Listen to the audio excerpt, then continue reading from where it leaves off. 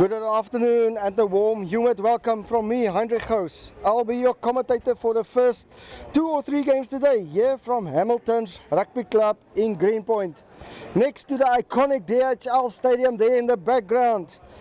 It's such an honor for me to bring you under 20 club rugby from the oldest club here in SA, with some mouth-watering games lined up for today.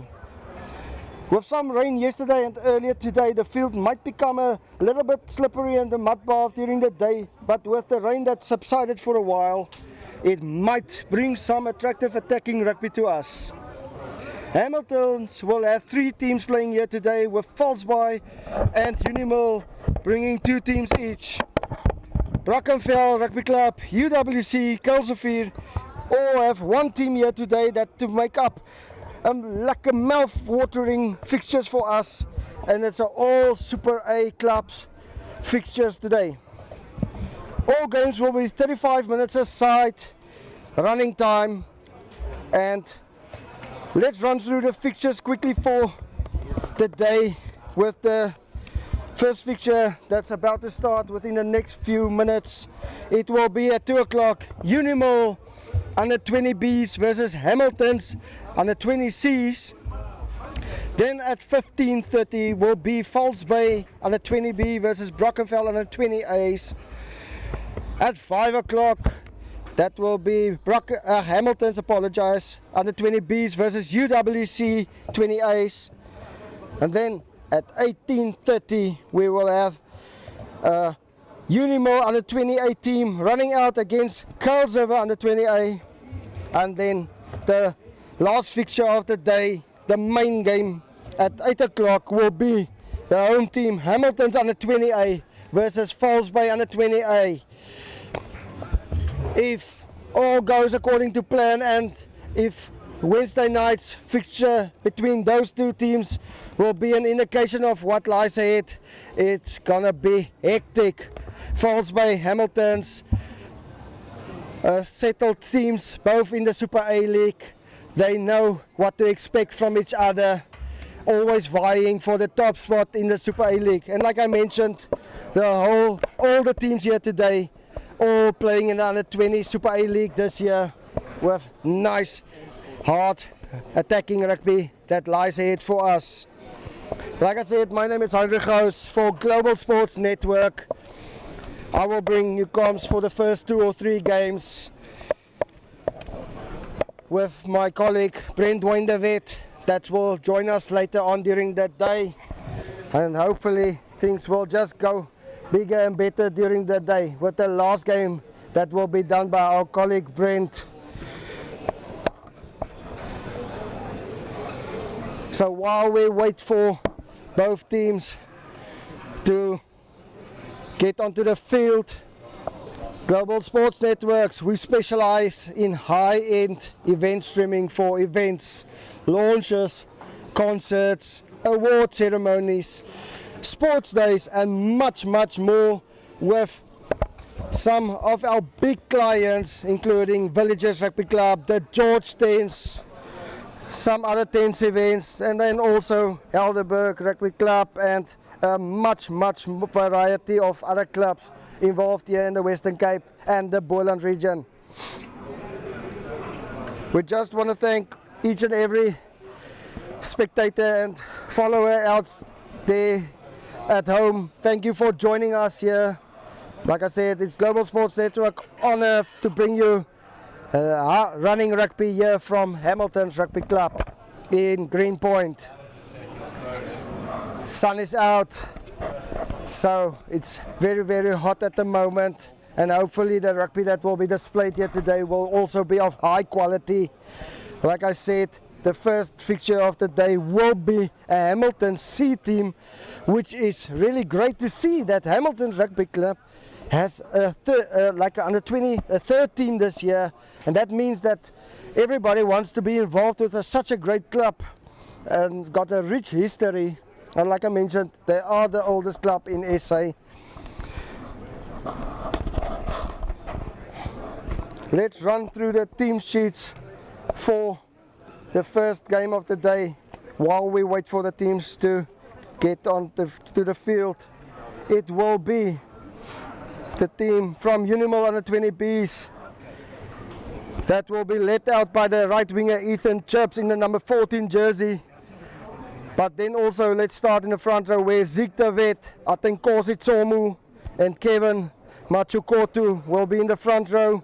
Just behind them will be Mandi Lufundo and Nati Jungula.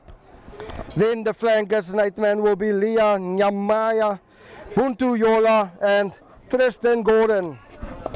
Then to the backs will be Cullen Weber in the number 9 jersey and also Kweza Antoni in the number 10 general position.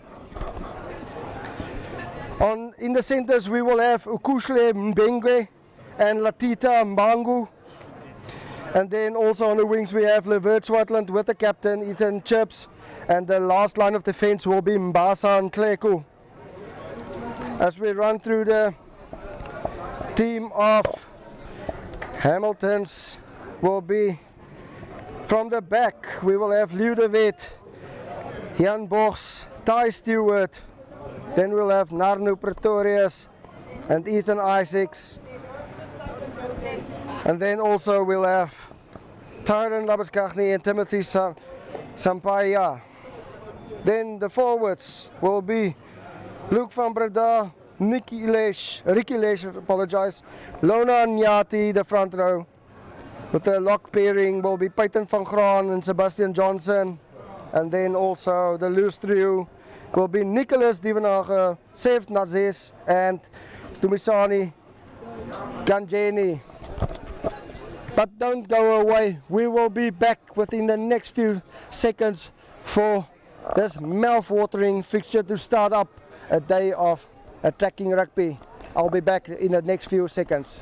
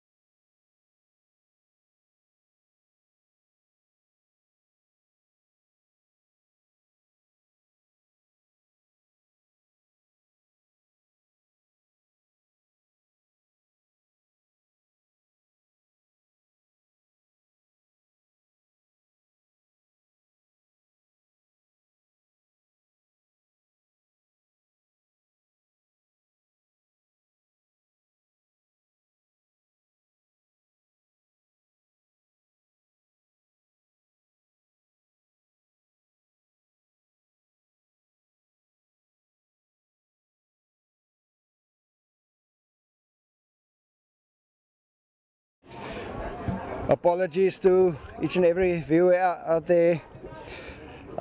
Just came to our knowledge that we're still awaiting a referee to pitch up for the day. As soon as the referee that will do the game arrives, we will get back to you and bring you live action. But please just don't go away. We might be back here within the next 10 or 20 minutes, depending on when the referee will arrive. So hopefully by 14:30 we might bring you some good news that the game will start. Don't go away, we'll be back soon. From me, Heinrich Goos from Global Sports Network.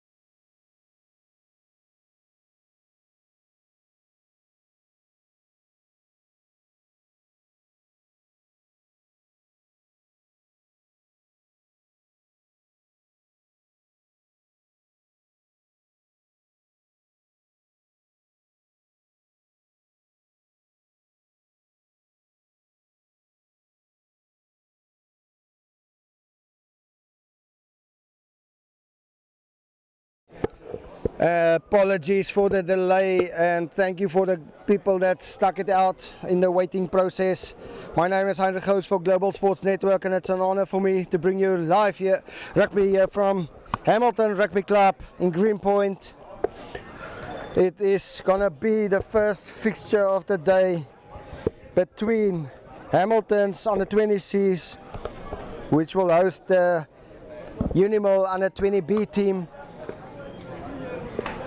Referee issues sorted out, so we've got Mr. Shane McGowan doing some final stretches there in the middle. He just rocked up and he said no, he will start the game for us. Even though he's not appointed for this game, he will start the game for us because he doesn't like it when we're running late. So he will start the game for us, like I mentioned. As Unimal under 20Bs playing from left to right in front of us in their blue and red jerseys against the familiar sight of the Hamilton Rugby Club, the red, black and yellow from right to left in front of us. Mr. McGowan, that will start the first fixture of the day for us with the flyer from Hamilton's that plays it in the middle and a snipey break there by the scrum of Cullen Weber with a blank jersey taken up by the forwards, but running into a huge tackle from two of the big guys from Hamilton's that take them back into the 22-meter area. Unimal parked there in their own 22. Sloppy pass there to one of the big guys, but taking the ball up. And Mr. McGowan on his whistle. And that will be the first penalty of the day going into there for Uni-Mil. And due to some indiscipline, Hamilton's will be taken back a little bit further, another 10 meters. Mr. McGowan saying, I'm not going to tolerate indiscipline.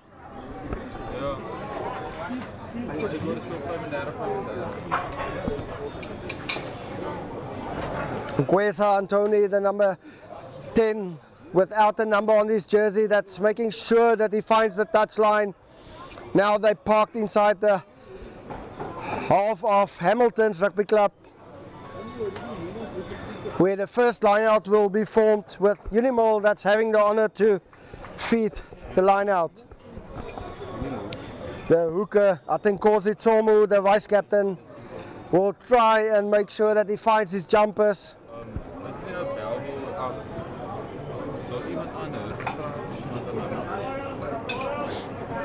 Going to the front, but ball was slapped back, but straight into the hands of the Uni-Mil hooker, which is bundled there over the touchline.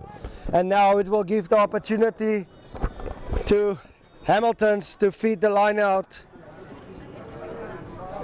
And it will be Ricky Lesh that will feed the line out. Going front to the number 7 flanker. Now it's one of the locks there, Peyton van Graan, that's making some heavy meters, but unfortunately losing the ball forward. Now it's a nice run there by Yola that saw a gap there for a moment, but was pulled back. And then unfortunately another knock on. The referee calling them back. Unfortunately no advantage. And just as we get ready for the first scrum of the match, the original referee, Mr. Nkosinati Joko, enters the field, and hopefully he will certainly have the same impact as Mr. McGowan had for the first 2 or 3 minutes of this game. Mr. Joko not happy with how they proceed there with the cadence. Want to make sure he gets some stability. As we know, it's very important for front rowers to get their binds properly. As we have noticed in a few games previous years that players hurt their necks. Latest, Stephen Kitsoff that had to call quits on his career due to an incident in the scrums. Picked up at the back by Unimal through the hands of the back line with a huge tackle in the background. The referee says play on. Now it's the winger that saw some, but the referee did pick up that late hit. It looked very, very dangerous, yeah, but he felt nothing more than just a penalty. And it gives another opportunity for the Unimal under 20B team to try and find the touchline and find themselves a bit more deeper here into the Hamilton's half of the field. Just outside the 22-meter area, it will give the Uni-Mil boys an opportunity to feed the line out. Young man, Atenkosi Tsomu, want to make sure that he finds his jumper this time. First liner didn't go to what he expected and what he wanted, but let's see if he can find it this time. Great jump from the hand of Hamilton's, but the referee says there was an infringement in the line out. Looks like it was numbers, and there's a nice running break by Ricky Lesh that finds themselves onto the middle of the field on the halfway line. Now it's go through hands, but unfortunately, as he tried to sprint it through the hands, ball just traveled forward out of hand. And I feel like that was a missed opportunity. Hamilton's had a man or two over on the outside, and that will now just give the opportunity to Unimal, who just took their eyes off the hooker there of Hamilton's, and that will give them the opportunity now to just feed the scrum again and hopefully set up some nice attacking piece with the backline players.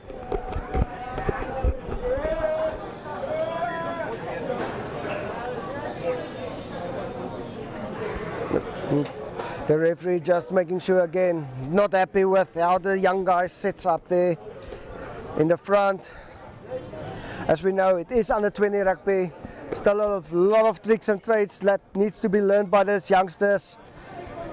We all know the older you get as a front rower, take for instance Brock Harris and those guys, the older they got, the better rugby they started to play with all the knowledge they built up over the years. A huge run by the Hamilton boys.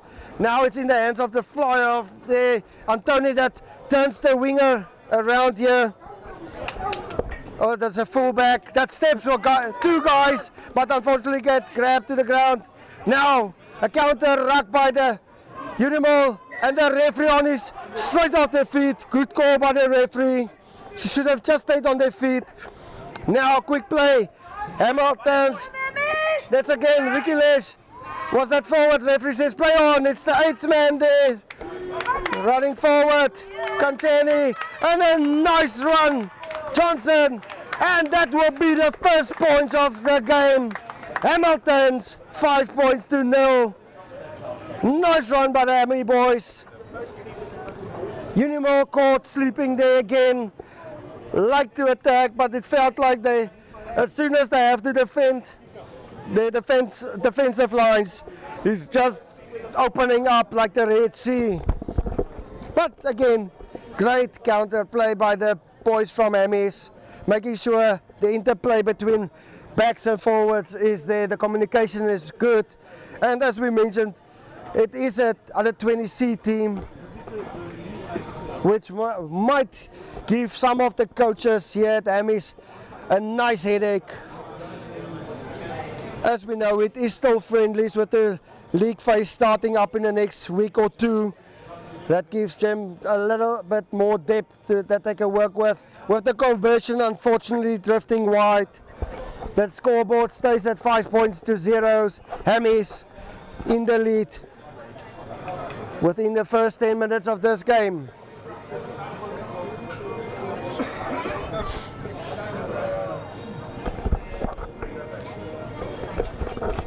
So everybody's just settling into their positions here on the Hammy side. Unimal had a hard talk there behind the post, getting back slowly to the middle, but now it is Kweza Antoni that will restart the game for us. Looks like he's going to come here On the right hand side of the field. Ball that's skewing off the feet into the hands there of the scrum half. Now there's a line break again with some speed from the back line. Now it's the flanker, Divenhagen, that's putting the ball on the foot. Uni-Mil under huge pressure back in their own half, into their own 22-meter area, trying to get out of there. Hamiltons, when they have the ball, it looks like they've got so much space and running areas to play with. Now it's that ball that was left there, unfortunately, from one of the hands of Hamilton's. Uni-Mil no advantage, and it will give Uni-Mil the opportunity to form a scrum just outside their own 22-meter area. But current moment, it looks like Hamiltons want to do most of the running rugby. As we see the first replacement entering the field, number 21, looks like Samuel Futu, that is on the field. Looks like just a broken dock from one of the backs. Not sure if it is allowed, but well, it is friendly rugby. Running subs might be what they are doing today. Into the hands of Antoni, that puts ball to foot, trying to find his winger, but unfortunately just over his head. Might have been a brilliant kick, but the right winger couldn't get under the ball. The captain chirps. And another opportunity now for the boys from Hamilton's, just outside the Uni-Mil 22-meter area, where they can have the opportunity to feed the line out, find the jumpers. Hamilton's get the ball to the scrum half, that gives the ball now through the hands of the flyer. The Uni-Mil backline that is very, very deep, that gives some huge opportunity for the Hammy backs to build up some steam. Picked up at the back, now it's a lock. Johnson that takes the ball up. Again through the hands, it's outside center. That's brought to ground just inside the 22-meter area. Back to Lesh, that takes the ball up. Great interplay by the forwards. Now through the hands, long pass on the outside. Oh, unfortunately I thought that might have gone through the hands, but the long pass, and again he steps at, and that's easy step. And it is Kancheni, but unfortunately the referee noticed a forward pass again. Another slipped opportunity, missed opportunity there from the Hammy boys, but at the moment it looks like they have all the right arsenal in their calibers to do all the shooting. Uni-Mil have to try and get the defensive line set up quicker, because if Hamiltons get their passes right, there might be very much problems for this boys from Uni-Mil. The scoreboard still 5 points to 0, and again Uni-Mil camped here deep in their own half, in their own 22. We saw the previous scrum from Hamilton's was a huge one, and again ball that came out, referee says it was backwards, but under immense pressure they are camped there 5 meters from their own try line. Hammy's forwards like a house on fire. In the hands of the winger that made sure he gets underneath it. Now, a long pass to the fullback, De Wet. Saw the gap and then he steps inside. Should have swung the ball, but he made sure he kept the ball in hand. Won a lot of meters for his team. Pick up and go. Now the defense of Uni-Mil on the back foot. Again, over the try line we go. And that will be the second try of the match for the Hammy boys. We'll try and give you the player that scored, but it looks like one of the backs. And that will take up the scoreboard to 10 points to 0. Like I said, Uni-Mil mostly on the fence at the moment. Hammies just finding the gaps too easily, and it is again the same player that scored the first try, the number 4, Johnson, that went over for the second try of the game.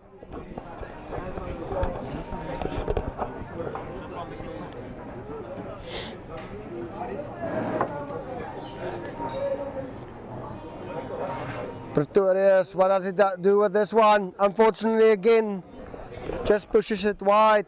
Scoreboard stays at 10 points to 0. Roughly 20 minutes left in this first half. Like I mentioned, we're playing 35 minutes aside, running time. Only up to the referee how many extra time he will allow. And it is Unimal that's going to restart from the middle. Anthony again, making sure that his forwards is behind them. Yeah, in a bit of a gap into the hands of the left winger, Isaacs, that steps. Now the outside is a fullback, De Wet. Back to Isaacs. And now there's a penalty holding on. And it is Unimal that's trying to play quickly. The guys wasn't in. Referee playing advantage. Picked up again by Unimal. Now they're back into the half of Hamilton's off their feet, but the referee calling them back. The captain, the Chips, trying to take it quickly, but not on the correct spot. Referee says it's 5 meters here from the touch line for not retreating 10 meters. Unimal look like they're trying to catch the Hammies forwards offside and off guard. Now back into the hands of the forwards. It is Machokoto that took the ball up and straight off their feet again. Familiar sight by the Unimal boys. It's not the first time in this game. And again, a golden opportunity for the young men from Hammies to find themselves upfield with a huge run there. Van Graan that made sure that he found a lot of meters. Now there's an opportunity on the outside. If the ball spreads, goes through the hands. Why he puts it on his feet, he will only know, but gladly for them it worked out. Picked up on the wing, and then again a player holding on the ground. Felt he might have kept it in his hands to try and put the ball through the hands, but again, just a wrong decision by one of the backs that takes a turnover for his team. Unimal now have the opportunity to try and get out of their own half. And again, it will be Anthony that's trying to find a touchline just inside their own half. They will still have the opportunity to feed the line out.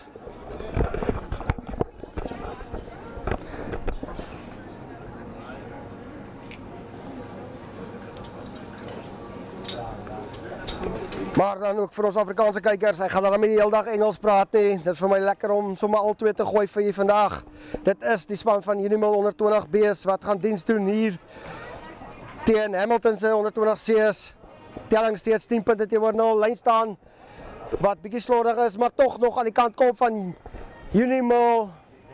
Skeieregter wat so klein bietjie daar aan die pad gekom het, obstruksie deur die skeieregter wat dan voel hy het 'n impak gehad op spel. En dit sal nou die geleentheid bied vir die Uni-Mil 120 B's om die vaste skrim te voer. As die skeieregter net daar 'n besering, die noodopspan nader roep, die pynpolisie wat die veld betree. Daar is 'n besering aan die oorkant van die veld. Kan jy lekker sien wie daar lê nie, die Hamilton span voorspelers wat daar 'n sirkeltjie gemaak het. Dit so 'n bietjie spelers te blok, maar dit lyk tog of dit een van Uni-Mil se spelers kan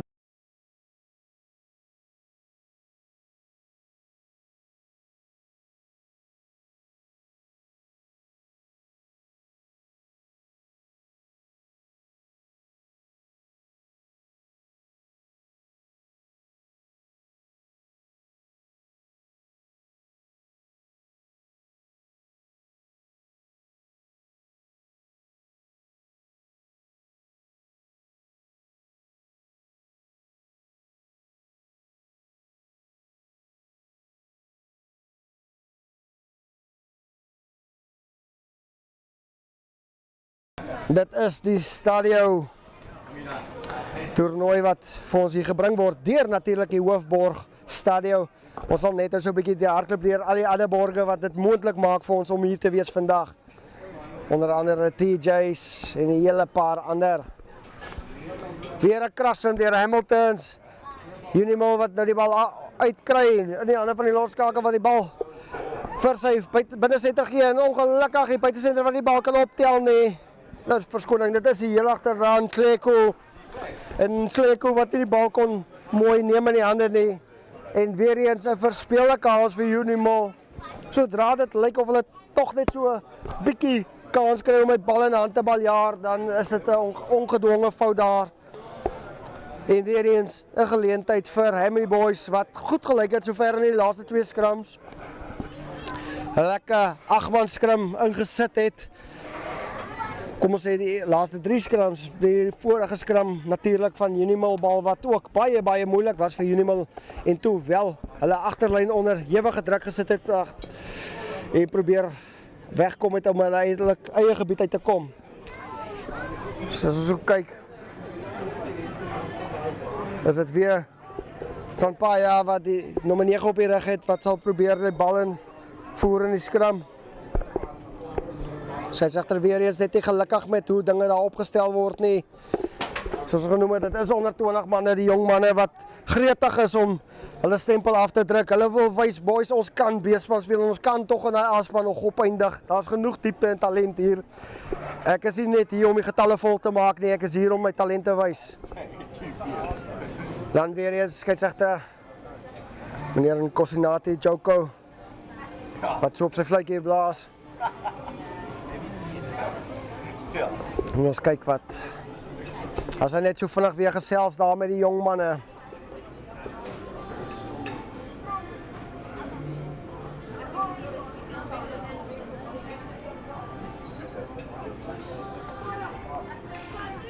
Weer 'n kragskram deur die Hammy Boys. Unimal wat nou hulle keer sal ken as die bal weer deur die hande gaan. Is dit weer Isaacs wat homself losruk daar. Soos 'n straatkat vang hy 'n gaping. En dit is die heel agter De Wet. Maar baie mooi veld gewen het. Maar die skeieregter sê daar was 'n man van die sonder die bal gespeel. Hammy Boys wat 'n oopdoellyn die bal vorentoe aanslaan, gelyk of hy verspot gemaklik daaroor gaan duik. Dit lyk so Stewart. En alle magties verloor hy die bal daar vorentoe. Ek dink hy sal nie baie tevrede wees met homself nie. En ek dink van sy spanmaat sal ook net vir hom sê, "Kerel, hou jou kop op. Daar's nog baie tyd oor in die krag, weet ons maak reg." Maar weer eens verspeelde kans deur die Hammy Boys wat nou vir Uni-Mil 'n geleentheid bied om hier kort voor hulle eie doellyn, 5 meter van hulle eie doellyn af, die vaste skrim te kan voer. Maar soos ons gesien het, onder die ewige druk gaan hulle moet hard werk om hier weg te kom. As daar weer 'n monster skrim deur die Hammy Boys is, Uni-Mil wat nou sal moet wegkom met die skeieregter wat die natuurlike strafskop toeken daar hou vas op die grond. En weer eens vinnig gespeel oor die doellyn. Sal nou vir u sê, dit lyk soos die skrimskakel wat daar oorgeduik het. Gaan nou vir u sê, maar weer eens vinnig gespeel en pragtige 3 deur die Hammy Boys om die telling op te stoot na 15 punte teenoor 0. Unimal wat sover al hulle keer moet ken. En dankie. En ons moet sê, Unimal kan ook wel dankbaar wees dat daar 'n hele paar verspeelde kansse aan die kant van Hamiltons was, anders kon dinge baie moeiliker gelyk het.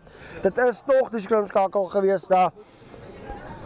Dan Cheney wat oorgeduik het, Sampaya, verskoning, wat daar oorgeduik het om nog 5 punte by te voeg. As ons so kyk, is dit Pretorius, maar my nommer 12 op die rug wat gaan probeer om nog 5 punte by, nog 2 punte by te voeg. Wat maak hy met hierdie ene? Ongelukkig vir die 3de keer in 'n ry stoot hy hom net regs verby. Telling steeds 15 punte teenoor 0. Unimal wat baie hard gesels daar agter.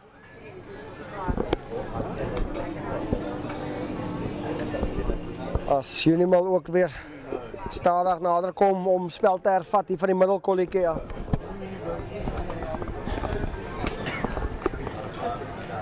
Dit is weer die loskakel aan Tony wat sal spel hervat. Waar gaan hy die keer?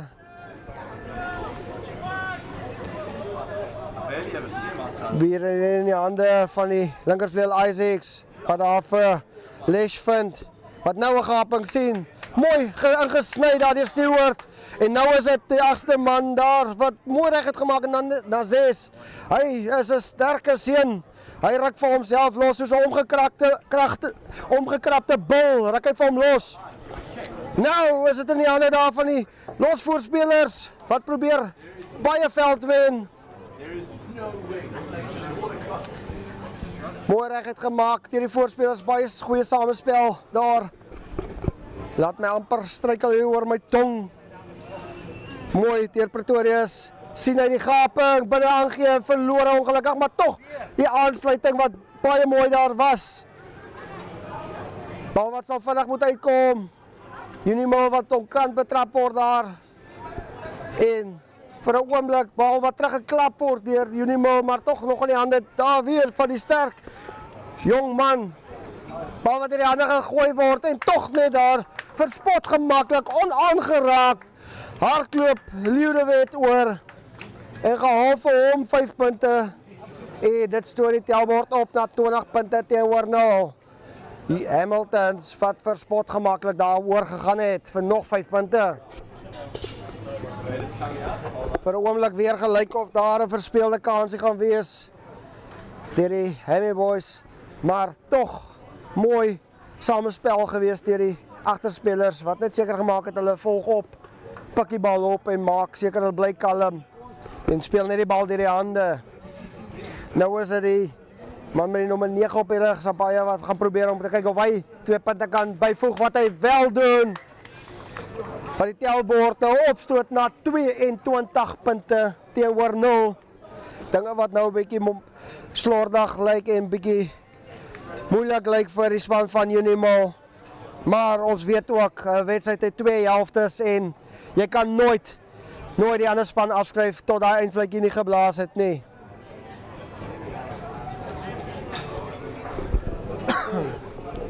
Like I mentioned, it's an honor for me and privilege to be here at Hamilton's Rugby Club for this first game of today's tournament. It is the STADIO tournament. The fly-off. Just making sure it travels 10 meters, unfortunately, from the hands of the captain. It slapped it forward. It is Hamilton's that is in position. Referee feels under huge pressure. There is no opportunity for them, no front football.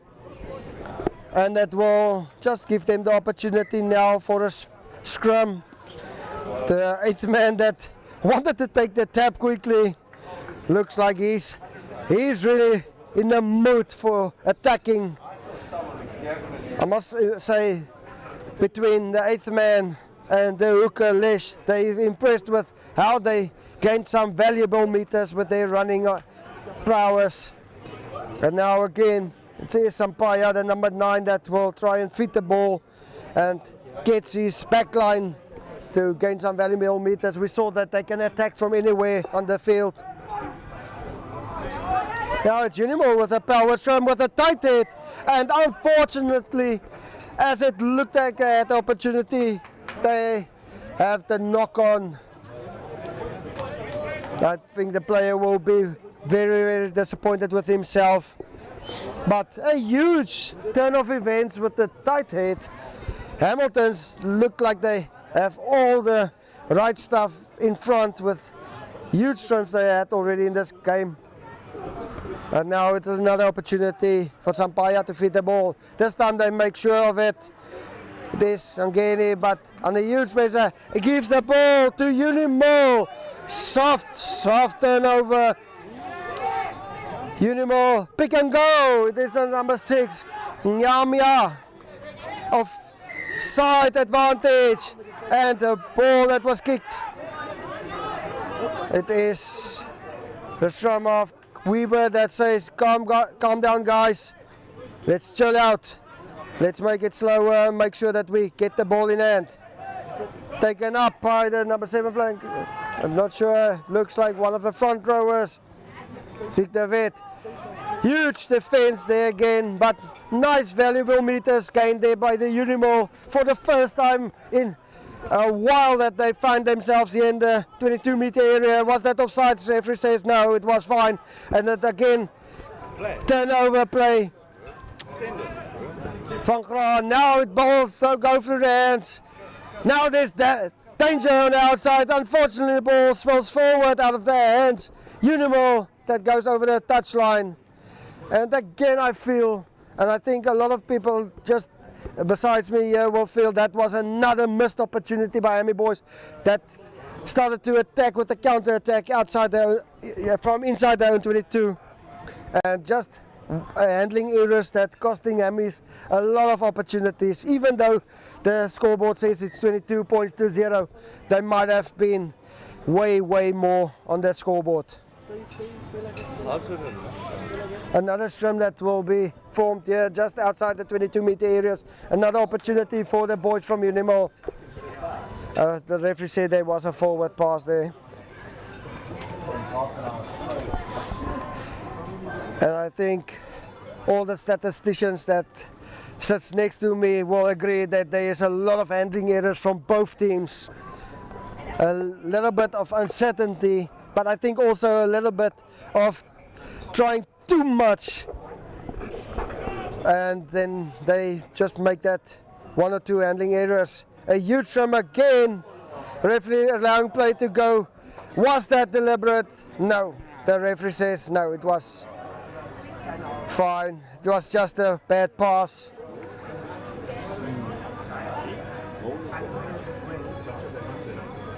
Although he says it will be a Unimal line out. It is another spilled opportunity, but I felt also the referee missed some crucial thing. One of the flankers that broke away too early on the right hand side. When the ball came out, he was already in the back line of the Hamiltons, but you only play until the whistle, they say. Line out. Slap back, very difficult for the Unimal boys to get control of the ball. The referee plays advantage again. Another offside on the Hammy side. Unimal struggling to get the ball, and it is another offense there from the Hammy boys.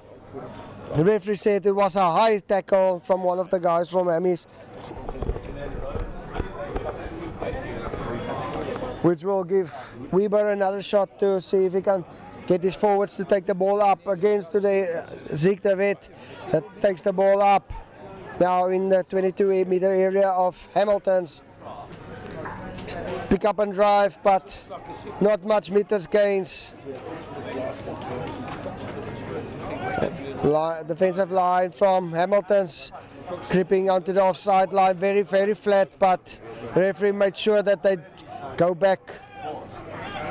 Again, now it is Antoni with a long ball. It is the left winger Swartland that tries to win some meters. And now the referee says it's a penalty for holding on to the ground. Quick tap, and not 10 meters. There will be another 10 meters taken back. Referee on his whistle. The discipline of both teams just a little bit not on the right side. As we know, both teams are very eager just to get the ball running. It is the 8th man again, just winning valuable meters, but unfortunately another turnover. Whoa, was that a high shot? But just as it happened, the referee was on his whistle already for the no advantage. Just a couple of minutes before halftime. Score still 22 meters to 0 in the favor of Hamilton's. Weather actually very nice at current moment. It's not hot, it's not cold, but cloudy. Hopefully the rain will stay away for a while. but it makes for some lekker rugby that is going to be brought up by all the teams. Like I said, it is DJ's Lekker Braai is also one of the sponsors. That's why I brought in the word lekker. Stadio, then also the Taverna Vasco da Gama, Schmidhauser, Infinity, Grenko, Beautifiers, Daikin, just to mention a few. I will run through them a little bit later also, through the other ones. Like I said, I might take the whole half just to mention all the sponsors.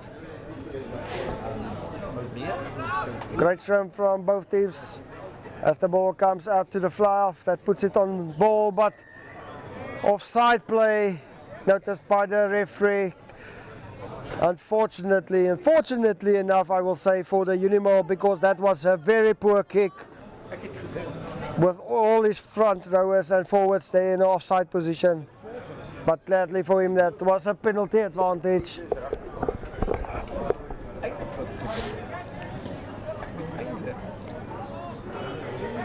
Weber, that gives it again to Zeke de Wet, that takes the ball up.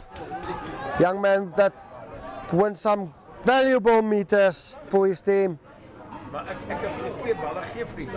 Oh, backwards. The referee says play on, it was backwards. But then, as I just say it, it's a knock on. And now it's a fly off. Lamaskachni that's trying to win some valuable meters, trying to get some more points just before half time. Pick up and go. Ball's coming backwards here now through the hands. And the referee says there was no advantage forward. Will that be half time? No, the referee says no advantage. Only a scrum that is called here now, just as you look at this watch. This will surely be the last play of the half.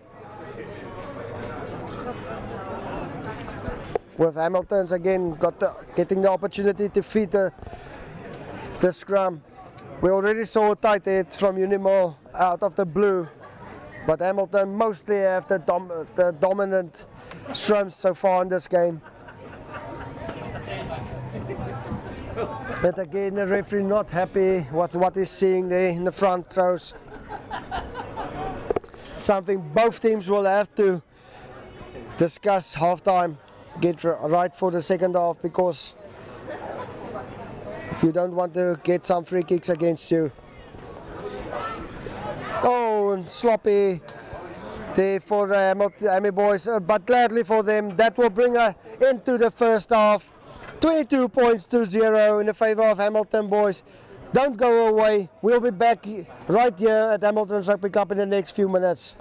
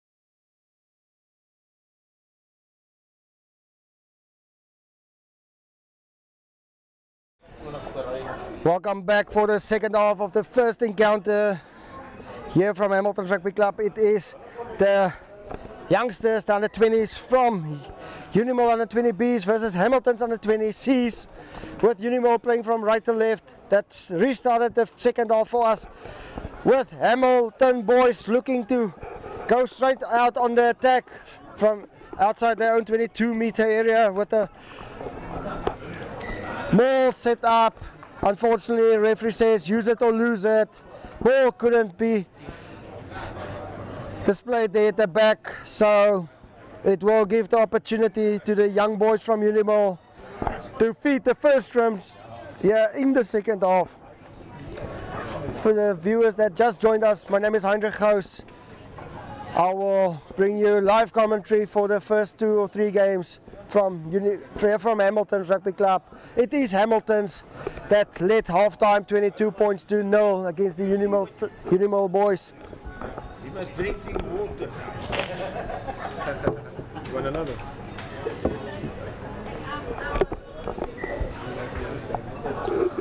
Referee just on his whistle again just to make sure.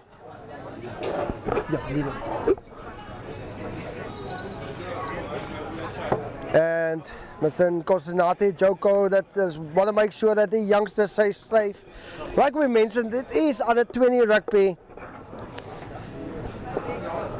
Still got a lot of energy in their legs, but like I mentioned earlier, might not always have the ins and outs of the trade, especially forwards where it is a game of their own. Nobody will understand how the forwards' minds work unless you play there in yourself. With a free kick to Unimal, the ball that's on the foot in a gap. Will it bounce for Unimal? Yes, it will. But unfortunately, just before the try line, unfortunately, the young man that got hold of the ball lost control. A lost opportunity. They didn't get many of them in the first half. And that young man also went down. He looks a bit injured, with the referee calling the medics to enter the field.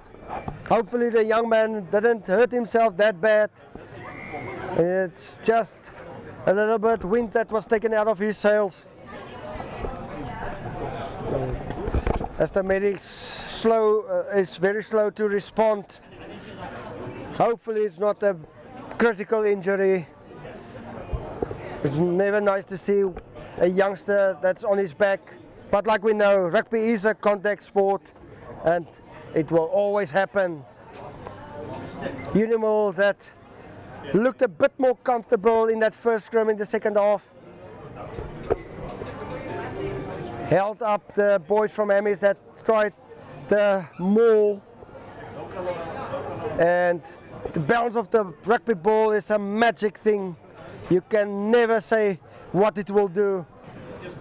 And as a backline player myself, my coaches, when I was at school and playing club rugby, used to tell me, you never let that ball jump, rather dive under that ball and make sure it doesn't bounce, because it will give you a lot of problems. Hamilton's under huge pressure, knocking the ball on. Uni-Mil looks like a different team in the second half. In the scrums, under huge pressure, Hamilton's that couldn't collect the ball at the back. And now it is a very, very good position for the Uni-Mil boys. Just left off the left hand upright, where they will feed the ball 5 meters from the Hamilton's try line. Will Uni-Mil use the opportunity early in the second half? Nice to see spectators coming into the grounds as the day go along.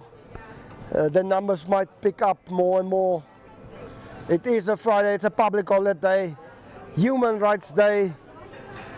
A lot of people just spending time with their families, and unfortunately penalty against the Uni-Mil boys. Prop going in on the bind, and it is the 8th man, Sangeni, Kang Cheney that's going forward, but unfortunately again, another handling error there from the Hammy boys. And it will now give another opportunity for the Unimal boys that will feel aggrieved with themselves that they let that opportunity slip when they had the 5-meter scrum just a few seconds ago. Mr. Joko just making sure both backs are aware of what he wants from them.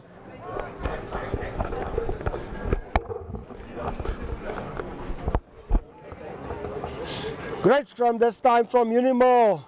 Unbelievable, the ball goes through the back line's hands. Weber, but the sloppy pass again. Now on the huge pressure. Uni-Mil running sideways over the field, but gaining some meters and to find themselves now back into the 22-meter area. Again behind the back of the players, it's Weber. Now it's one of the backline players, look like Mabongo, that tried to get some meters under huge pressure. Ball taken up there by Machokoto, the tight head prop with also the number on his jersey. Again some sloppy play. They're straight off their feet, as I mentioned it. Unimal, discipline, not their fortress today. Again, just going off their feet. The youngsters need to learn and work on that. That's one key aspect you have to obey to when you play rugby. Referees won't tolerate it. Again, a strong run by the 8th man. And just as it looked like Hamilton Rugby Club will make some valuable meters, another handling error on the side of Hammies. Now it again gives the opportunity the Uni-Mil boys to feed the scrum. As one of the forwards is just here on the ground. Looked like also one of his dogs needs some repair work.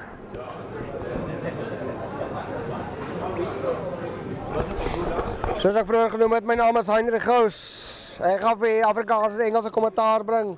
So 'n bietjie afwissel vir ons kykers daar buite. Lekker om hier te wees by Hamilton Rugby Club in Groenpunt. Waar die jong manne van Uni-Mil en Hamiltons die kragte meet in die eerste kragmeting van die dag.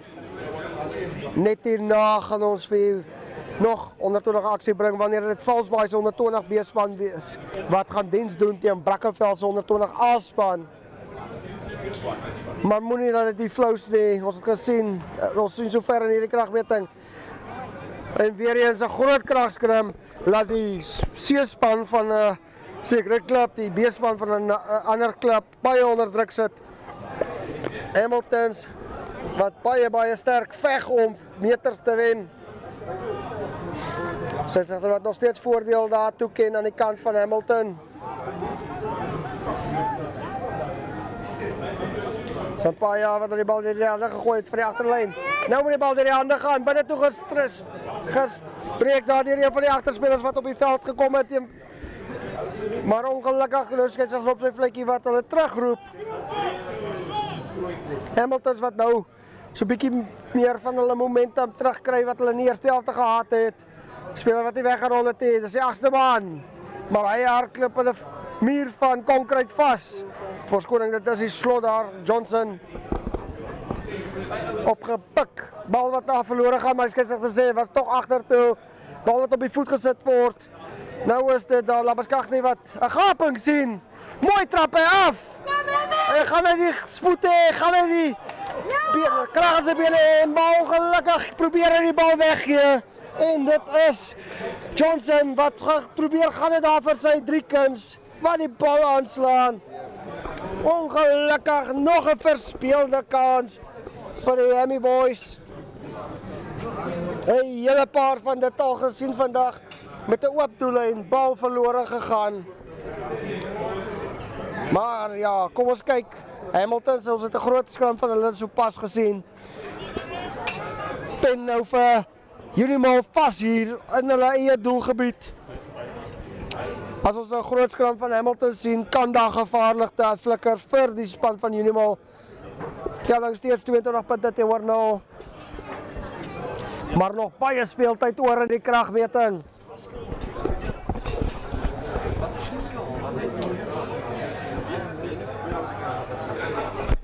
Weber wat die bal voer in die vaste skram, maar onder ongelooflike druk. Skeieregter wat sê, ongelukkig Hamiltons, wat gelyk het of hulle die oorhand daar het, wat net nie ongelukkig reguit geskrim het nie. En dit is die skeieregter wat voel, hulle moet eerder die skram hervat. Ek dink Unimal kan baie gelukkig wees met daai ene, want hulle het baie hard geknak onder die druk van daai vaste skram. Maar het sal weer eens 'n geleentheid vir Weber bied om bal in die vaste skram te voer. In die middel van die veld, opgepik agter die regste baan. Unimal, wat ongelukkig buite die bal uitgeduik word. En man met nommer 20 op die rug daar, Krooi, wat hard gevat word. En dit was nie op 'n duit nie, dit was uit die bal uit. En dit sal nou die geleentheid bied vir Hammies om die bal in die vaste skram te voer.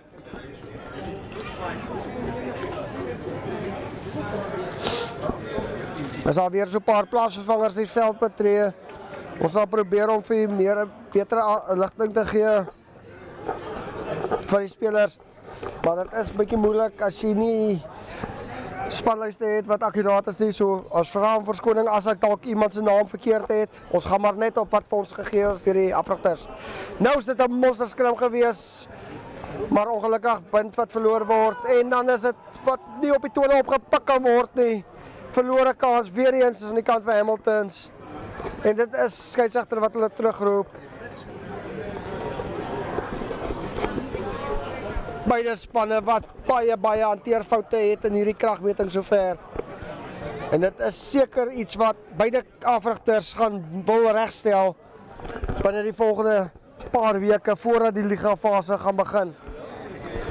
Ons weet dit is gewoonlik net die A-spanne wat in die liga speel, maar die B en die C-spanne sal natuurlik 'n paar wedstryde deur die jaar kry teen ander klubs se spanne wat ook 'n B en 'n C-span het.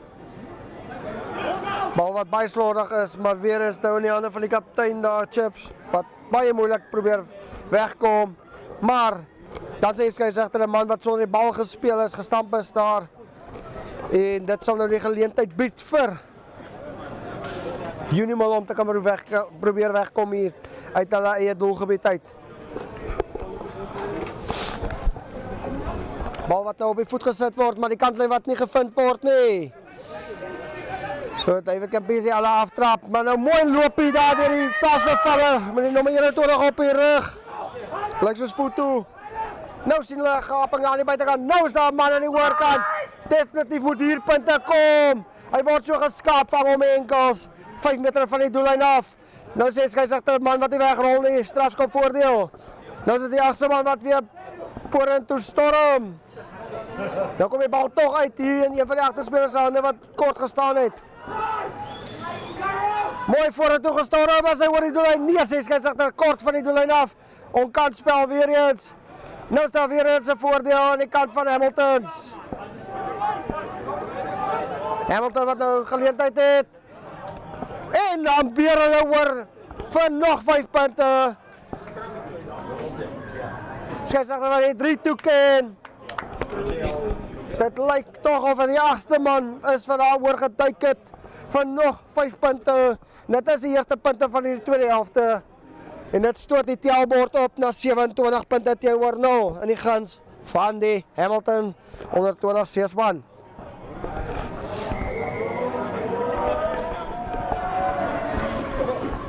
As ons sien daar waar die 3 gedruk is daar 2 jong manne wat op hulle rally, wat lyk of hulle houe teen die kop gekry het.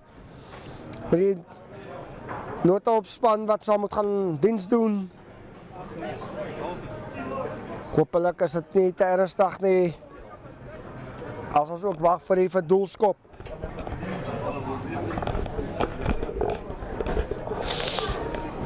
Vorentoe getree, maar hy klim te veel onder die bal. Maar die skeieregter wat die skopper gaan terugroep. En die skeieregter wat gaan sê hy mag weer skop, opgestorm deur die Unimal boys. Gaan hy die keer bietjie beter onder die bal inklim. Hy kry 'n tweede geleentheid. Telling steeds 27 punte teenoor 0.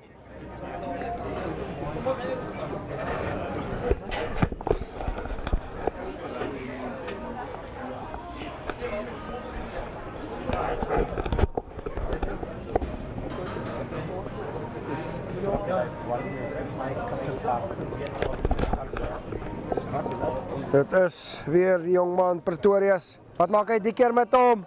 Die ene lyk beter, maar ongelukkig net links van die linker reg op paal wat hy verby getrek het. Dank jy.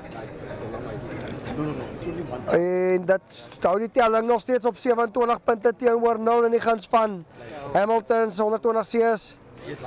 Nog so 19 minute of 20 minute speeltyd oor in hierdie kragmeting.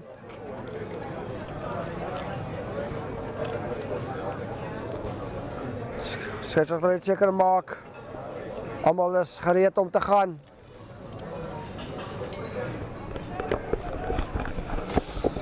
Nou is het spel wat hervat word. Mooi gerank, was dit agtertoe? Skeieregter sê ja, dit was agtertoe. Was gerank daar deur Johnson. Nou is dit 'n mooi loopie weer. Deur een van die agterspelers van Hamilton, dit lyk soos die senter. Nee, dit is tog die loskakel, hulle beskag nie. Nou speel 'n steelkant, was dit onkant speel, skeieregter sê speel aan, aangeslaan deur die Hamilton manne. Dis dit opgepik, Uni-Mil. Gordon wat die bal vorentoe neem, maar die skeieregter wat hulle terugroep. Geen voordeel nie. Dis 'n strafskop aan die kant van die Uni-Mil seuns. Wat nou weer 'n geleentheid sal kan kry om te kyk of hulle 'n bietjie meter kan wen en kantlyn kan opsoek.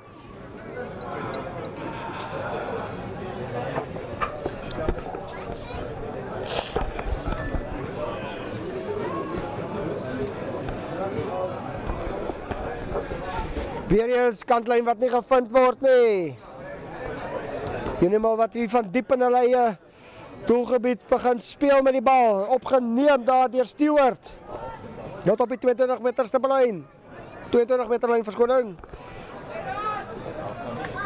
Opgepik. Dit is die span van Hammies wat met baie gemak daar self losruk. Op die voet gesit en ongelukkig gaan dit net oor die kantlyn. Was dit 'n laat uitslag? Skeieregter sê ja, daar is 'n strafskop. En weer eens 'n geleentheid vir die Hammy boys. Weer eens ongeoorloofde spel deur die span van Unimal. Was hulle 10 tree? Skeieregter sê speel aan. Vinnig gespeel deur die eerste man. Dit is die span van Hamiltons wat baie goed lyk. Gemaklik lyk. Hulle wil die hele tyd aanval. Baie goed opgepik daar op die tone. Nou is daar gaping aan die buitekant. Ongelukkig. Klop hy die man aan die buitekant, maar verloor hy die bal ongelukkig in die duikslag. En weer eens 'n geleentheid wat nou in die guns van Unimal gaan om die bal in die vaste skrim te voer.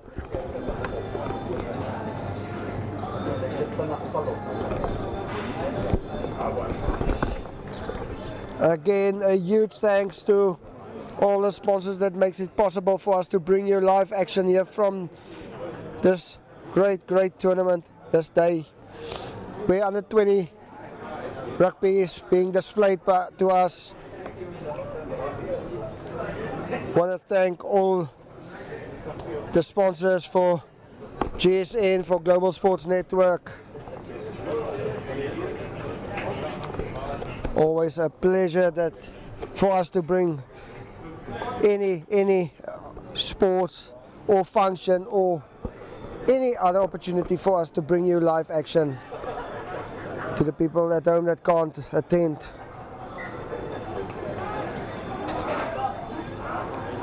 Again, opportunity for Unimal to play from inside their own 22. And a huge hit by one of the defenders of Hamilton. Broken here, blind side, and it's still Uni-Mil that's got position.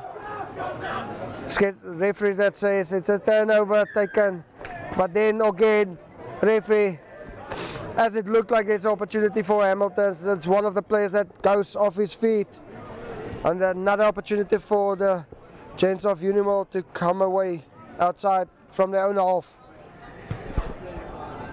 This time just making sure that they find the touch line.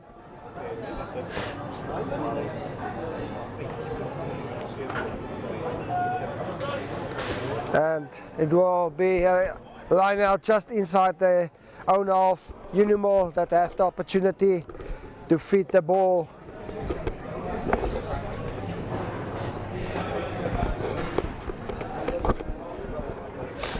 Just the hooker kneeling in front of the ball, just making sure he knows what the call will be.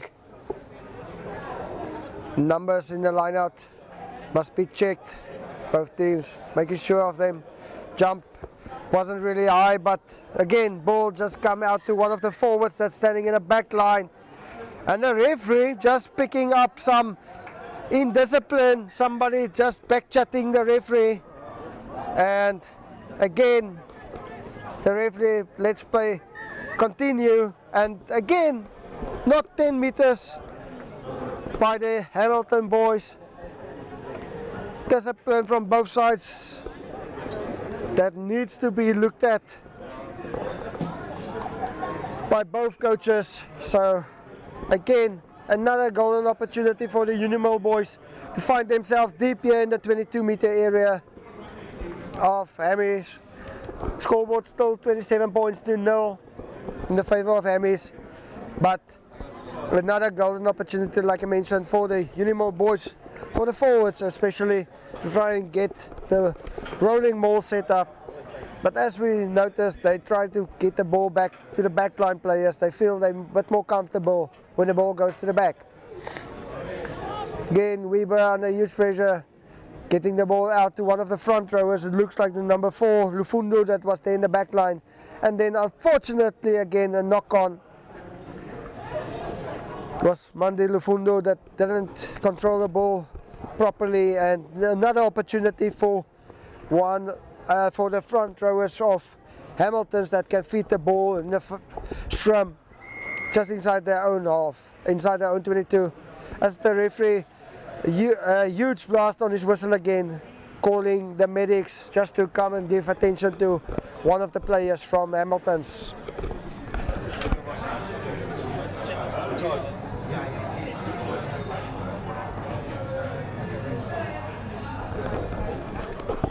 Like I mentioned, a lot of sponsors involved here today. It's Infinity Insurance, Grenco, Beauty Fires, then also One World Rugby and Thorpe Motors.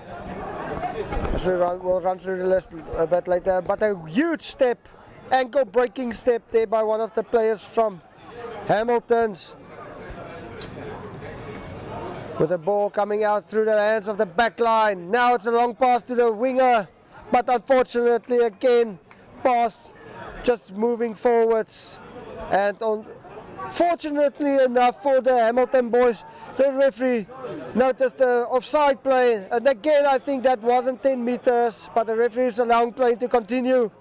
Now the ball into the hands of the flyer of Lamskagte, that gives the ball out to one of the forwards. It looks like Johnson, who saw a gap. It's like the Red Sea opens up, and unfortunately, as he tried to get the offload, the ball drifts forwards out of his hands. But a brilliant run there by one of the young forwards. And another opportunity, corner begging. As the referee just indicates there's going to be another scrum. If we go according to time, there's roughly 10.5 minutes or 10 minutes, just over 10 minutes left in this first encounter of the day.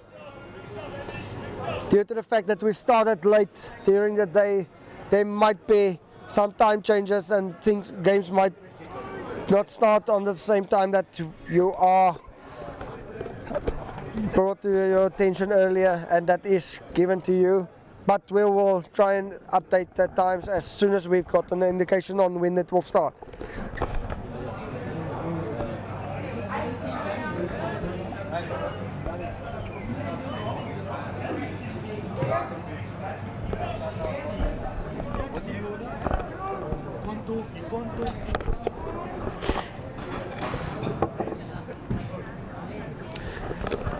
The referee, Mr. Nkosinati Joko, just making sure he's happy. And a huge monster scrum by the pack of Hamiltons. That is a tight hit. Now it is in the hands of the back line. A huge step. And now there's a gap on the outside. It is the winger Isaacs. That goes over for 5 more points. But as soon as that ball was turned over in the scrum, it looked like difficult times for the boys from Unimal to get the defensive line set up.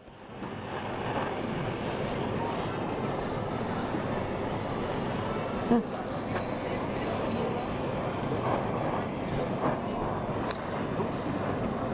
32 points to 0, the score currently here at Hamilton Rugby Club.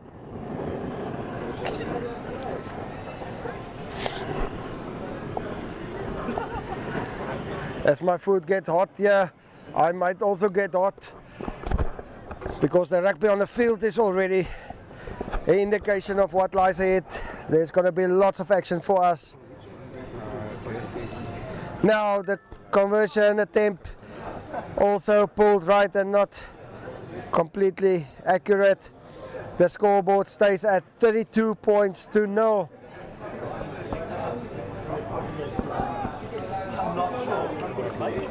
Come here. Come here. 8 minutes left in this encounter. Like we mentioned, scoreboard is 32 points to 0 in the favor of the Hammy boys.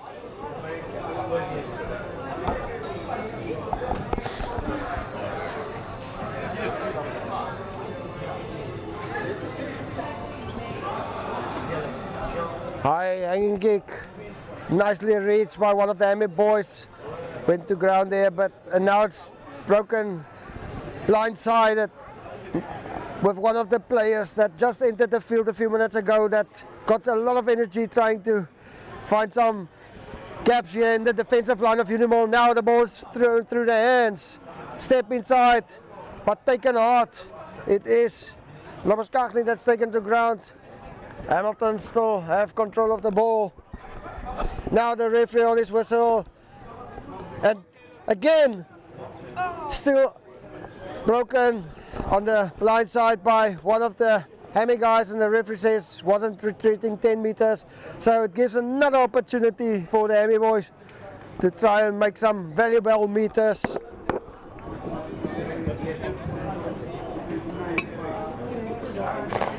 Another opportunity. Another opportunity for the youngsters from Hamilton to find the touchline.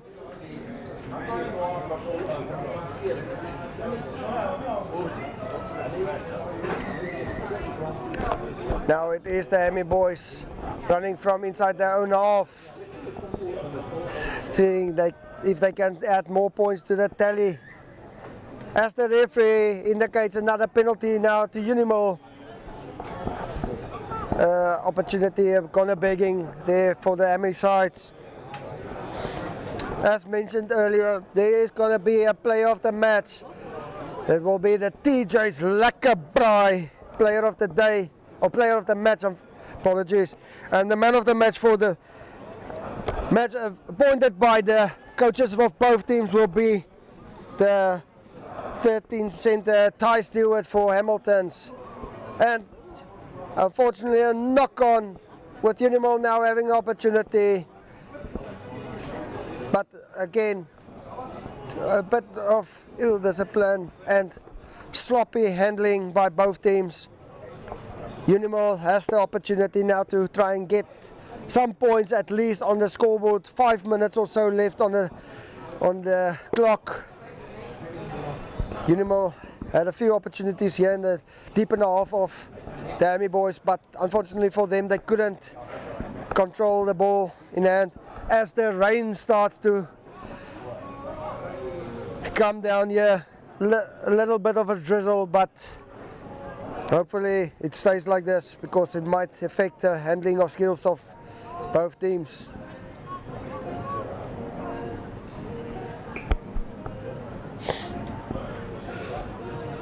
Huge scrum now by boys of Uni-Mil. Unimal on a huge defense by the man of the match, Ty Stewart, also with his Pretorius, his centre partner, helping him out. Again, the referee said flankers broke away too early there.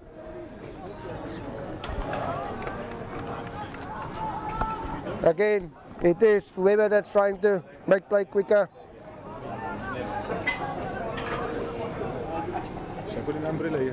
Please. Ball's taken up by Unimal.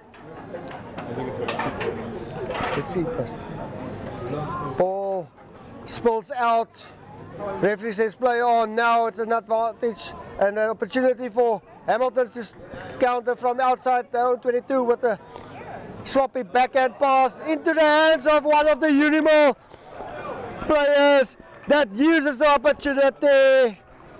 Oh, what a stroke of brilliance and a bit of luck for the Unimal boys to dive over for the first points late in this game.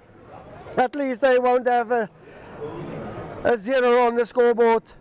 And Hamiltons, I think, might feel a little bit irritated with themselves. They had the opportunity to counter outside and attack from inside their own 22, but one sloppy pass into the hands of the opposition just gave them the opportunity to stride over the try line without any very stress. Conversion kick to add some valuable points to the scoreboard. What will he do with it? Doesn't look too bad, and from the left hand upright spills over the crossbar. 2 more points added. 32 points to 7 in favor of Hamilton's. 3 minutes or so left in this half. Vinnig gespeel. En dit is 10 meter getrek. Skeidsregter wat sê briljant gelees daar deur die voorspeler. Agter die agterspelers van Hamiltons. Dit is nou Les wat die bal in hand het. Hamiltons wat nou omgekrap blyk, maar dan storm hy daar van die kant af in.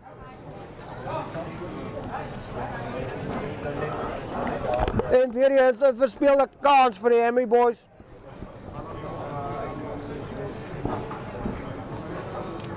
Unimal wat sal probeer kyk of hulle die kantlyn kan opsoek. Baie goeie skop, ek moet sê. Baie goeie skop. Maar vind hulle self nou net hier binne die halfgebied van Hamiltons. Spel byna verstreke in hierdie kragmeting. Maar kom ons kyk maar hoeveel tyd die skeidsregter gaan byvoeg. Unimal wat dan nou so geleentheid gekry het om te gaan kuier agter die pale. Maar so bietjie laat. En dit sal nie 'n groot verskil maak hê.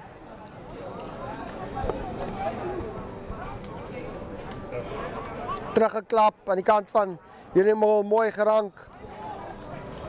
Was dit 'n hoogvat? Skeidsregter sê speel aan. Unimal wat nog steeds beheer het vir die bal. En dan is die skeidsregter wat daar op sy vletjie blaas. Dit was 'n hoogvat. Goed opgetel.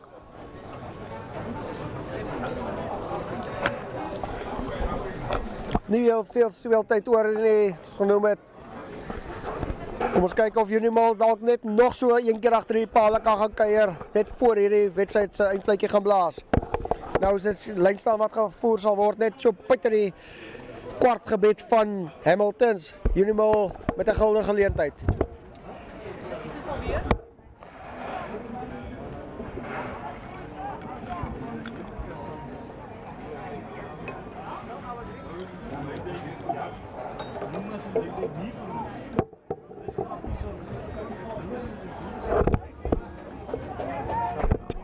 Goeie spel daar deur die Unimal seuns wat nou 'n geleentheid het. Hier is 'n gaping as die man die 2 spelers trek. Unimal wat dan ongelukkig Gelukkig vir die span van Unimal kry hulle 'n strafskop skeieregter wat opgetel het, daar's 'n speler wat nie gerol het nie. Maar dan lyk ook of daai jong man wat die gaping probeer slaan het so bietjie eina gekry het daar, 2 manne te trek. Dit kan nogals die wind uit jou seile uithaal. Soos hulle sê, baie goeie duikslag daar tussen die nakie en die paaltjie.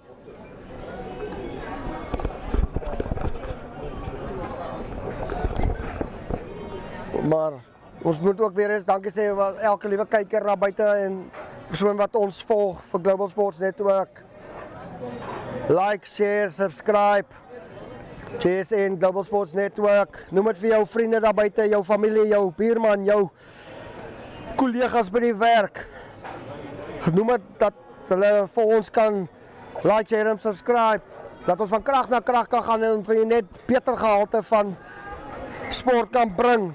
Naas die vletjie nou hard geblaas deur die skeieregter, want hier was 'n baie eina duikslag. Skeieregter wat nou hard geblaas het, daar was 'n man wat baie seer gekry het. Ongelukkig so laat in die kragmeting. Hoopelik kan die jong man vinnig weer op sy voete wees. Want dit is nooit lekker as 'n man so laat in 'n wedstryd seer kry nie. As glad is as 'n man seer kry nie.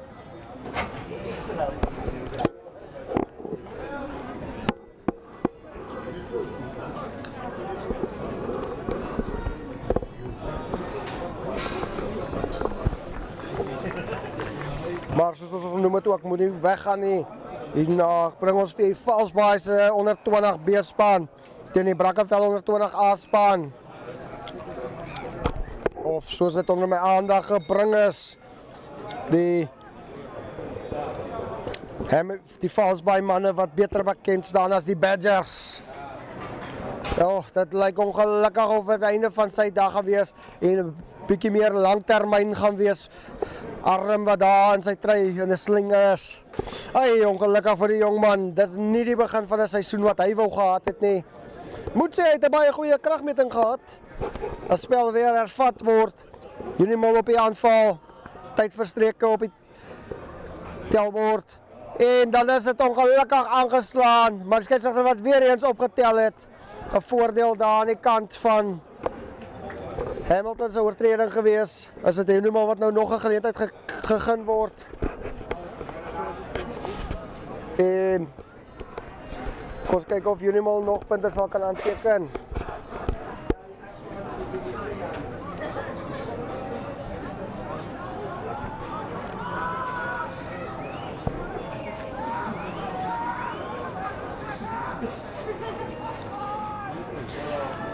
Goeie verdediging en skeieregter sê bal wat afgeneem is. Nou is daar gevaar aan die buitekant, maar ongelukkig weer eens bal wat net nie deur die hande gaan nie. En dit bring die einde tot van hierdie kragmeting. Hamilton onder 20 C's wat die kragmeting beklink 32 punte teenoor 7 teen die versoekers van Uni-Mil onder 20 B. Moenie weggaan nie, ons is nou weer terug. Soos ek genoem het, dit is Valsbaai, die Badgers se B-span teen Brackenfell A-span.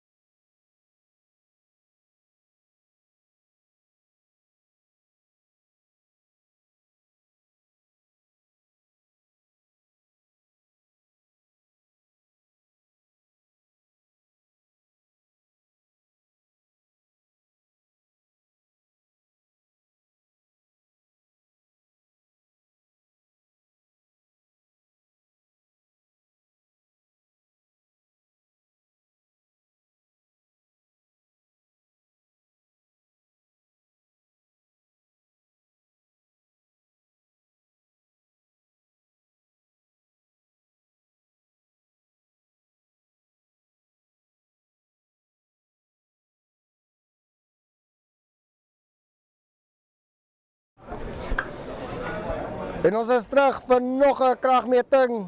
Dit is die tweede een van die dag. Dit is die Valsbaai Badgers, die 120 B-span teen Brackenfell se 120 A-span. Gaan ons weer pragtige rugby sien soos in die vorige game, maar met baie hanteerfoute, of gaan hierdie spanne 'n bietjie beter kontrole hê van hulle balhantering. Kom ons kyk en sien wat tyd vir ons inhou. Dit is die Valsbaai span wat van regs na links voor ons verby gaan speel met hulle al onbekende groen en rooi wit treye, en natuurlik die Brackenfell manne wat met hulle pragtige ligblou en donker treye sal gaan speel hier van links na regs. Skeieregter wat die vorige wedstryd vir ons begin het, meneer Shane McGowan, wat gaan hierdie wedstryd vir ons hanteer. Kom ons kyk wat gaan ons in hierdie kragmeting hê vandag.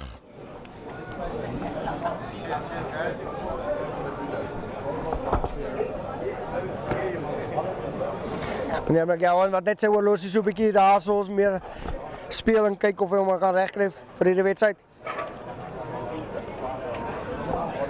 Checker maak weer getalle.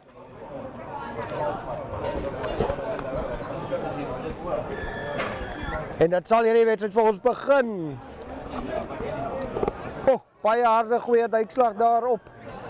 Brackenfell, maar skets gesê was net so klein bietjie hoog gewees. En ons vroeg 'n strafskop daar aan die kant van Brackenfell. En dit lyk of dit nou November, die man met nommer 10 op die rug, wat gaan probeer kyk of hy die kantlyn kan opsoek vir sy span. Baie goeie skoppie. En dit plaas nou die span van Brackenfell hier binne die halfgebied van Valsbaai, die Badgers. So genoem dit is Brackenfell se A-span teen Valsbaai verskoning se B-span. Mooi gerank daar die jongman. Bal wat so 'n bietjie losspring. Nou is dit November wat sy binnesenter daar gevind het, Kiewits. Maar hy word vasgevat grond toe. Voorspelers wat nou die bal probeer opneem, dit lyk daar soos die man met die 5, Leon Pietersen. Mooi op die voet gesit. Nou is daar geleentheid aan die buitekant. Gaan hy spring? Ongelukkig vir die man, kan hy bly daai bal baie laag en kon net nie sy vingerpunte bykry nie. Nou is dit Valsbaai wat vasgepen word in hulle kwartgebied. Voorspeler van die bal opneem, onderhewige druk. Nou is die skeieregter meneer McGowan wat op sy vletjie blaas. Hy hou vas op die grond en ongelukkig nie die begin wat verskoning Valsbaai wou gehad het in hierdie kragmeting nie. Hoekom die naam Hamilton heeltemal wil inglip is omdat ons hier by die ikoniese klubveld van Hamilton's Rugby Club is in Groenpunt. Ons is vroeër genoem het. Net hier langs ons het ons die pragtige DHL stadion tuiste van die DHL WP en Stormers, en dan natuurlik ook waar die Springbokke hierdie jaar vir ons 'n wedstryd gaan speel.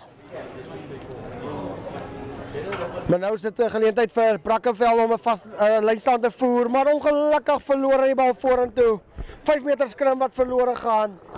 Bal wat daar oorgeneem word, maar skeieregter wat sê geen voordeel. Brackenfell, dis die slot gewees daar. Pietersen wat ongelukkig die bal nie mooi kon neem nie. Nou sal dit 'n vaste skrim wees vir Valsbaai om die bal te kan voer.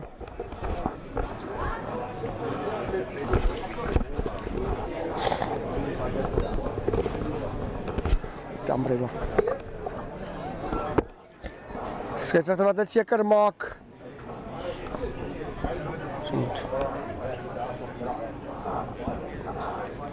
Skeieregter wat dit wil seker maak, die manne is gereed voordat hulle daar vas sak in die eerste vaste skrim. Dit is van kardinale belang dat almal veilig is. Goeie skram daar deur die Brackenfell manne wat met 'n stoomtrein poging voor 'n dag kom. En dit staan die strafskop af daar. Brackenfell wat nou baie gunstige posisie is, gaan hulle die lynstand probeer opsoek of gaan hulle probeer tik en speel? Ja, hulle gaan aan die buitekant. Dan speel die steelkant gespeel word. Kyk hy oor vir die eerste punte in hierdie kragmeting. Gaan nou vir jy probeer kyk. Nie seker van die nommer van die jongman nie. Maar Valsbaai wat so 'n bietjie onkant betrap word. Dit is die nommer 6, Dis die man met nommer 6 op die rug daar so, Veldsman wat daar oorgeduik het. En dit is die eerste 5 punte van hierdie kragmeting met Brackenfell wat eerste bloedryk.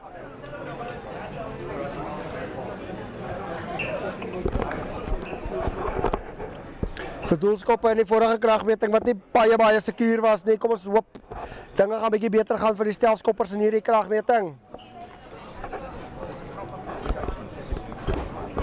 Beloer die pale met baie ernstigheid, maar ongelukkig skil hy die bal van die voet af. En die telbord sal steeds bly op 5 punte teenoor 0 in die guns van Brackenfell.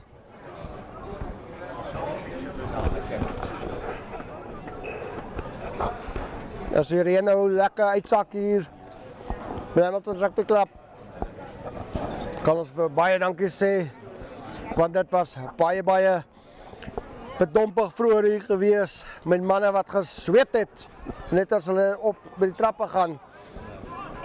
Dit is Brackenfell wat weer met hulle voorspelers probeer speel, maar dan verloor hy die bal vorentoe. Maar nou is daar voordeel aan die kant van Fallsby met meneer McGowan wat sê speel aan. Nou is dit Fallsby wat nog steeds beheer het van die bal opgepik nou agter deur Galant. Kort gespeel weer eens. Voorspelers van please. Die voorspelers van Hamiltons wat nou die bal daar deur die hande gooi van die agterlyn.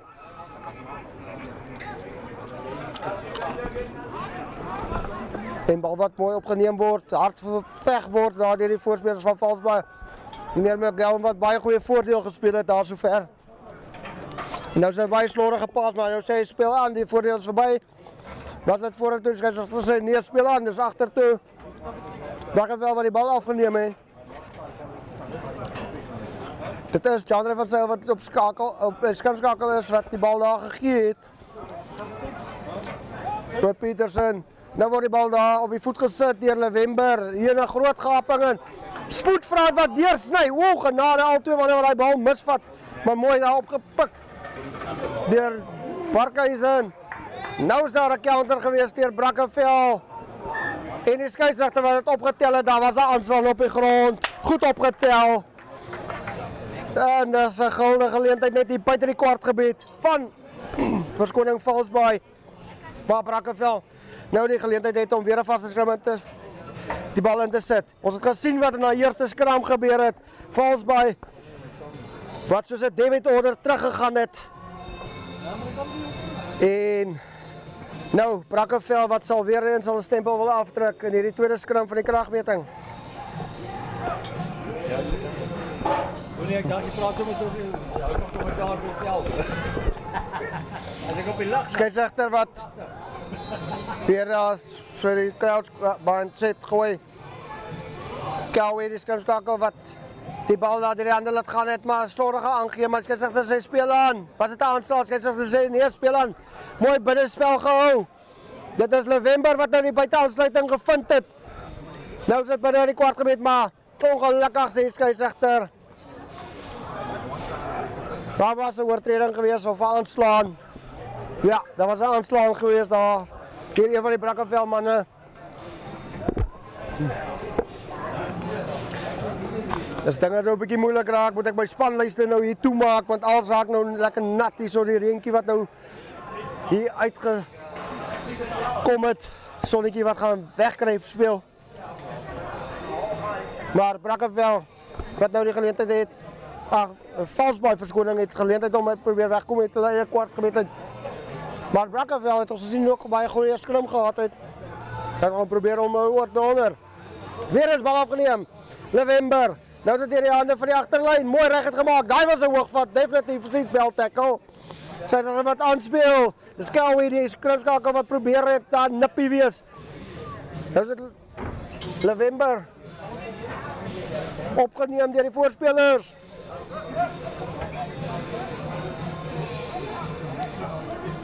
Nou op die voet gesit.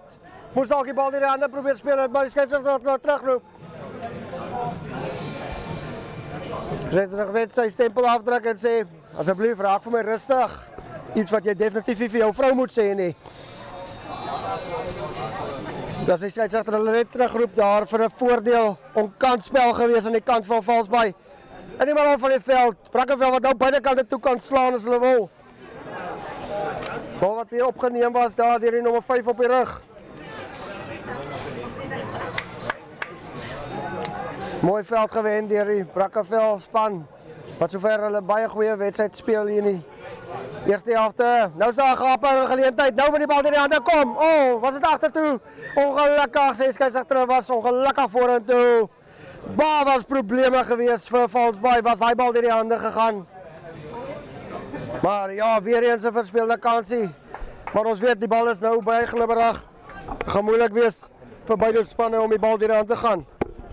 Maar dit is ook nog steeds lekker om te sien die jong manne sit doen alles wat hulle vermoë om die bal te versprei.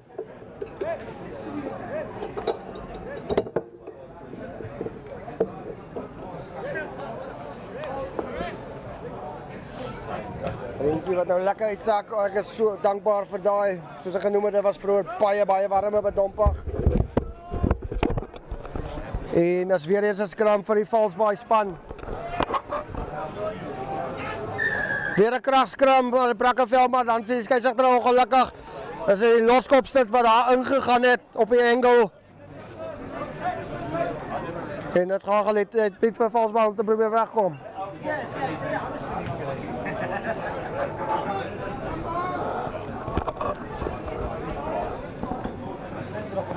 Nie veel veld gewen van daai skop nie, maar 'n geleentheid nou nog steeds vir Valsbaai om die bal in die lyn staan te voer.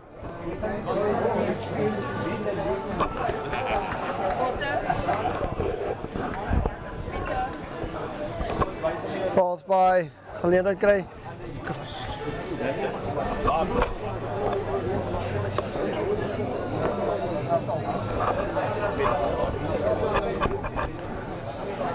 Valsbaai se hakker, dis die jongmans daar so Jacobs verskoning.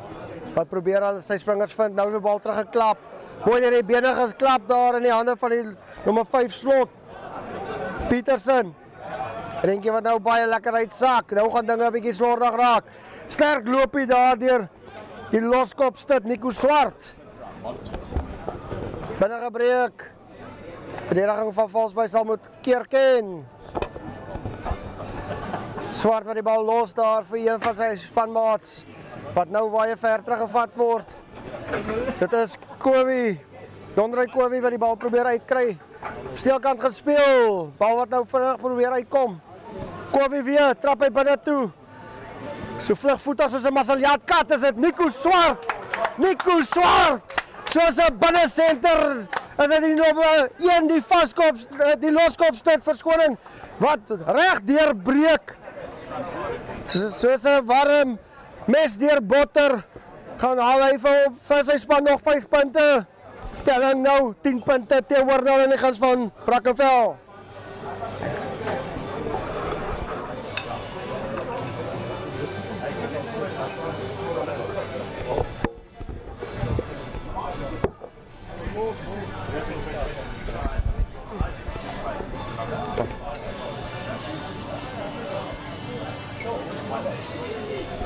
Dis doelskop die keer aangedurf word.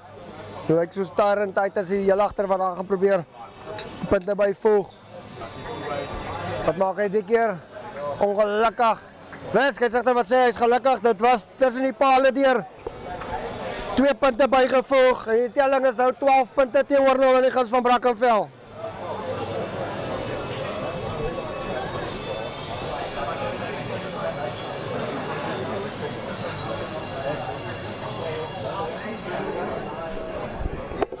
Weer met jou wat dit seker maak, die manne bly agter die skopper.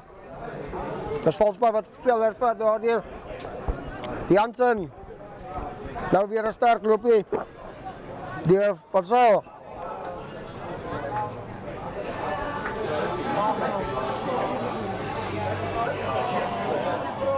Brackenfell wat die bal baie mooi deur die hande gooi. Baie mooi lopies, as hulle speel aan. Nee, dan roep hulle terug. Dat was tevore toe gelyk so vir 'n oomblik.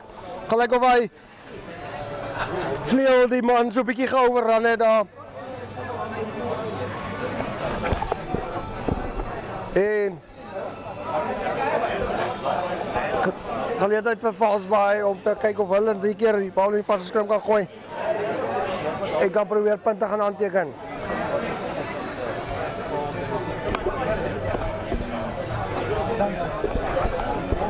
Verskoning as ek so 'n bietjie wegraak so nou en dan. Met die reën wat nou 'n bietjie uitgesak het, is dit moeilik. Ek probeer my spanlyste hier beskerm teen die nattigheid. My kos en my drankie en alles beskerm. So, dit is maar moeilike omstandighede. Okay, wat hè? 'n goeie skram daar deur die Valsbaai Juniors. Skeieregter meneer McGowan wat dit opgetel het. En nou is dit 'n geleentheid vir Valsbaai om vir Brackenfell te probeer vaspen.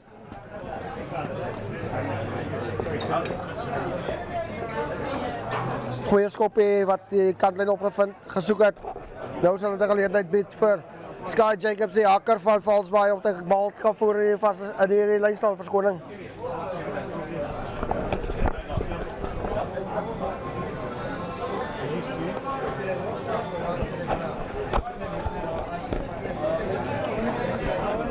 So jy kan sien daar op die skerm, dit lyk maar 'n bietjie nattig, die wind en die reën wat nou 'n groot rol speel in hierdie kragmeting.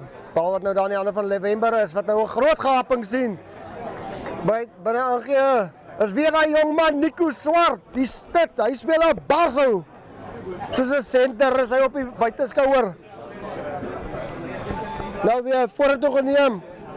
Daardeur van Sail. November wat weer die bal hier probeer in 'n gaping sien. Hy sien die vleuels wat baie vlak staan. Oh, so sy aftrap hier daardeur Menaar wat wou vasgevat word onder voordeel, sê skeieregter McGowan. Meneer McGowan sê dit is 'n strafskop voordeel. Ongelukkig bal wat arm wat hy daar oor die skouer gekruip het. En nou geleentheid vir Valsbaai om te probeer kyk of hulle kan wegkom.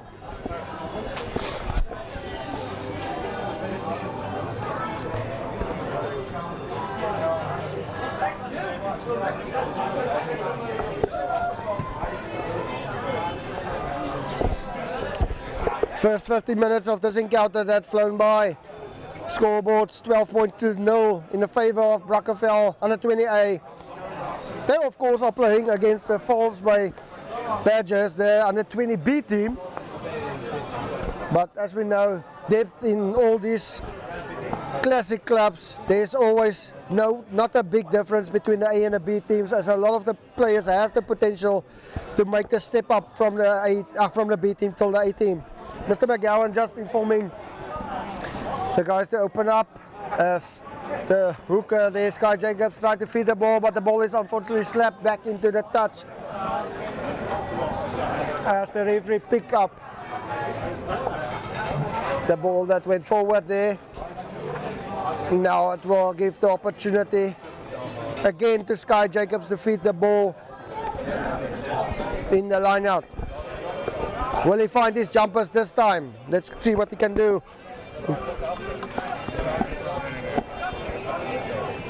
Unfortunately, again, opportunity lost in the forward. A nice bollocking run by Julius, the hooker.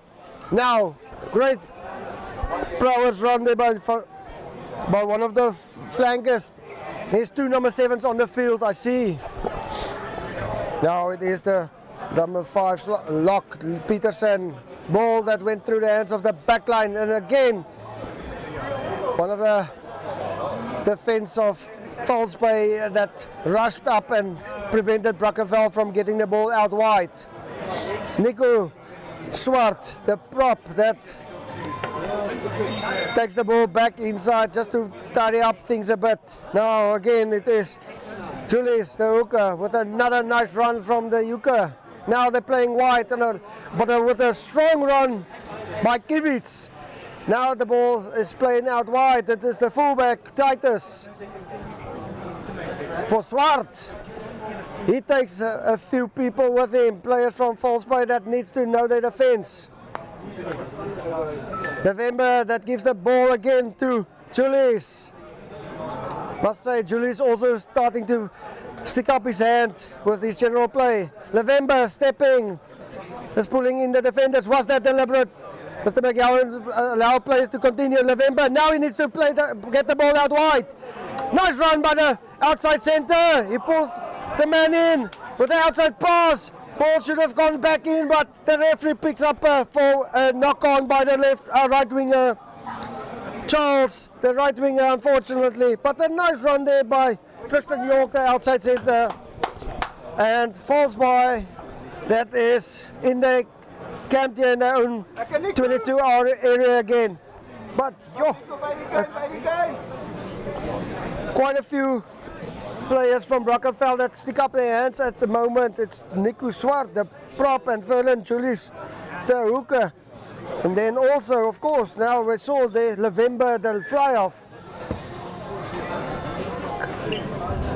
Also that is sticking up his hands. Is there a few replacements from both teams? 15 minutes gone in this first half. Oh, apologies. 20 minutes gone in this first half. 15 minutes left in this first half. As we're just waiting, it looks like there's one or two players that's going to be replaced.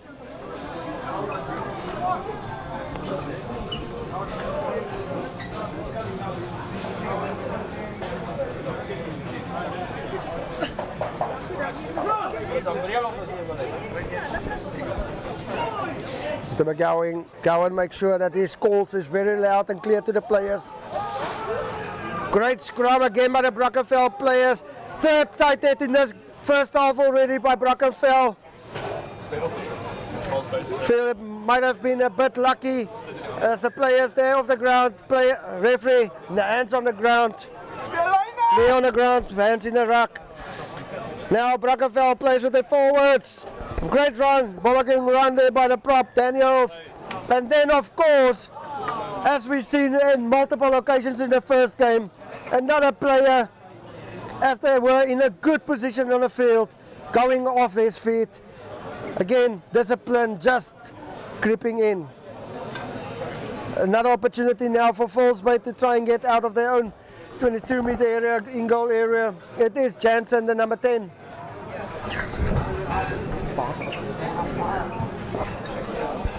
Touchline found, and again it will give them the opportunity just to feed the line out here on the 22-meter line.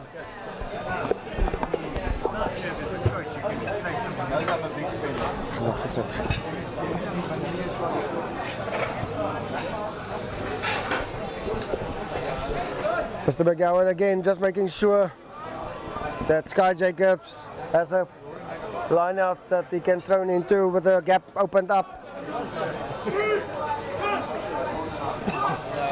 Ball slapped back in the by a Brackenfell player, which is a gain now for the Fallsbay team.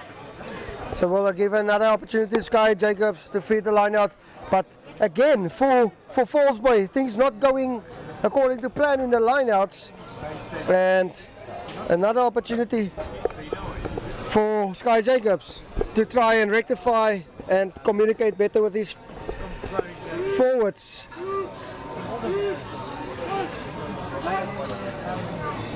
Again slapped back, but unfortunately again another gain by Fallsbay. With the rate this is going, Fallsbay might find themselves in the in-goal area soon. Back, the ball slapped back again from a Brackenfell hand, and that's another opportunity for Sky Jacobs. Let's see if they can find the jumpers this time. Again, it's now in the hands of the Fallsbay player that's rushing forward. So sorry, I'm just moving seats here at the moment, so hopefully I don't miss anything. It's again Sky Jacobs with a barnstorming run, going forward but taken back. Bit of a difficult pass to regather. It was the fly of Jansen that collected the ball on his ankles. And again Sky Jacobs trying to take the ball up.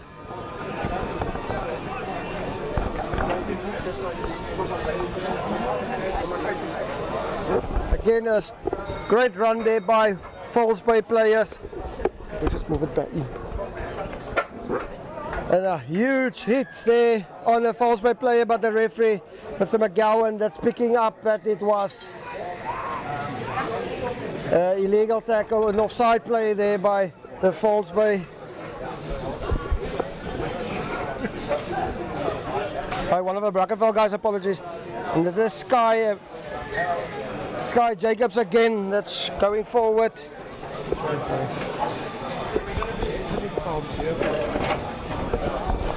And again, it is a penalty in the favor of False Bay, and another opportunity for False Bay to try and get away from, get their way into the 22-meter area.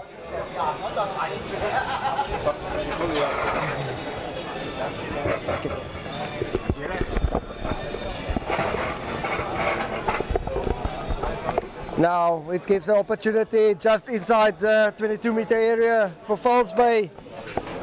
The Sky Jacobs to feed the line out.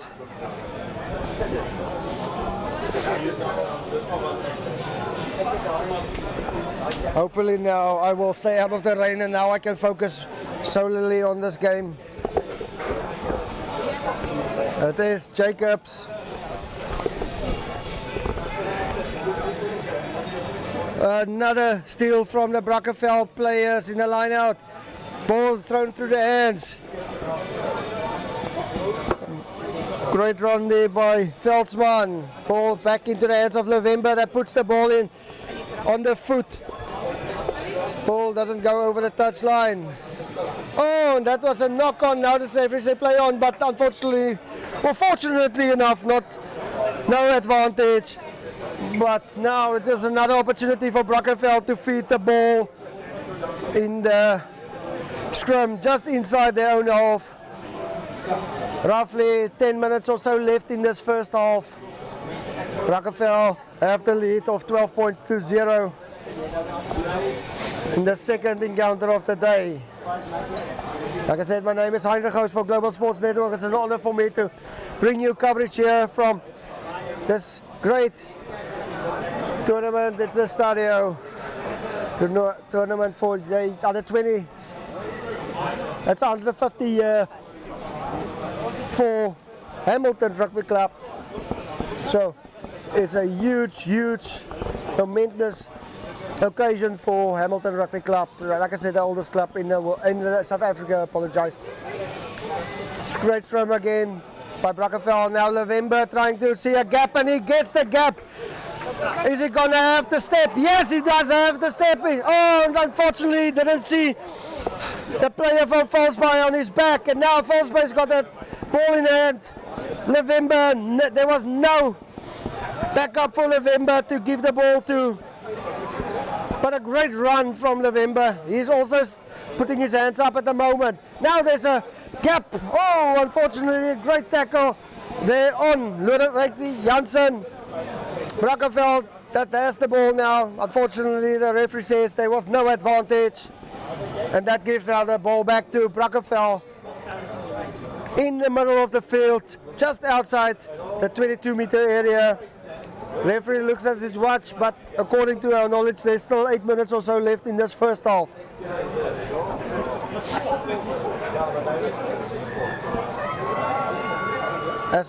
As we see a few more replacements coming on for False Bay, the Badgers. Let's see what they can bring to the game. Two backline players.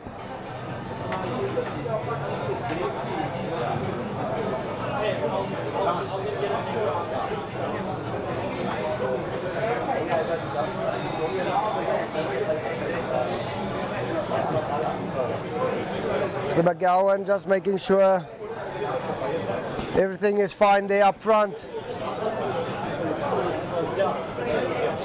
Great scrum again by Brackenfell. The powerful scrum thus far in this game with the inside scissor pass, as they're better known for.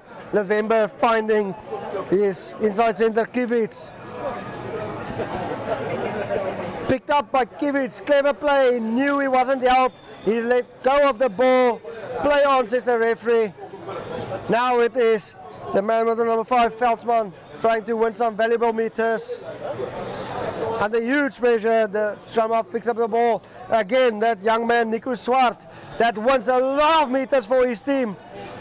With a ball-storming run. Now, November. And Kivitz doesn't control the ball.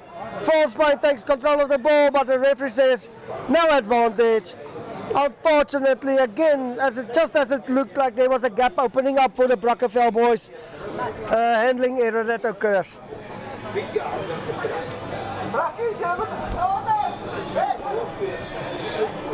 Mr. McGowan just waiting, as it looks like there's one or two players that's going to be replaced again. Looks like Nico Swart is going to take a little bit of a breather. He's put his side in a good position. 30 minutes of high tempo rugby by Nico Swart, a loose head prop. And that will now give an opportunity to the player with the number 17 on the back, Nunukashe, to see what he can bring to his team. Same position for Brackenfell, just inside the 22-meter area of Falsby, but it is of course Falsby that can feed the scrum. But as we saw, Brackenfell putting in some massive shifts in the scrum thus far.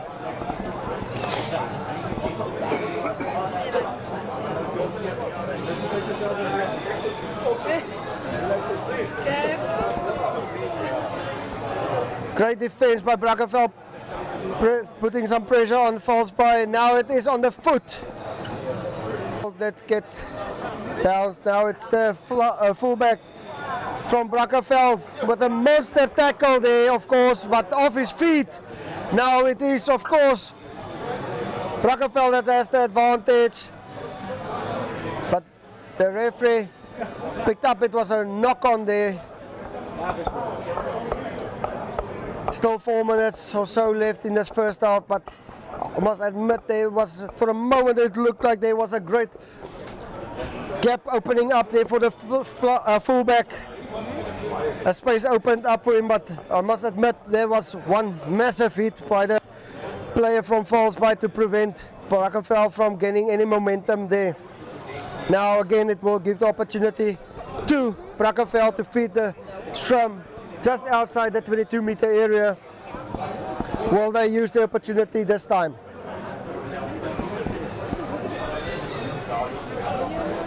Another great scrum, but unfortunately both packs went down. November, tighter, apologies, Kivitz. Again, November, that sees a gap.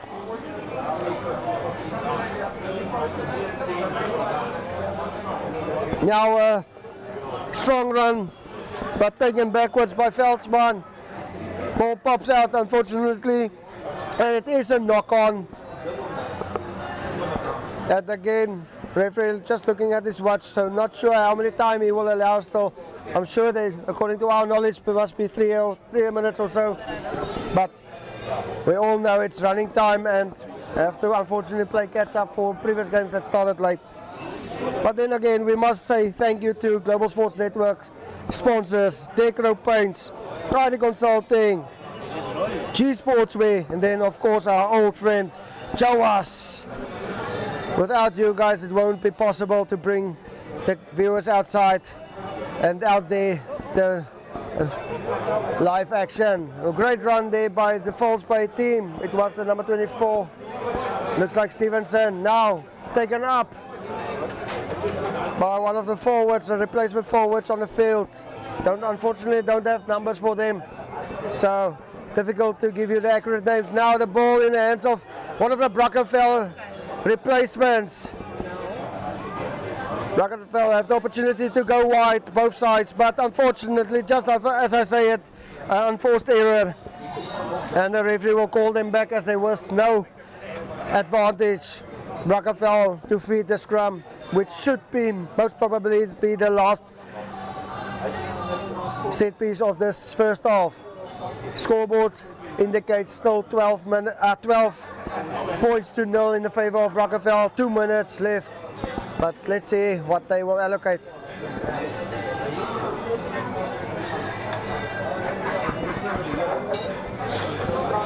Again, the referee just making sure both teams know what is expected of them.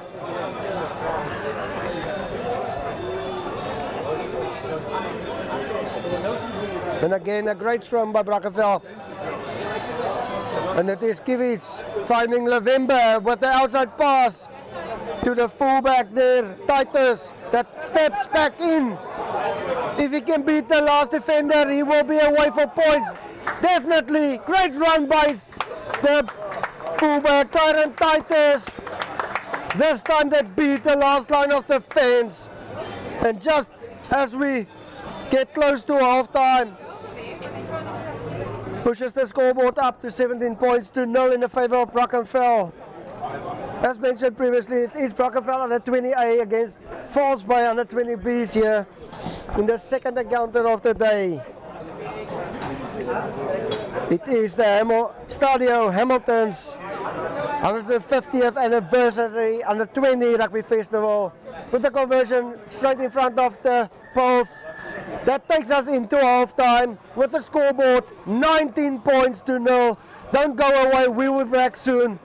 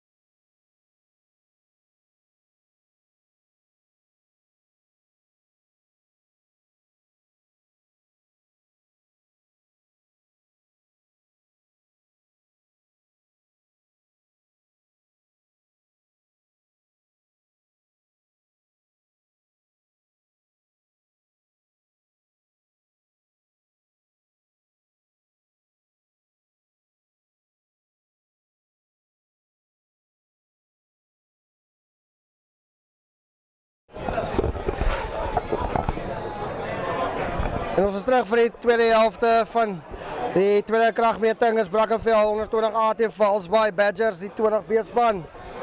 Dis Brackenfell wat weer vroeg in die tweede helfte op die aanval is. Nou is dit meneer McGowan wat op sy vlekkie blaas. Hier is moeilikheid. Hier is 'n geel kaart. Lyk soos een van die spelers wat net so pas die veld betree het, wat actually vinniger af van die veld af is as wat hy op die veld was. Ja, dit is een van die plaasvervangers. Nou geleentheid gebied word vir die Brackenfell manne om in die middel van die veld kantlyn te probeer opsoek. Dat is daai vlugvoetige jongman November wat sover 'n baie briljante wedstryd gehad het in die loskakelposisie, wat die kantlyn mooi gevind het daar.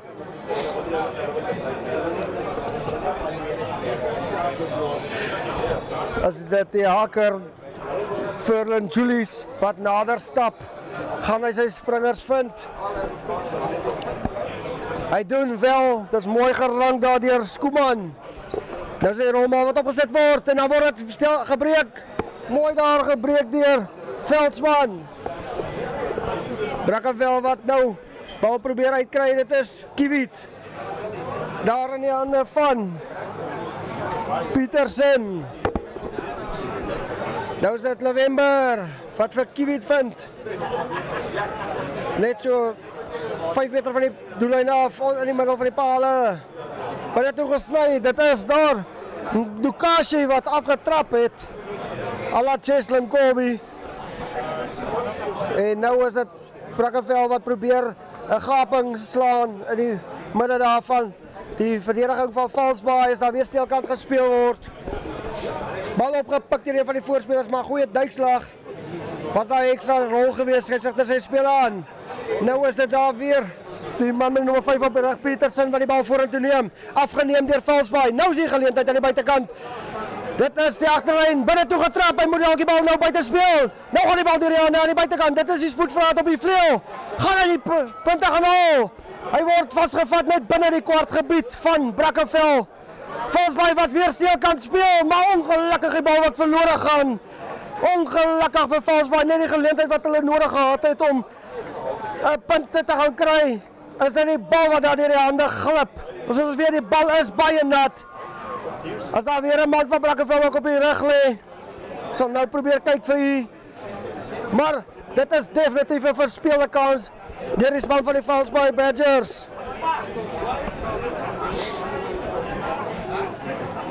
Three minutes in the second half. What a brilliant turnover ball by the Valsbaai Badgers. Unfortunately for them, and just letting them down on the outside. But they are camped here now in the 22-meter area of the Brackenfell and the 28 teams. Who makes another replacement? It looks like one of the backline players. Not sure who he is. That is going to be replaced. It looks like the number 10, number 15. It looks like it is Tyron Titus.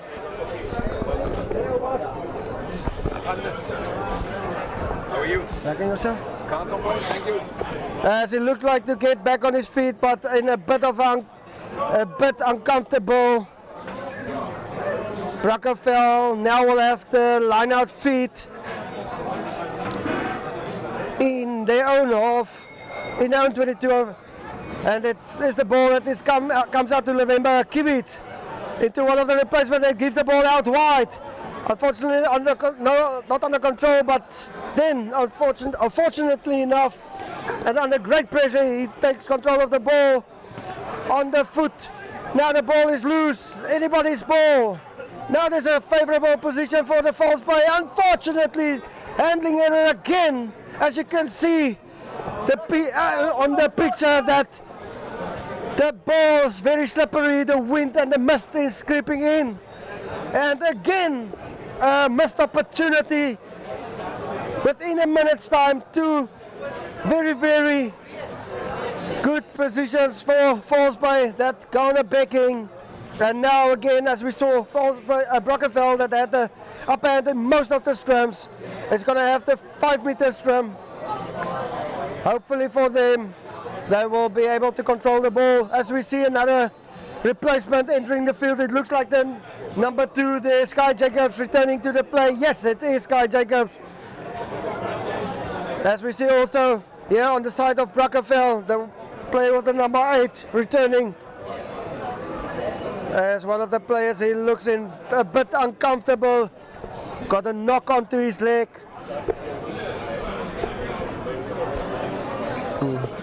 So let's see what can happen in the scrum. It will be Kuilsrivier that will feed the ball in the scrum for Brackenfell. It is the fly of November standing here underneath the post. But it goes to Kuilsrivier that puts the ball on the foot. And a very, very good touch finder. Make sure the ball goes low on the grass.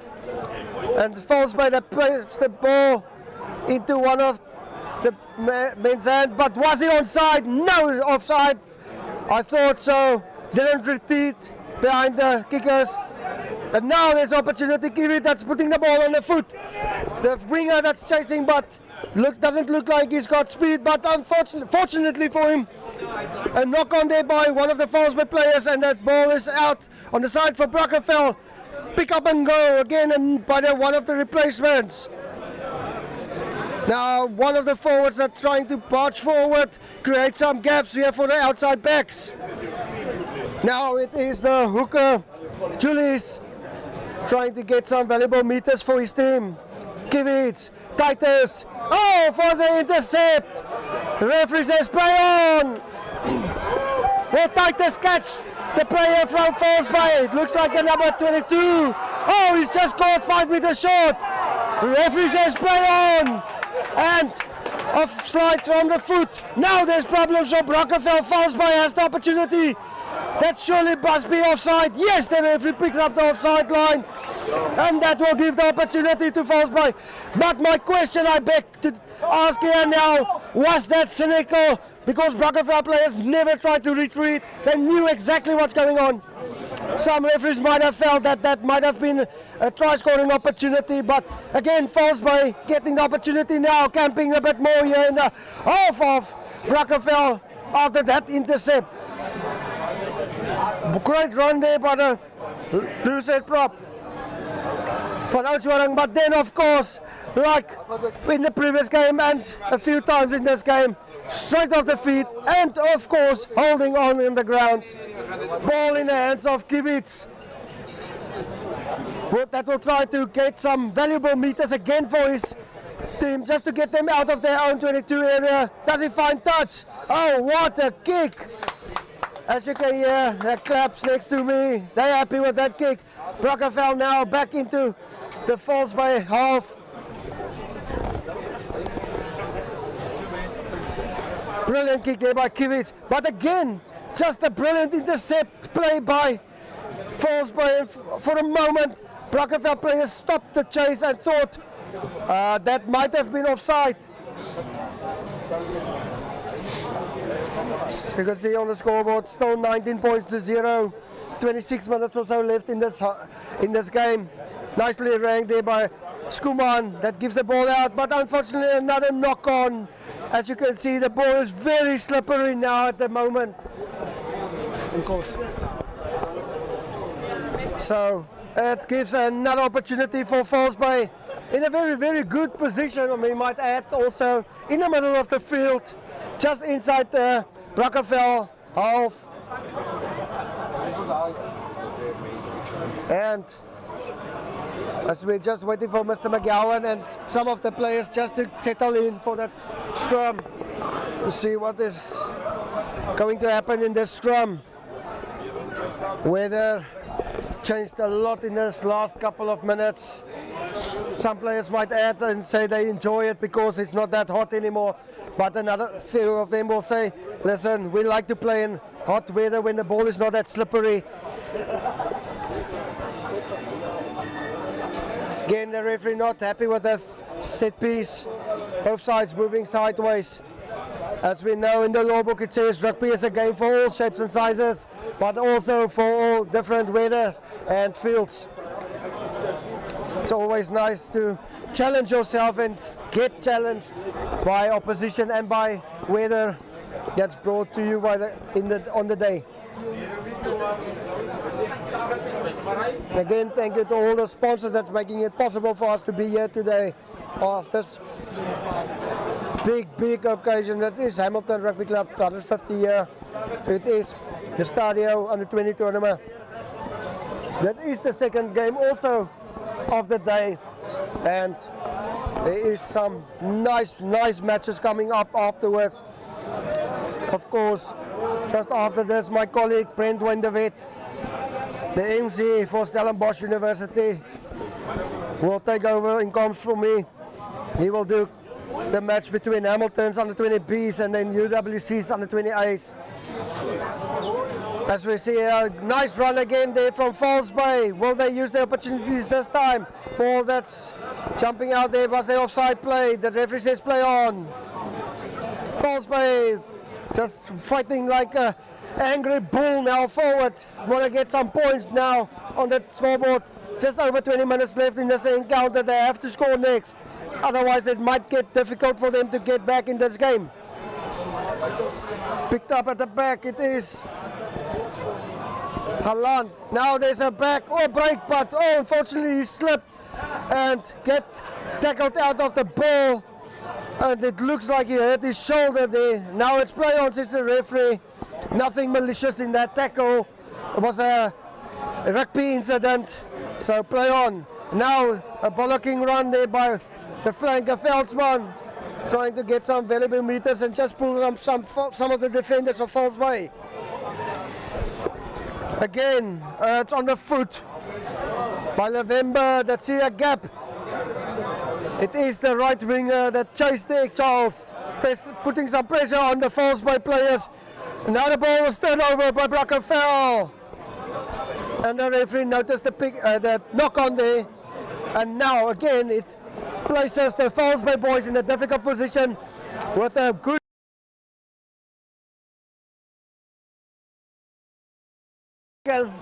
see if they can go and score more points. Again, things just not working out for the Falls Bay team, and as you can see, the weather's not making it easy for both teams.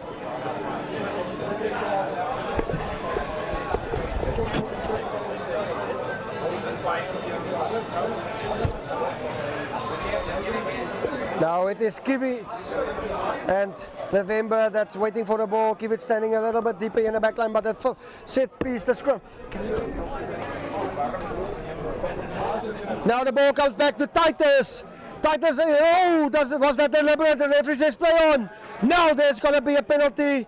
Looked like a late hit also. The referee calling them back. There was a scrum penalty that he brought them back. Yeah, this team from Falls Bay pulling out of the contest.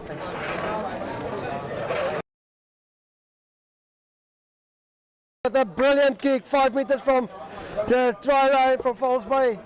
Brackenfell, will they find the jumpers? Can they set up the maul?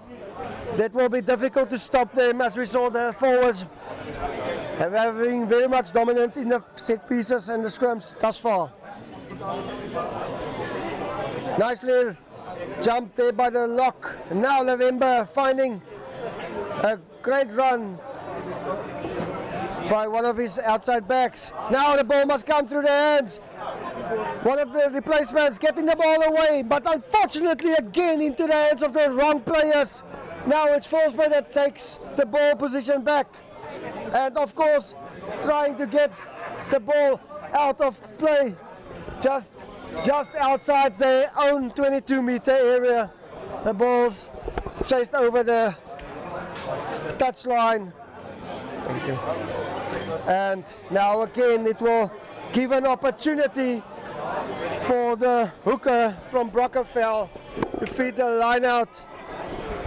Ball's back in the hands of November that steps inside. You see a gap opening up doors. This young man, he's got the key for a magic moment. Now it is the 8th man that's seeing a gap, also trying to have the straight running line there for his team. Ball that's coming out slowly. One of the forwards, it looks like number 18, Ivan Rue, that's trying to get some valuable meters. Brackenfell losing some field there, but don't know what they tried there. There was a kick, but no much meters. The referee says play on. We would have thought there was an offside there by Brackenfell players, as they were all in front of the kicker, but the referee says play on. So now ball is taken back on the ground, off their feet. So Falsebay that's trying to make it quickly now, getting the defensive line from Brackenfell out of position. Now there's an opportunity on the outside for the outside backs. Ball that gets back into one of the wingers' hands. It looks like it is a number 11, Minar. Great run there by Falsebay, finding themselves now deep in the half of the Brackenfell boys. Blindside again. Now they find themselves inside the 22-meter area. Again, great tackle on one of the Falsebay players, but the referee has his arm out for a knock-on there by one of Brackenfell's players on the ground. And another opportunity just outside the 22-meter area, 15 meters from the touchline on the far field of the side. The team from Falsebay will have the opportunity to feed the ball, as the referee just mentioning there is a few replacements coming up. Again, it is Nico Swart and also Daniels that's coming back on the field, and then also of course Peterson, and then we also have Cowie, the number 9, as Divan Skuman leaves the field here. His father sitting next to me is doing the stats here for Brackenfell. He had a good game, nice line-out jumps by the young man. Then also it will be Ndukashe and a few of the other forward players and stuff that that's leaving the field. But again, Falsebay having a very, very good attacking position. Now it looks like there's a bit more replacements needed, as there are 1 or 2 more players that's leaving the field.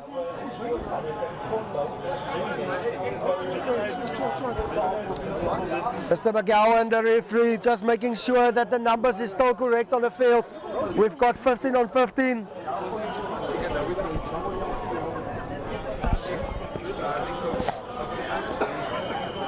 Alright, so it looks like Divan Rousseau is back on the field. Divan Skuman, apologies. He's back on the field. Just that it took a little breather there quickly. So they're back to 15 on 15.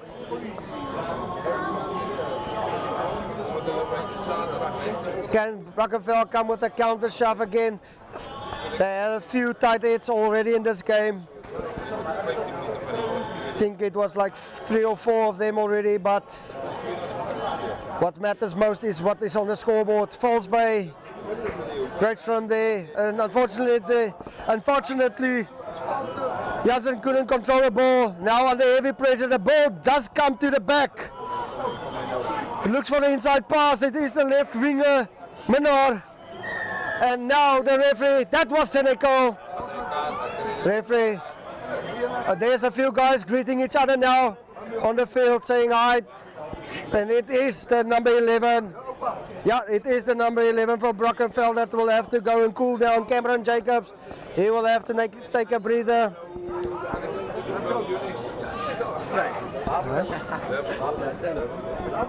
Again, a penalty advantage. Now they have the opportunity. Falsebay need to strike next.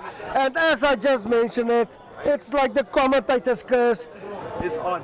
And handling error by one of the replacements, and it's a knock-on. Now it gives the opportunity again to Brackenfell to see if they can get out of their own 22 area.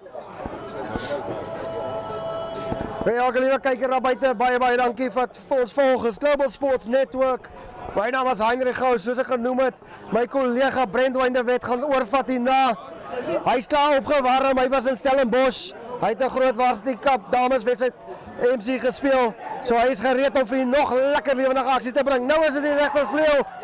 Christian Kel wat daar aan die buitekant vang. Skeieregter wat sê weer eens 'n hoog verduikslag. Nou is dit die man met nommer 17 op die rug. Wat die spelers van Brackenfell om kant betrap met 'n voordeel nou.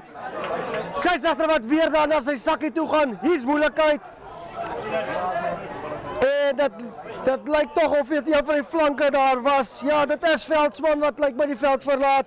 nog 'n geel kaart. Brackenfell nou met 2 geel kaarte. So 13 vir hierdie volgende 14. Sê 10 minute sal Brackenfell met 13 man moet speel. Daar's nog so 14 minute oor in die kragmeting. Brackenfell tog nog steeds 'n baie goeie voorsprong van 19 punte teenoor nou, maar jy kan nie die Valsbaai nou teruglaat in hierdie kragmeting nie. Nou die skeieregter wat 'n vryskop gee. Die speler wat gestraf word, hy het dummy gemaak of hy tik. Skeieregter sê ons gaan dit nie toelaat nie. En dit sal nou 'n geleentheid bied vir Kiewits, die man met nommer 12 op die rug. Kyk of hy vir Brackenfell weer lekker kan veld wen. Dis 'n vryskop soos ons weet. Maak seker die bal gaan nie uit die linkervleuel daarvan Valsbaai. Minnaar wat moet omdraai en kyk hoe die bal agter sy rug verby rol. Nou sit hy die bal op voet. Nou is Valsbaai se spelers heeltemal onkant. Brackenfell sal die kans moet gebruik. Dis Kiewits wat nou 'n geleentheid daar sien aan die agterkant. Waar is die spoedvrate? Dit is Titus die heel agter. Wie gaan eerste by die bal kom? Valsbaai wat nou moet terugval. Verbete. Dit is tog opgepik deur een van die voorspelers wat nou ondersteunende spel bygevoeg het. Valsbaai vasgependeleer 22 meter area met die skeieregter meneer McGowan wat sê weer eens hande in die losgemaal en hy was knie op die grond van sy voete af. Nou is dit vinnig gespeel weer tot net buite die kwartgebied van Valsbaai. Valsbaai wat nou probeer volgende punte aanteken. Gaan hulle dit regkry? Verdediging van Brackenfell wat verhoed hou. Nou weer eens in die voorspelers, plaasvervangers van Valsbaai wat probeer baie groot meters probeer opvang. Hulle moet hier uit hulle eie kwartgebied uitspeel. Daai speler wat nie grond toe gevat is nie, hy kan aanspeel sê skeieregter. Nou is dit 'n mooi loopie. Nou moet hy die ondersteuning vind aan die buitekant. Aansluiting wat tog daar is en ongelukkig is dit die hakker wat daar aanslaan, Sky Jacobs, wat ons ook al 'n paar keer in die wedstryd genoem het. En ongelukkig weer eens Valsbaai. Dinge wat net so 'n bietjie lol daar vir die span van Valsbaai. Net die punte teenoor nou met so 12 minute oor. For the viewers out there, thank you for joining us. It's Global Sports Network. It's an honor for me to bring you live action here from Hamilton Rugby Club. Hamilton Rugby Club, the oldest club in the country, 150 years. It seems like forever, it's ages. And it gives now an opportunity for Brackenfell to feed the ball here just inside their own half. As we saw, the backline players from Brackenfell looks like very fleet-footed, very tricky feats. They don't have a Ricky in the team, so you can't say tricky Ricky is here, but there is always a hot stepper in this team. Let's see what's going to happen in this scrum. Mr. McGowan allowing them to feed the ball now. What's the ends? No, the referee says it is a tight hit, unfortunately, for Brackenfell. Now it is the inside center. Parkhuizen running the straight line. Valsbaai, the attacking line is not very good. Was that cynical? Yes, the referee is reaching to his pocket for a third yellow card. The discipline from Brackenfell, very ill-disciplined now. Brackenfell down to 12 people, 12 players now on the field. The coach from Brackenfell will have hard words after this game, and it's going to be a stern talking to the players. Now it's Sky Jacobs that's trying to win some valuable meters for his team. They'll have to use this opportunity. They have 3 players overlap now in the game, on the field. A nice running, straight line running there. Great clean there on Kiewits. Now into the hands of the winger, Kel, that tries to beat this outside player. The winger has got a great feed. Now there's a run, blindside, but unfortunately on the ball went into touch, but the referee and the AR didn't call it. That's a problem we unfortunately have with no ARs here. It is the call of the linesman who missed that. But play on, says the referee. He's the sole judge. And unfortunately there's a knock-on for Valsbaai again, and the ball is placed on the foot into the hands of the players of Valsbaai that sees a gap now, and he's tackled out of the ball. And now it's one of the forwards that puts the ball on the foot. It is the scrum of that chases, but unfortunately the touch line is the winner in this occasion. But brilliant kick there by the prop Daniels. But I think we can all say we feel it's a bit of justice, because that call should have been a line out here just outside the Brackenfell try line. But like I said, we're all human, we will make mistakes, so it was just a human error. Again, Sky Jacobs that needs to feed the ball in a line out. Referee just making sure that the gap is opened up there. Sky Jacobs needs to find his jumpers. They need to score next. There's 9 minutes left in this game. Again, it was Divan Skuman that slapped the ball back into the hands of his backline. Titus putting the ball on the foot that just went off the side of his foot, but into touch. Touched by the hand of one of the Falsburg players, according to the touch judge on the far side. And now the referee is just going to make sure the players get there to the line out. And as you can see, it is definitely a Brackenfell line out. And you can see there also in the background how the weather changed significantly here in the last couple of, say, half an hour or so.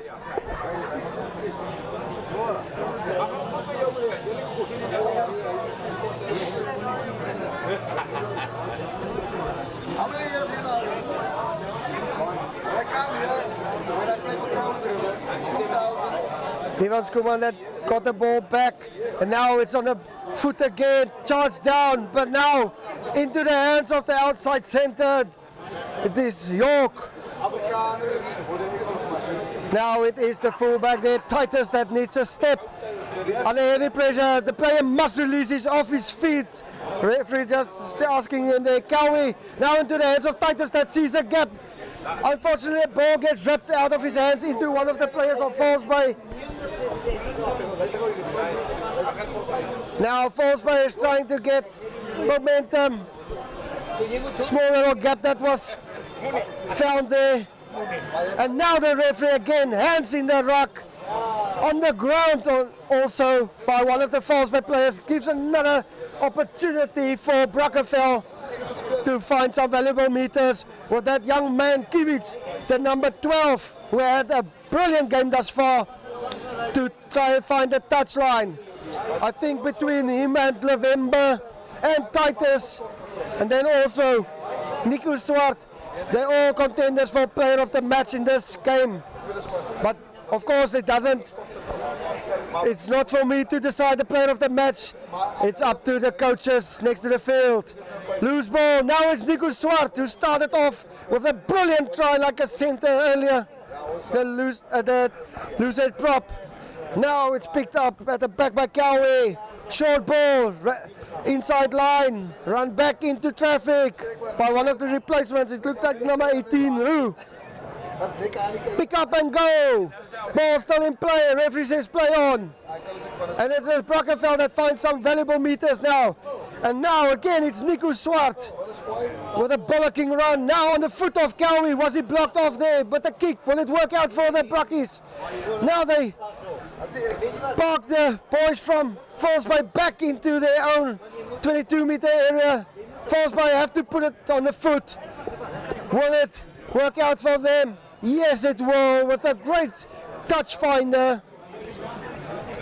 Gladly for the guys from Falsburg it worked out, because if that ball stayed in field, that would have been trouble sometimes for the boys from Falsburg, already trailing 19 points to 0 with the less than 5 or 6 minutes left in this encounter. It's again Divan Skuman with the reach in the line out. Quick hands by Cowie. Levember with the cross kick again. Seeing space at the back. What a brilliant play by that young man. Again, Falsburg need to play out of their own 22-meter area. Now there's opportunity if he plays through the hands. On the outside it looks like it's the winger Minnar. And now the ball was taken away Brackenfell with the opportunity now to see if they can put the nail in the coffin again.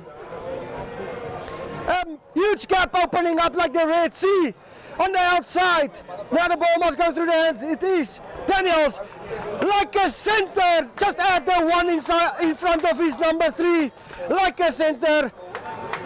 Goes and visit underneath the post, and that adds 5 more points for Brackenfell. 24 points to 0. Sufjan Daniels with a nice run. The young man has got lots of potential, and it seems like Kiewicz is going to see if he can add another 2 points in this encounter to make things just a little bit more difficult and just extend the difference.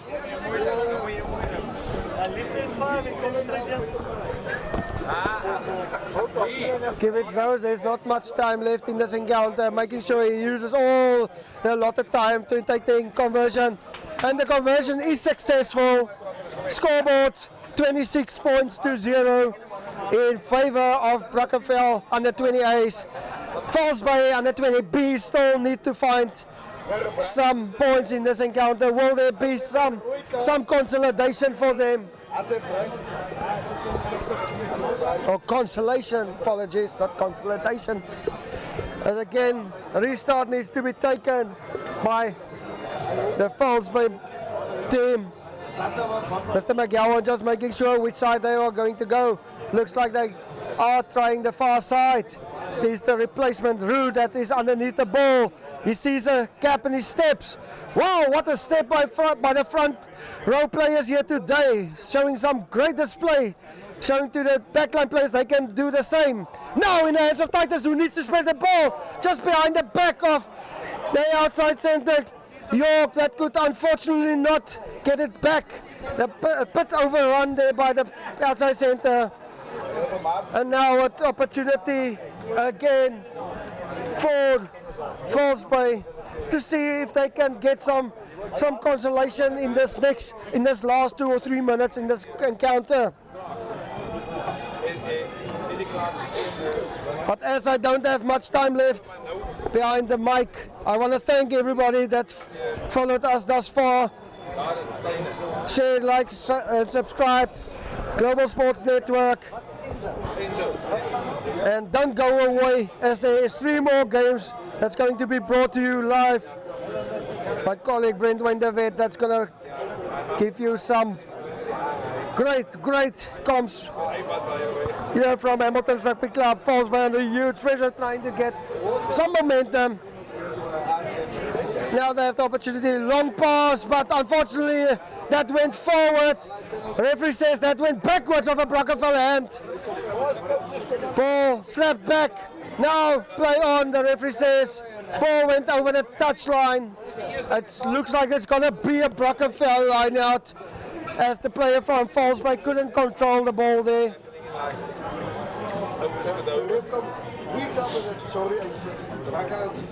Now the referee, it looks like it's going to be a, yeah, it's of course. I just saw the gentleman with the Hamilton's jersey and I thought, wow, Hamilton's is going to got the throw in, but it's not Hamilton's playing, it's Falls Bay.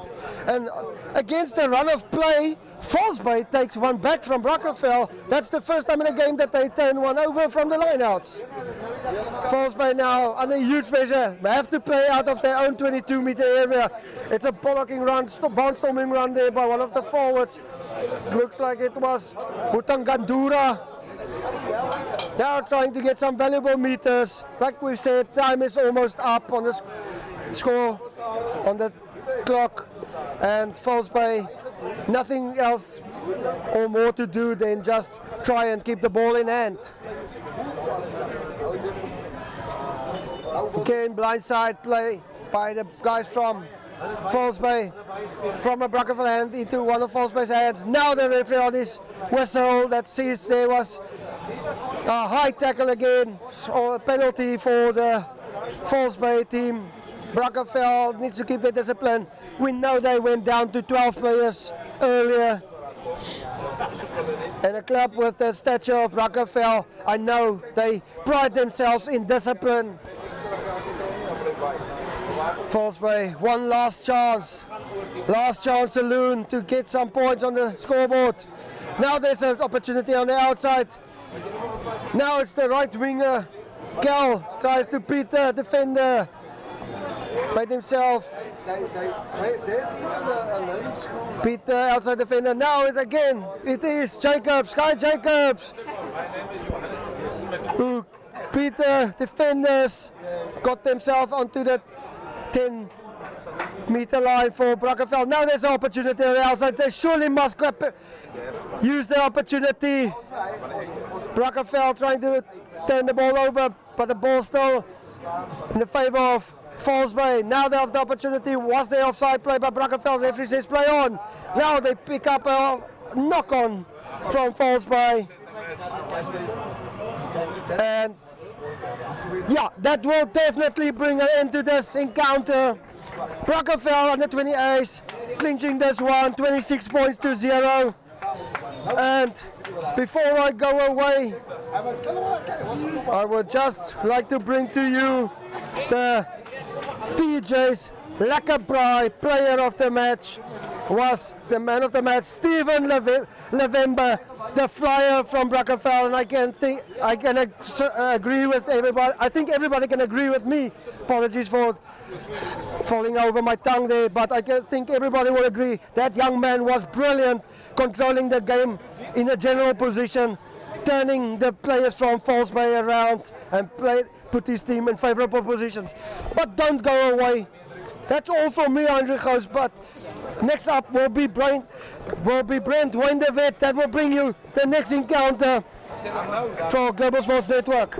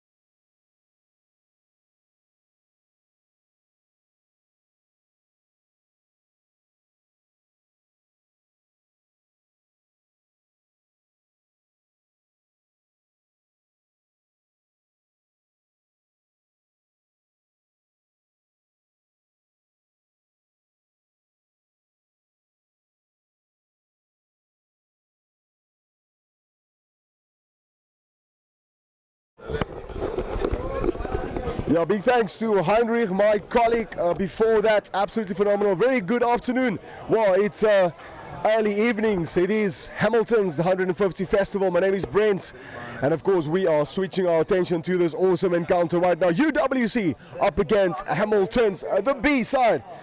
My name is Brent in the commentary box. It's very cold and windy and wet, of course, here in Cape Town.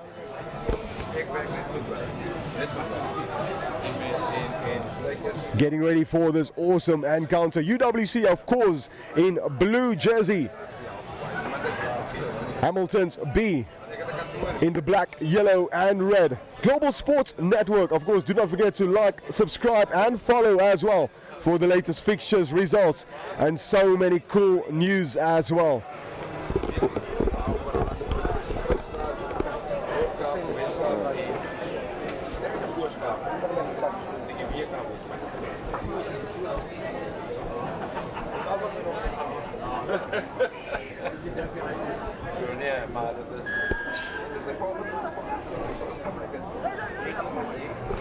And off we go, it's the number 12 immediately making a huge statement already. This is the perfect start for Hamilton's. Oh, that ball went a bit loose all over. But it's a big man, and he's been chuckled now by the UWC boys. Inside the 22 meter now, here comes Hamilton's with a vicious run. Ball available for the scrum. Well, no. Edging closer now. This is a perfect, very confident start for Hamilton's B. Prominent start for the B side. Scrum off now, searching to his number 10, and it is UWC. They are defending now. Ball still available for Hamilton's. Bowling phases early in this game. Out goes the arm by the referee. It is the fourth phase now. Quick tap and go for Hamilton's. Nope. Well, referee indicating he needs to come back, but it's a very, very positive side for Hamilton's. UWC now, they need to do a lot of defending work. Edging closer now to that try line. Out goes the arm once again. Wow, what a powerful run now. Edging closer. Could this be the very first try? No, just a bit short. That ball a bit loose. UWC still defending, trying to hold up that defensive line. Almost there, reaching. Ball comes available again for you. Hamilton, surely they must score right now. Wow, what a very impressive defensive line from UWC. But of course the referee, he was playing advantage for Hamilton's B. Another attacking opportunity for the home side.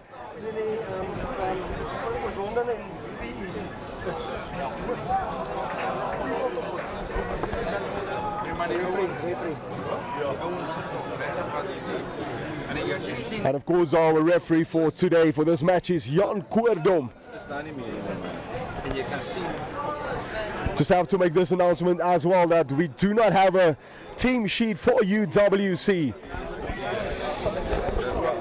A very, very good afternoon to you. It is Human Rights Day as well, so a happy Human Rights Day for you as well. If you just joined on this awesome day, Friday, our broadcaster is Global Sport Network. First half, Hamilton's now once again on the attack. A very positive start for them. But one needs to salute UWC as well, not allowing Hamilton's to break through whatsoever.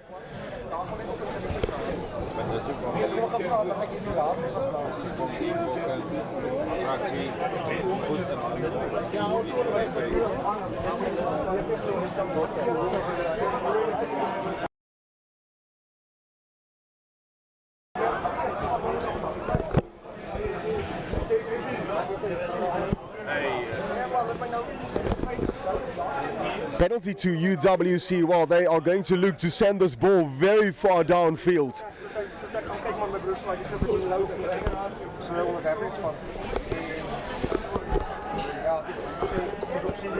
That's a great clearance for UWC. This will be the first line out as well.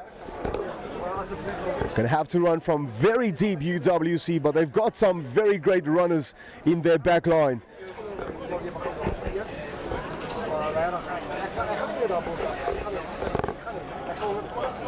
That line out not going as planned, but it's Hamilton's coming away with the ball in full force right now. Oh, almost intercepted by UWC, but collected by Hamilton's.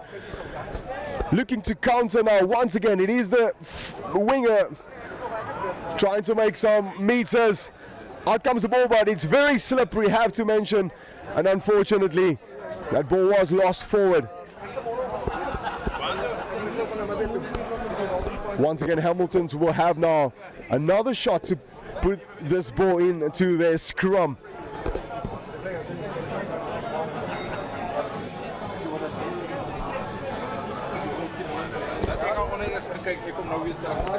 I have to give credit as well to UWC earlier on for a great sort of defensive line as well, disallowing Hamilton's whatsoever to break through. Scrum off now. De Klerk putting in this ball. No one really on the blind side for Hamilton's. The number 15 as well. Well, it's UWC coming away with the ball. It's the number 7 taking that ball just outside the halfway line. And here comes the big man for UW's, number 1. Second phase now for UWC. Patience required. It's phase number 3 now. The scrum half looking and searching for options. First receiver is fly off, but it's about 2 Hamilton players bringing him down to the field. It's the number 5 now for UWC. Oh, what a big tackle. Hello and welcome here to our home field. Basically, the Hamilton boys shouting, UW still on the attack. Not making any ground though. But the importance is they do have ball in hand. The number 50 now, 1 pass to his mate, but that is penalty, short arm penalty indication there by Cordon, our referee. And here goes Hamilton's quick tap and go, not waiting, not wasting any time. Scrum up now. Oh, once again those small unforced errors haunting Hamilton's right now. But under these conditions, you know, one needs to salute these players because it's so difficult with ball in hand. But here goes Hamilton's now. The flag goes up by one of the touch judges. Referee's gonna have to call them back. No, play on, says the referee. Here comes Hamilton's. It's about 10 meters away from their try line. Here comes the big man, and that ball went a bit loose. The number 10, the fly off, dancing around with the ball. That ball a bit loose. Capitalized by Hamilton's. The number 12 in the scrum half position, that is Pike, Eric Pike. No, that ball held up by Hamilton's. Unfortunately, still being denied by UWC in this first half.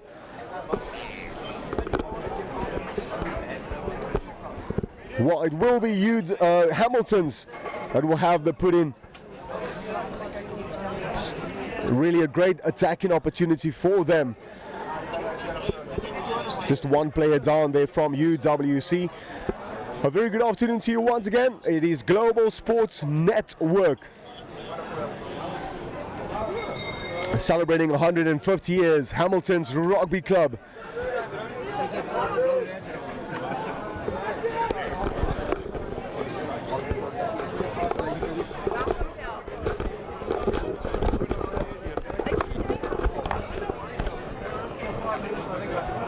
It's a massive, it's a beautiful festival for the under-20s, of course. 35 minutes aside. Still plenty of rugby still coming your way.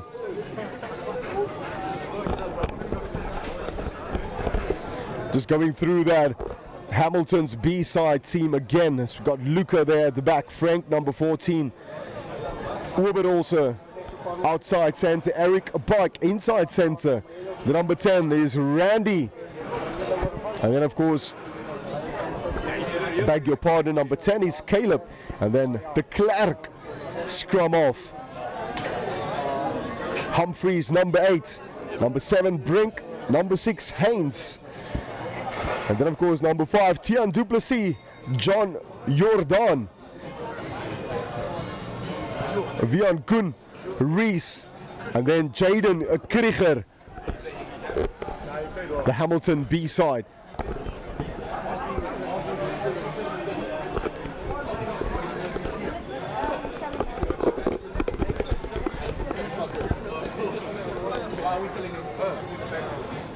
Well, with 25 minutes still to go, it is Hamilton's B up against UWC A side. Yet no score on the scoring board. Great attacking opportunity though for Hamilton's. They look so good with ball in hand. It is just UWC denying them from breaking through whatsoever, but hopefully this might just be their time to put some score on the board.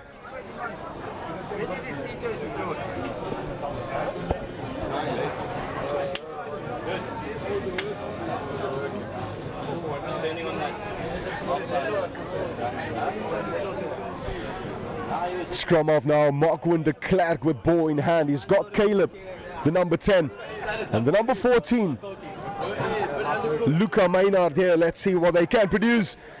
Substitute here, big strong carry. Yet he's been denied. Let's see Hamilton's the number 6. UWC still doing a lot of defending work now, and yes, surely that is a try, and it is the very first try for Hamilton's B.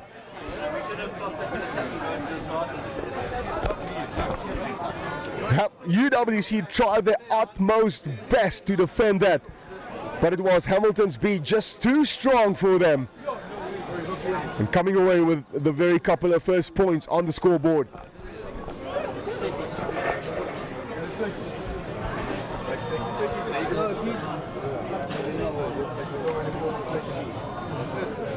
It's the number 12, Eric Pike, that will take this kick. I know you.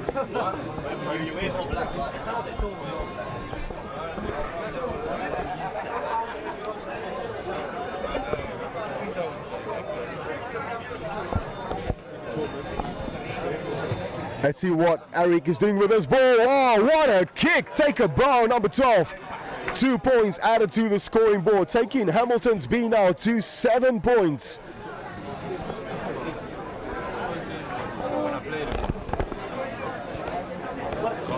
We haven't yet seen anything from the boys from UWC with ball in hand. Few phases earlier on. But here comes Hamilton's B once again, running now from very deep. Show and go from the youngster. This is a very courageous run from them. But that ball just went a bit all over the show. Here comes UWC with their very first attack now. The number 20. Takes about 2-3 men to bring him down. But it's still UWC with ball in hand. Great attacking opportunity now for them. U-Dubs. Patience required now. The scrum off to his first receiver, the number 10. Inside center, dancing with that ball. 2 players from Hamilton's B bringing him down, but it's UWC with ball in hand. Out goes the arm. Indication there by the referee. Blindside now for U-Dubs. The hooker with ball in hand. 3 players from Hamilton's B now to bring him down. Still UWC bowling the phases. Phase number 7 now.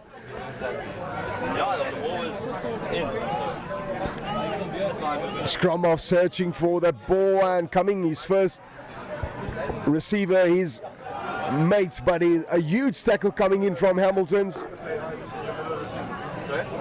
The referee, he was playing advantage. Let's see if UWC is going for the touch.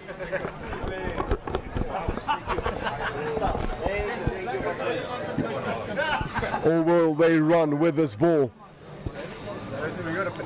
Nope, they are going for a touch. I think that is the right call. Unfortunately, that ball is not going out. Hamilton's B running now from very deep.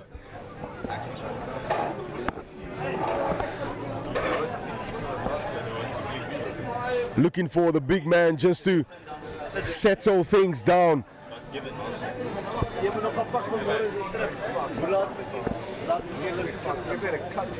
Still no kick from Hamilton's B side. Let's see, hopefully now. Nope, still running with this ball. And rightfully so. This is a very impressive run. Hamilton's B not holding back whatsoever.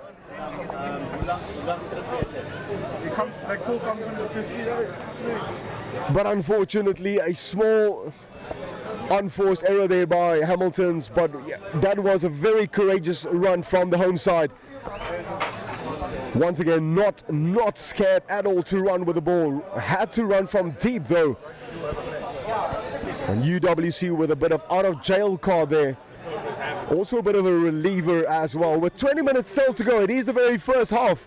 Remember, every half though, it's 35 minutes.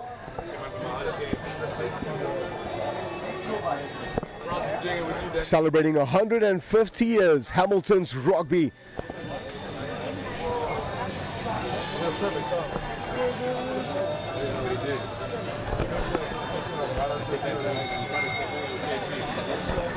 That is a massive scrum from UWC, but it's Hamilton's coming away with that ball. That ball was snatched away from UWs. Scrum off. Marquin de Klerk. He's been very accurate the first 15 minutes. Still the ball available for Hamilton's. First receiver just outside the half. Stepping, showing and going there from Hamilton's. Robert also. Here comes the flyer. Let's see what he can produce with this ball. Oh, unfortunately. Marquin de Klerk maybe just took his eyes off that ball.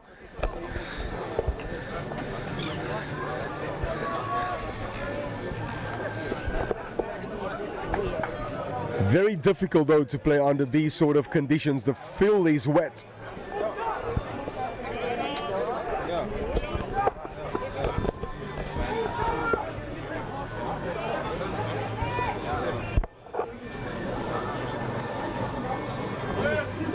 Once again, do not forget to like, subscribe as well to Global Sports Network to stay updated with our latest fixtures and results.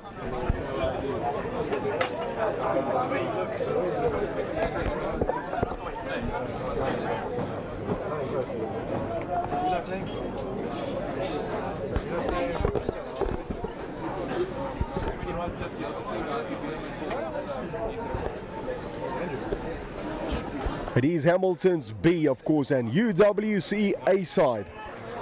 With about 18 minutes still to go. Hamilton's, they got the first try about 5 minutes ago.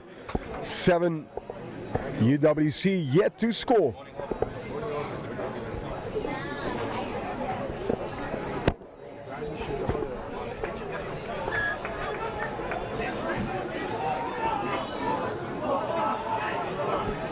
Quick tap and go by de Klerk, and here comes the number 2, Reese Heaton. De Klerk again searching for some of his mates, and he got one of the front rows. De Klerk to his fly off, while fullback coming in there in the line, and to the flyers. Once again that ball very slippery, so difficult. And once again UWC getting away with a bit of a relief now.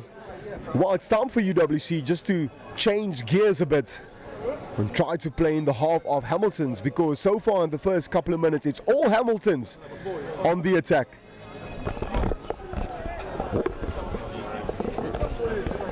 Well, it's a very great atmosphere where we are situated as well. It's all drinks and great food as well all around me here.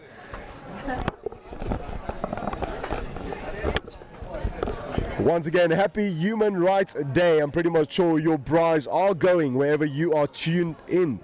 Out goes the arm by the referee. It's Hamilton's, but it's UWC coming away with the ball, playing around, and once again a bit of a loose pass there. Number 13 from UWC, he's been chuckled to the try line. Here comes UWC with a very brave run. That tackle looked a bit high, but it's Hamilton's countering for that ball and getting away with that ball. De Klerk searching to his fullback, Luca Maynard. Here comes the number 14, Frank. De Klerk now, out goes the arm by the referee. Blindside, the number 4, John Jordan. Unfortunate there by Jordan. It was try time there for Hamilton's B, and once again UWC, they need to do a lot of defending work. It is the big man, 2, 3, 4 players, and eventually he's been brought down to the ground.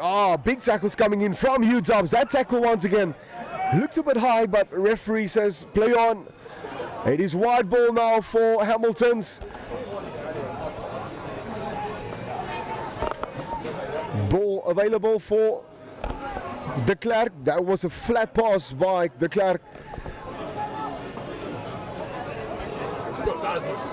The big boy. just making sure to compose things right now. De Klerk searching. His first receiver. Oh, he's straight through. He saw the gap. Quick ball now from De Klerk. Out goes the arm. Discipline costing UWC.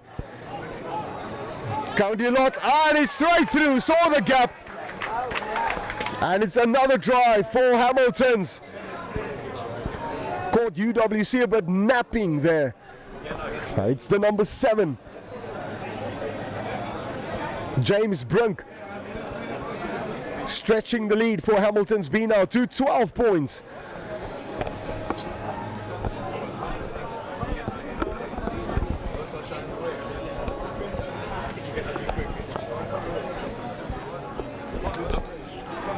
Well, right in front of the poles, up goes the flags, 2 points added to the scoring board. Hamilton's B now with a very comfortable lead, 14 points. Well, UWC is going to have to fight back really, really hard to come back in this game.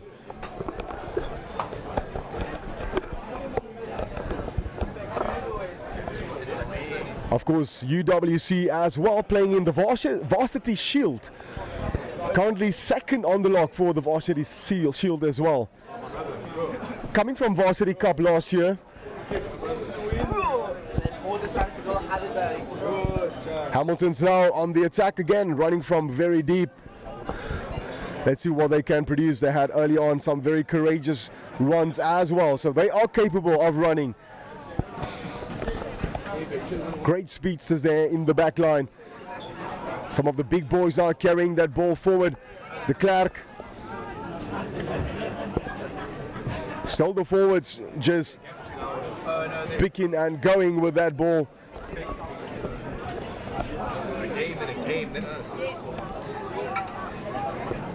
Right on halfway line. Unforced error coming through there from UWC. It will be Hamilton's with the scrum. Well, with about 12 minutes still to go, Hamilton's in a very comfortable lead. 14 points. Converted, of course, all their tries. That's what the shit I both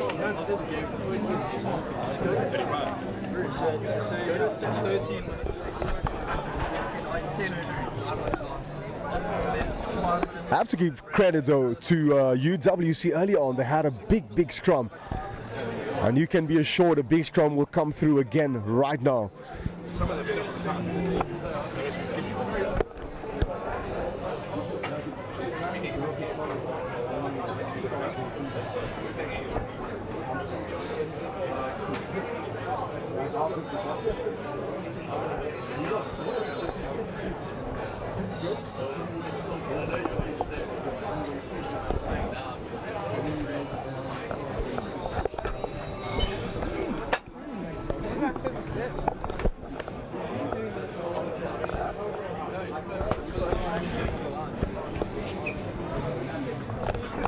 Our referee just making sure that the boys are doing their thing, especially that front row massive scrum once again coming through from UWs.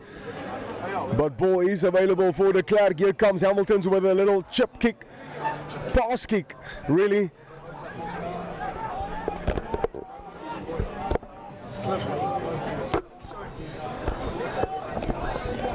Penalty for Hamilton's.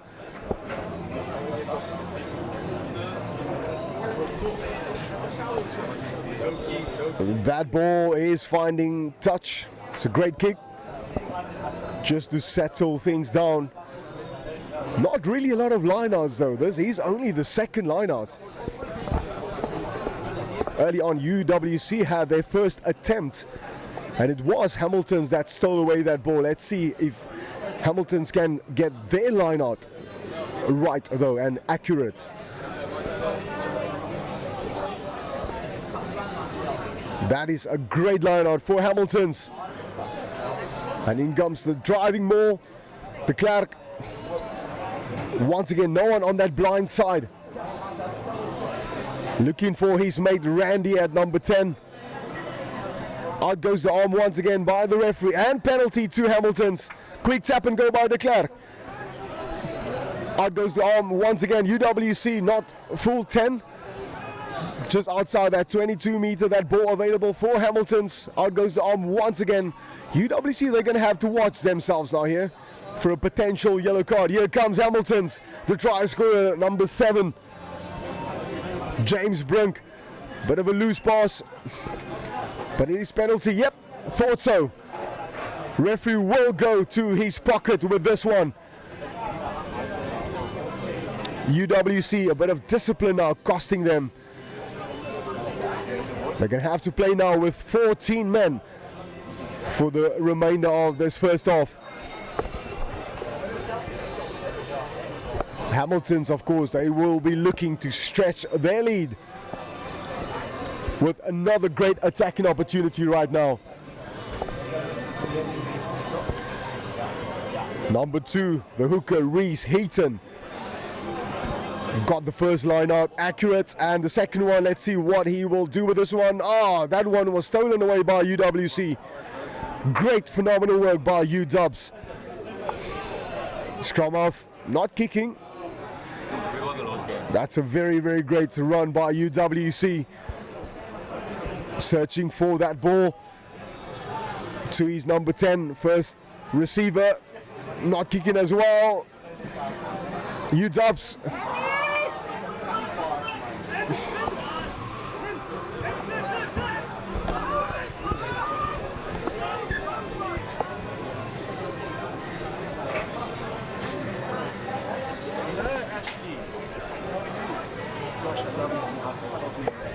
UWC not really making use of that ball. Should have kicked and just get themselves out of their half, because now the ball is right back to Hamilton's with another attacking opportunity for Hamilton's. Reese Heaton, the number 2, the hooker now once again with that ball. Much better, the Clark. First receiver substitute. Oh, what a great carry by the number 19, de Klerk, to fullback Luca Maynard. Oh, almost, yes, stretch. Saw the try line and says, yes, let me take this one. And it's the 3rd try for Hamilton's.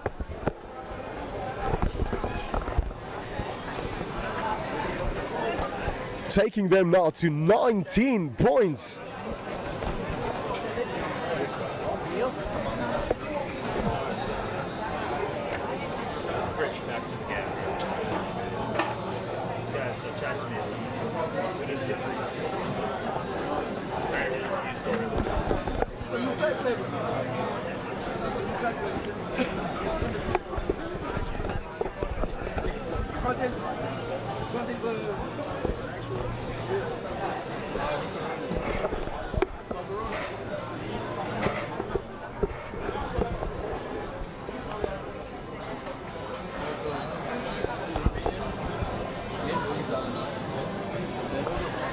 Right, let's see what Eric Puck will do with his ball. Oh, it looks great. Take a bow. He's been so accurate. Converted both of his kicks. And of course, taking Hamilton's now to 21 points. It's going to be very difficult for UWC to come back in this game with about 6 minutes still to go. You can be assured coaches will have a word or two just to motivate their boys to come back in the second half, hopefully a bit stronger as well.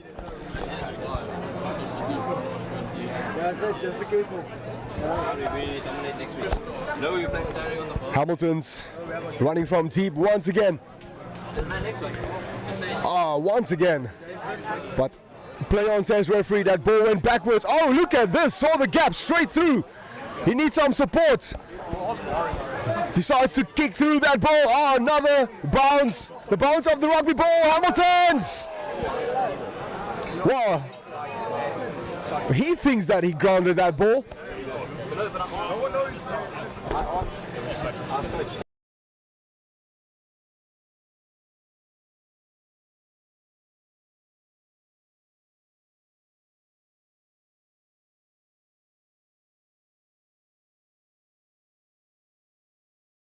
So it's Hamilton's 21. It's the scrum off from UWC, not getting that ball away with some great meters, because right back to Hamilton's again. And here comes Hamilton's. The number 7, the try scorer, James Brunk. He's been great with the chip kick through, but that tackle was definitely in the air by the number 23. Referee showed immediately penalty to UWC.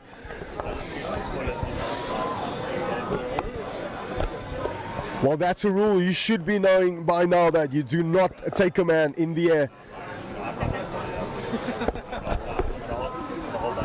You're not going to tell a story, makes me think it's really fun. Well, UWC not really getting a lot of meters. Well, they're going to have to now play the last 4 minutes and try to get some territory going and get themselves out of their half. It's been all Hamiltons in this first half with 4 minutes still to go. They are in the lead with 21 points. A great try that came through from James Brink earlier on.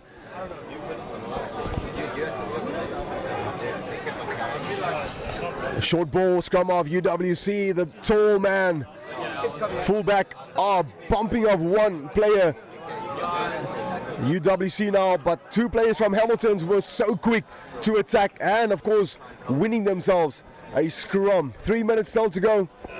A very good afternoon to you, almost evening.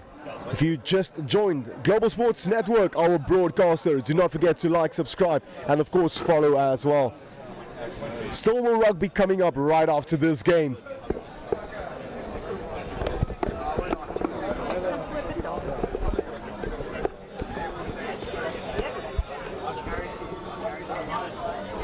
Human Rights Day as well today. I'm pretty much sure you've got your bride going South Africa on this awesome Friday. Kind of feels like a Saturday, I have to admit. Voel amper soos 'n Saterdag. Ball available now for de Klerk, the scrum off. Big tackle from UWC. Thanks for coming. Hamilton's now with ball in hand. The number 15, Luca Maynard. But it's penalty to the home side. Here they come, quick tap and go. The Klerk, courageous with ball in hand. He's been very, very great. 2 tackles coming in from UWC. Penalty to UWs, not rolling away.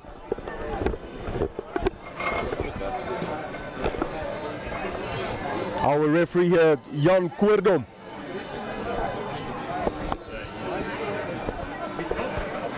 Well, UWs, they need to get themselves out of their territory. Number 15, the fullback, and he is taking that ball all the way up to halfway line. Much, much better kick now. Well, this is their opportunity now just to settle things down, maybe bowl a couple of phases and hopefully come away with 1 try just before half time.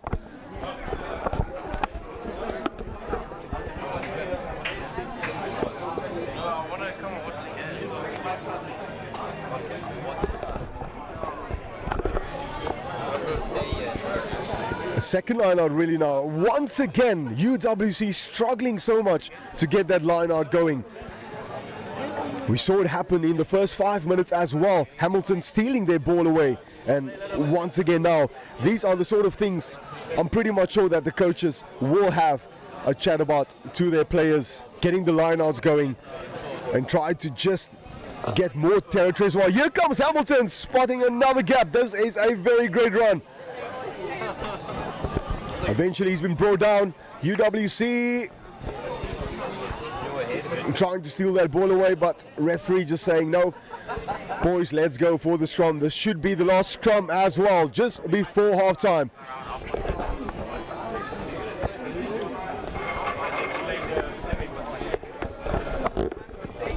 Hamilton's in a very steady lead, 21 points.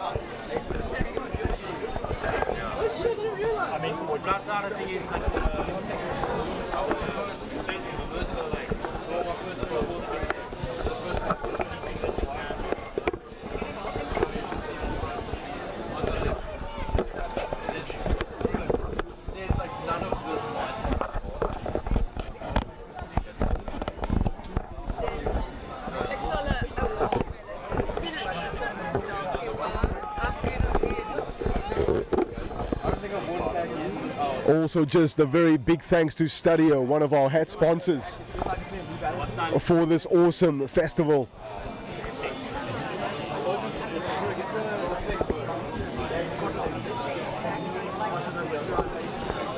DJ's Lekker Braai as well.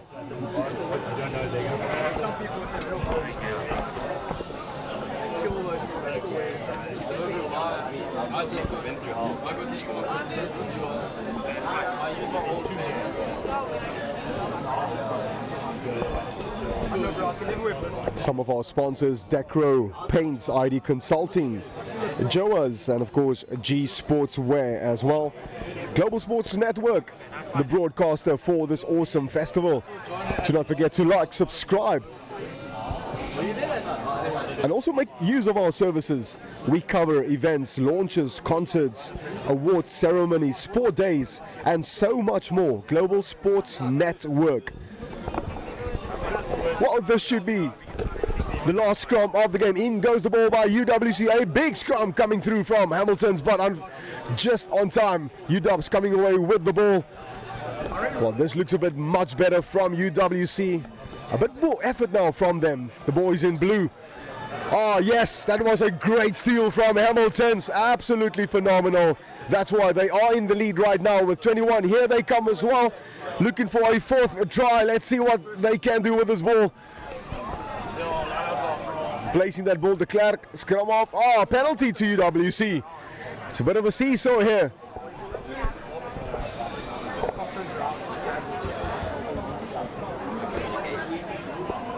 Quick tap and go. Oh no, UWC says that is enough. We need to just have a quick chat to our coaches. But it is Hamilton's with a great start, 21 points. UWC yet to score. Second half coming up.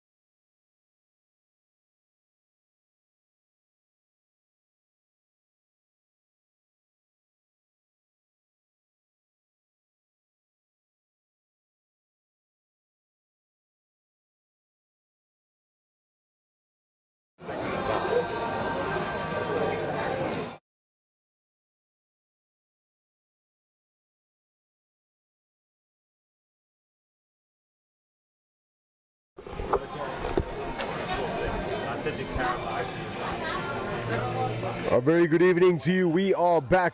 It is Hamilton's be up against UWC. Hamilton's 21, UWC yet to score. It was all Hamilton's in the first half. Hopefully UWC can bounce back and steal this one away from Hamilton's. Well, you're going to have to wait and see. 35 minutes apiece. UWC ready to get us going in the second half. A very good evening to you. If you have just joined our referee for this game, it is Jan Koordom. And UWC sending that ball.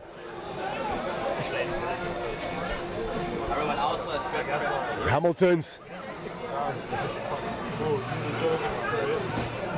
UWC with a very positive start now to the second half.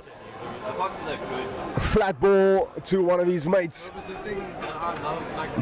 I see you guys practicing and they're so intense and like so hard. Fullback trying to kick that ball through. It is the first penalty going to UWC.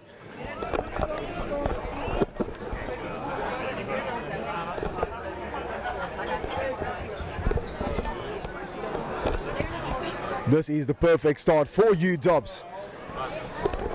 It was all Hamiltons in that first half, dominating the scrums and the lineouts as well. But this looks very promising for the boys in blue. First lineout coming up.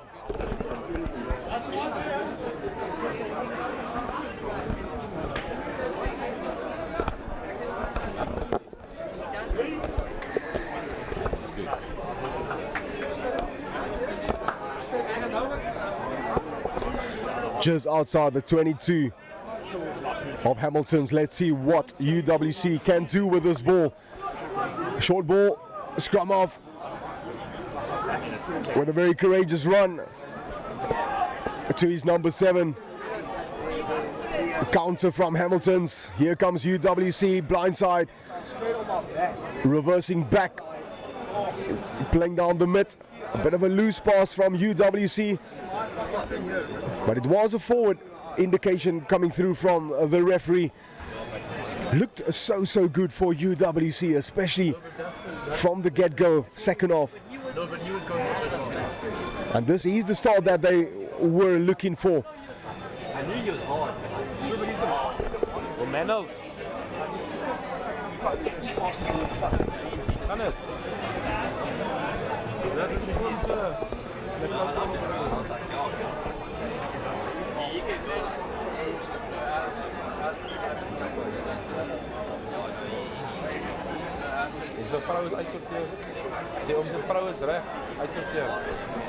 Penalty to Hamilton's. Quick tap and go once again. Oh, big tackle. Out goes the arm from referee. Not sure why Hamilton did not decide to kick that ball. And referee will go to his pocket with this one. It's another yellow card for UWC. They got one in the first half, and this is another one. Discipline as well, causing UWC with a couple of setbacks. Here comes Hamilton's looking to clear this ball. And that is a very good kick from Hamilton's.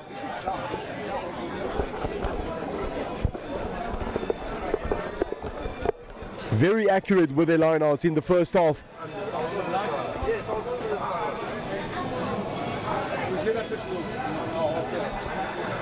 And that's a great line out from Hamilton's.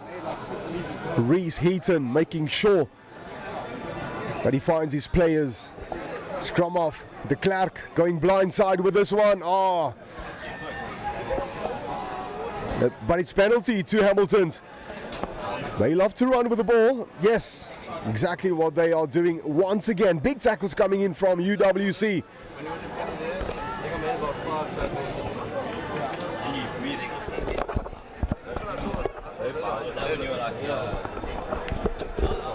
But it's UWC coming away with a penalty. And they started running, they pulled like a switch sides round that. No way.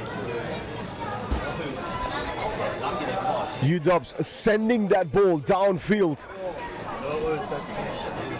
Much better clearance though. Well, they will have another run now. Couldn't get things right from the second half, from the start. This will be their second attacking opportunity in the second half.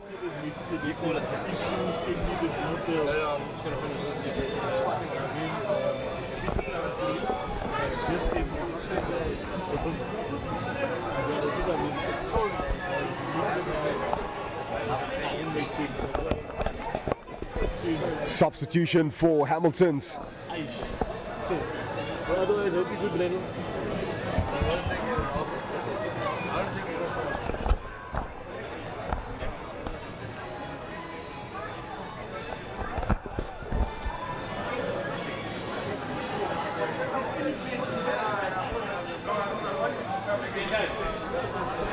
And here comes UWC, first receiver. Hamilton's once again very quick to counter that ball, but it's UWC still with ball in hand. They need to manage to control that ball and just bowl some phases. Big tackles coming through from Hamilton's.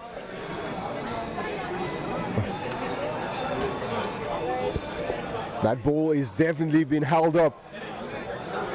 You can expect that whistle to go any minute now. Yes, it's a penalty to UWC. Quick tap and go, not kicking once again. The big man, how often do you see that? But it's Hamilton's coming away with that ball, and buckle up because they will run this ball. Here comes the speedster, the number 11, with a chip kick through. Randy.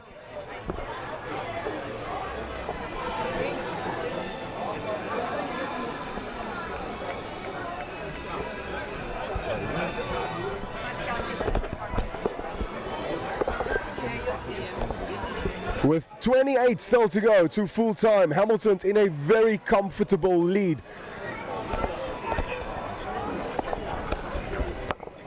Well, anything can still happen.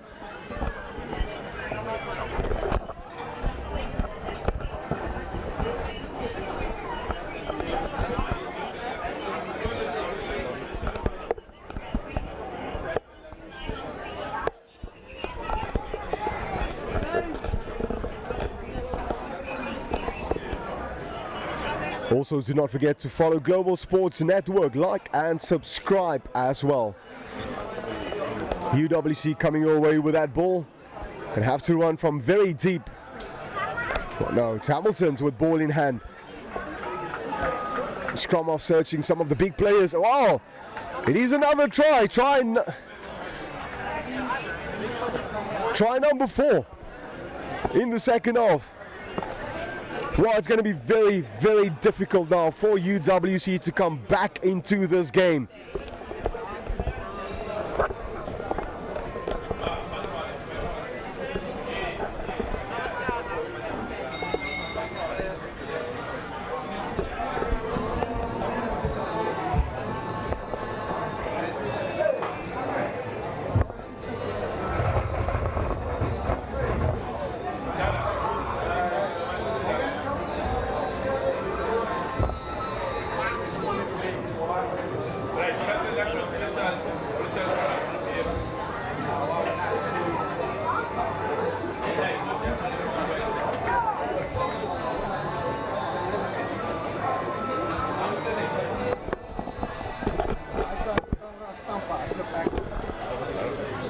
And it's another conversion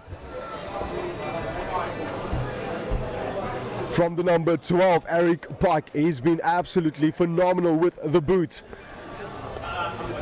Taking Hamilton's now to 28 points.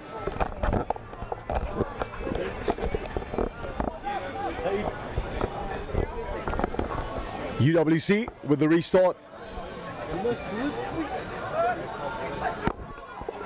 And here comes UWC, the very first really attacking opportunity, the number 8.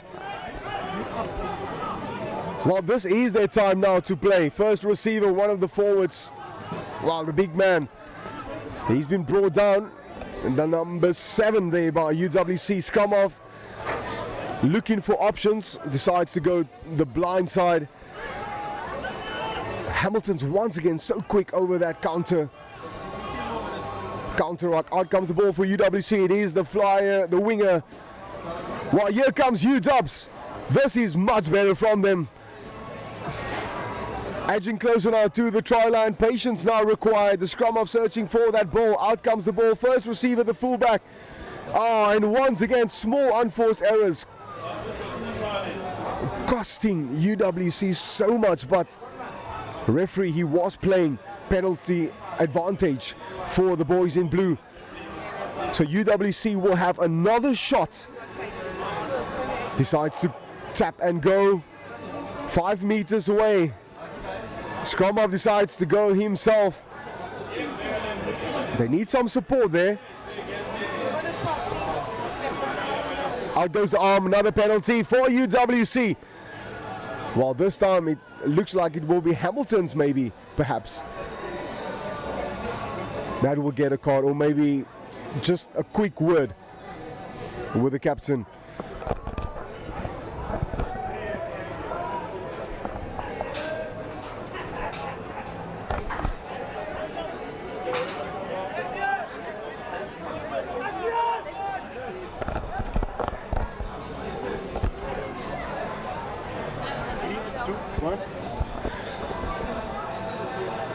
Well, this is really UWC's opportunity now.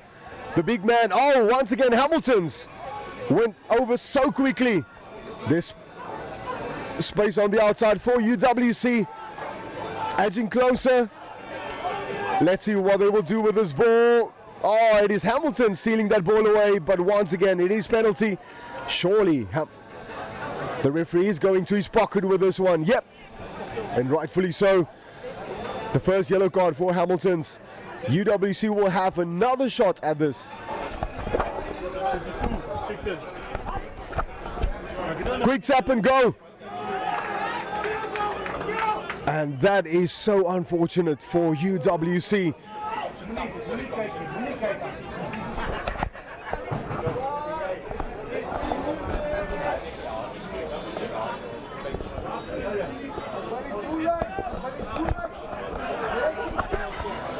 And Hamilton's putting that ball very high into the Cape Town skies.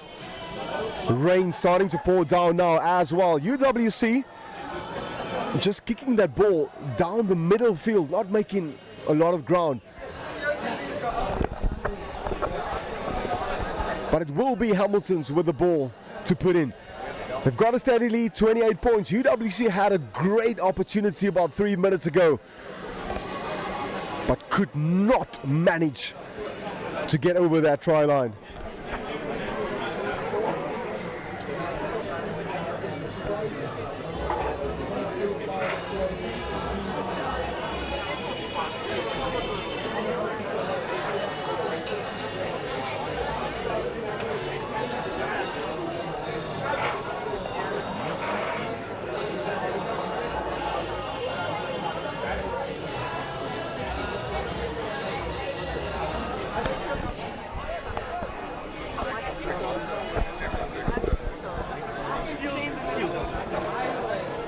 Unfortunately, yet no score for UWs with about 21 minutes still to go. It has been all Hamiltons in the first half and the second half as well. Well, it's a bit of desperation now from the boys in blue, UWC. They need to do maybe a couple of things different now. There's so many flyers. Oh, once again. But it's so difficult as well to manage to control that ball with the weather conditions as well here today in Cape Town. The field is wet. Rain as well pouring down.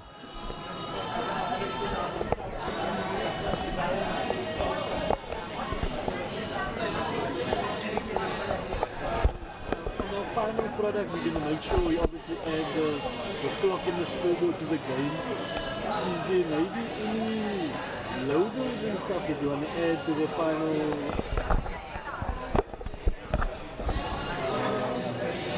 You know? In goes the ball. De Klerk, he's been so phenomenal in the first half. But it's a big scrum coming through from UWC and of course winning themselves a penalty. Quick tap and go. Here comes UWs. Well, they're going to have to play now just outside the 22-meter line. Ball available for UWC.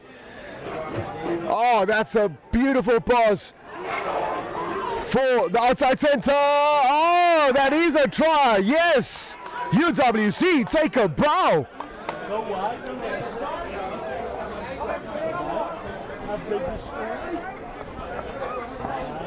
That was so much better from UWC. While they do have the gas in that back line. With 19 minutes still to go, anything can still happen. Try is awarded because a couple of fans around the stadium and some of the players as well thought maybe, just maybe, he went into touch, but no. Try is standing. Very difficult kick.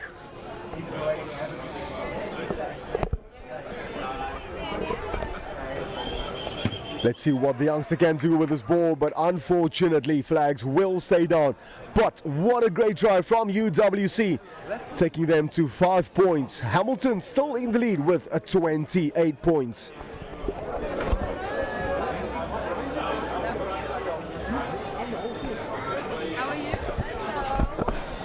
Hamilton's 28 and UWC 5. Got about 18 minutes still to go. It is the second half. Well, that is definitely a sign that UWC do have the speed in that back line. Well, that was an unforced error coming through from Hamilton's, giving that ball straight back to UWC again. Let's see what they can produce with this ball.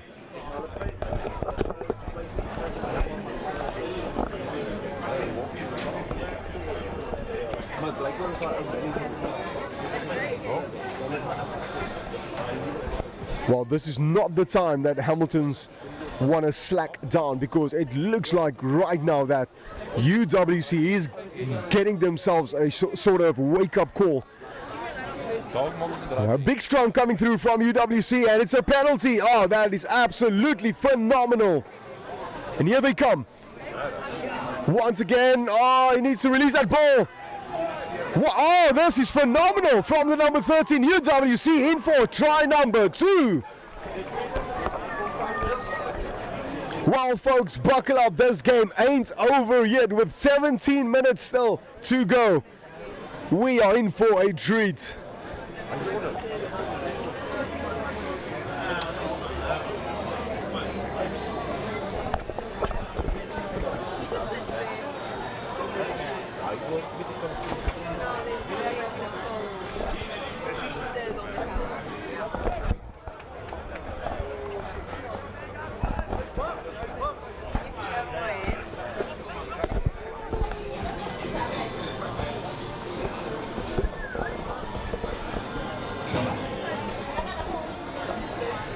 Well, once again, more or less the same position as early on. Let's see what UWs can do with this ball. This is much better. Oh, straight through, taking them to 12 points. Hamilton's still in the lead though with 28, with about 16 minutes still to go.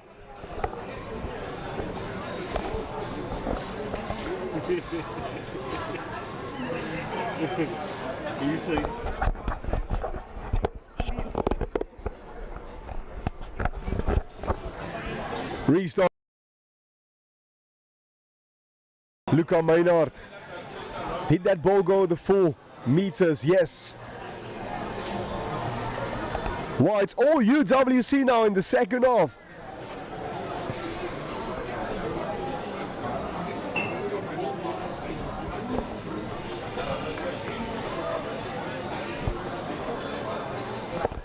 Well, they need to get another try, UWC, if there's any sort of hope.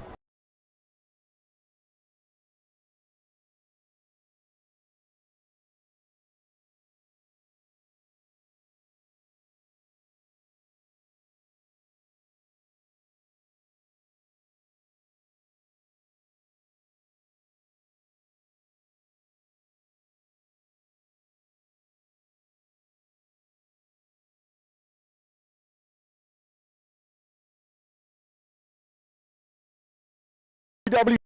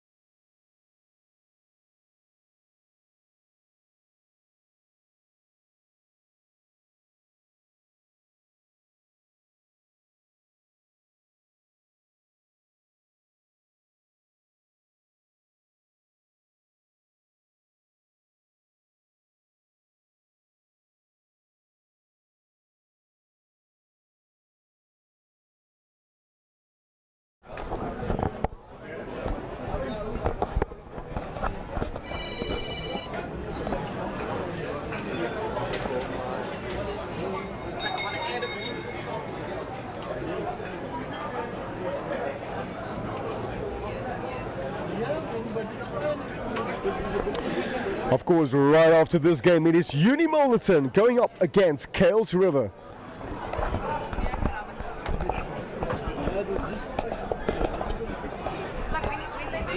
Well, rugby season is here, full force. Schools started their rugby season a couple of weeks ago as well. Club rugbies, friendly games.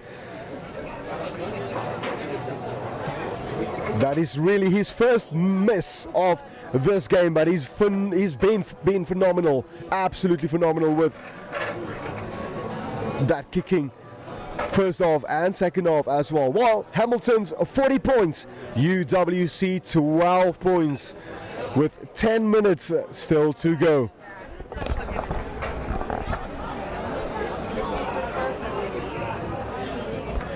UW sending that ball high into the Cape Town skies. Unforced error there coming through from Hamilton's. While the scenery from the commentary box almost looked like if you're in somewhere in the Northern Hemisphere in the UK, with the grey skies and Cape Town Stadium as well sitting right at the back, with the URCs starting as well.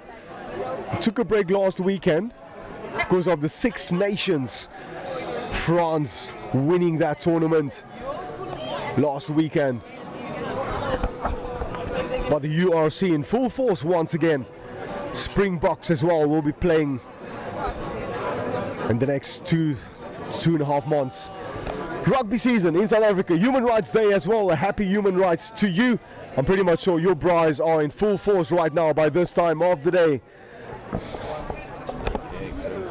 9 minutes to go. Hamilton's leading comfortably. Big scrum coming through.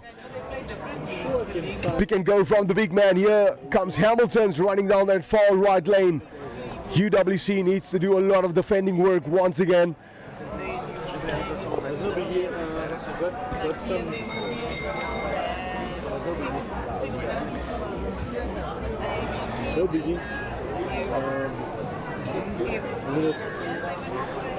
The penalty to Hamilton's.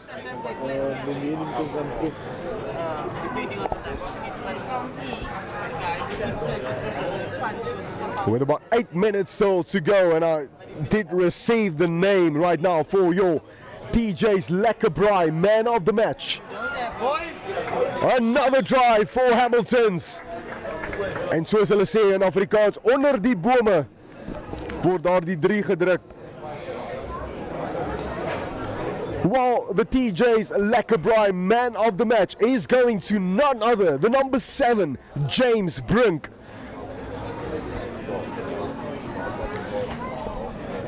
He's been absolutely phenomenal first half and second half as well.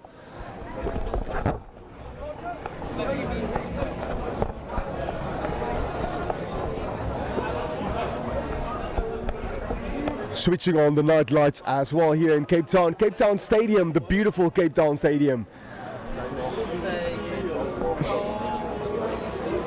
Staring at us, and that is a very easy conversion for the number 12. Well, surely that is game, set and match. Hamilton's 42, UWC 12. We are celebrating their 150 years of phenomenal rugby.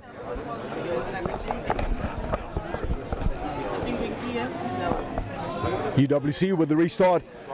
A very deep kick, but it's beautiful. Caught by the number 14. Here comes the number 17 for Hamilton's substitute. De Klerk finding his first receiver. Oh, what a strong carry. That tackle looked a bit high. De Klerk again to his fullback, Luca. Another substitute, number 20. UWC went over quick. Yep. And rightfully so. Winning themselves a penalty. Another opportunity now for UWC just to really and truly play for pride right now. Hamilton's with a very convincing lead, 47. That ball will not find touch. Here comes Hamilton's once again, the number 2, the 22. Great offload there, the number 15. Luca Maynard. He's been looking for so much work. Quite a few times Luca Maynard were in that number 10 position. De Klerk searching for that ball. Once again, it will be the number 15, Luca. Getting away from one player. Oh, great offload to his mate, number 6, Brent Haynes. Counter rock from UWC, but it's a penalty for Hamilton's.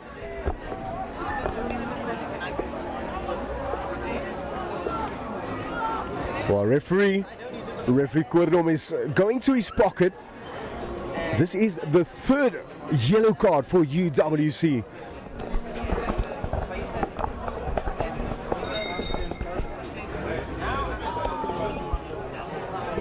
Quick tap and go. Here comes Hamilton's. With 5 minutes still to go. Oh, that is a great strong run. There was about 3-4 UWC players surrounding Hamilton's. And here they come still with ball in hand. Under very difficult conditions though. Field is wet, ball is wet. Coming down the blind side now, it is Hamilton's. Phase number 5. Oh, what a great strong run there by Hamilton's. Oh, what a ball from de Klerk. Take a bound, de Klerk, scrum off.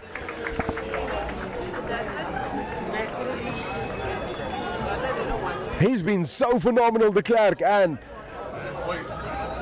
immediately saw his mate coming down that blind side and offloaded that pass so effectively.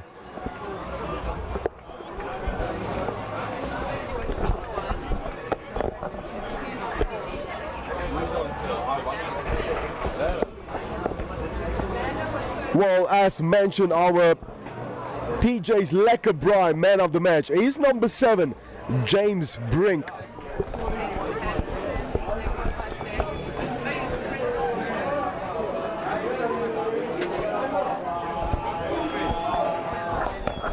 Well, with 3 minutes to go, the game right after this is Uni-Mil up against Kuilsrivier.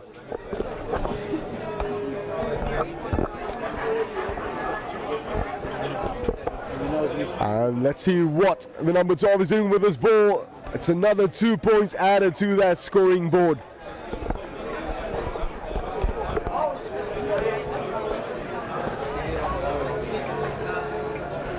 Eric Pike, the number 12, he's been absolutely outstanding.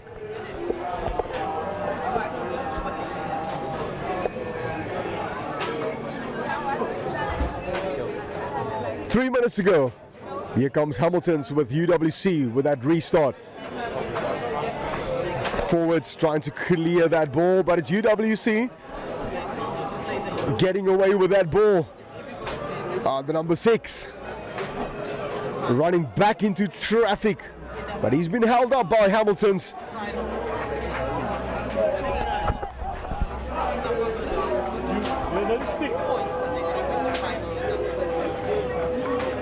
Well done, Hamilton's. 2 minutes still to go. Hamilton's 54, UWC 12. UWC only had a few attacking opportunities early on, and that was about it. Scored 2 tries in the second half.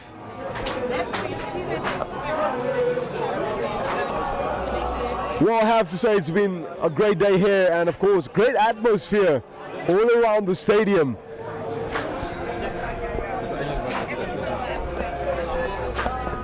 Still more rugby coming up right after this.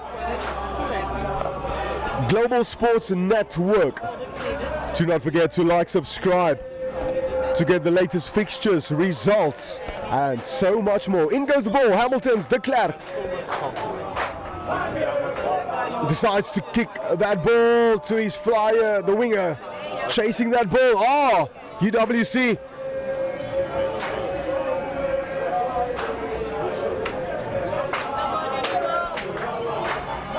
One minute still to go to play.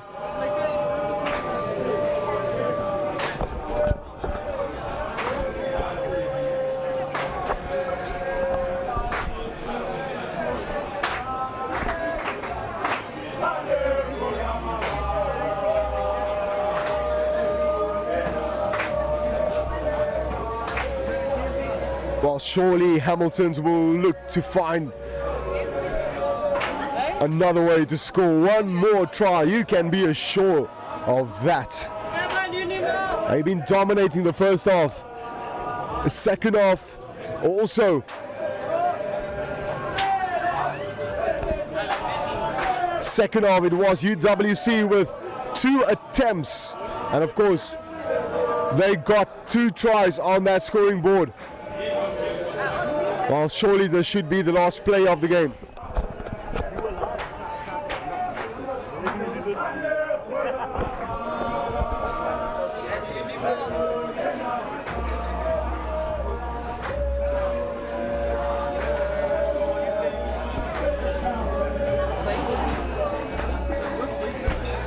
Well, 10 seconds to go. Well done to Hamilton's.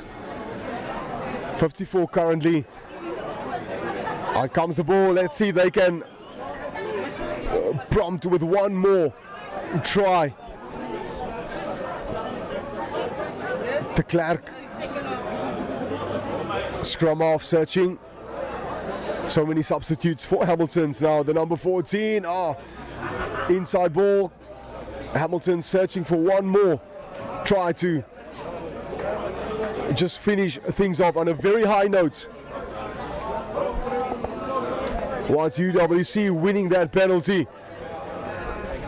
Nothing really they can do though. It's game set and done.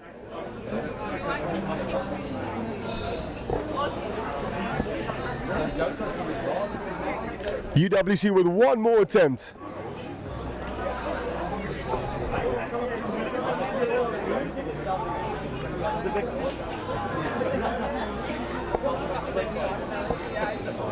One pass.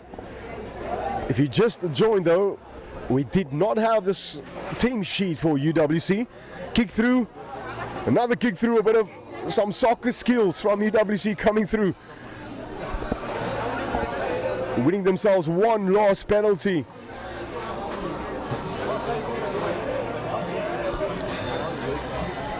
Here they come. A strong run there from UWs. Really just playing right now for pride. Oh, the big man coming through like Jonah Lomo. That looked a bit high. Let's see if you, a substitute there, just maybe took his eye off the ball. It was open field, and that is it from referee. Well done to Hamilton's. 54 points. It is 54 Hamilton's and UWC 12. Absolutely amazing. And as mentioned, our TJ's Lekkerbrai man of the match is going to none other than number 7, James Brink.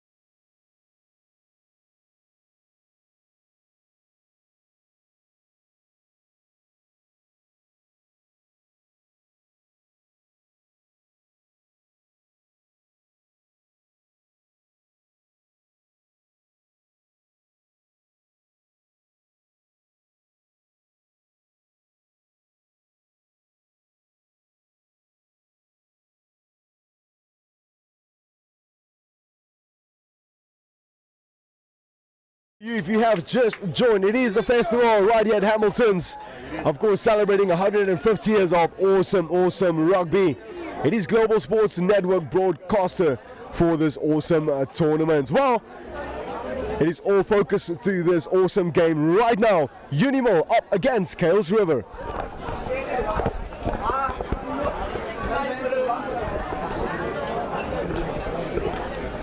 Unimal.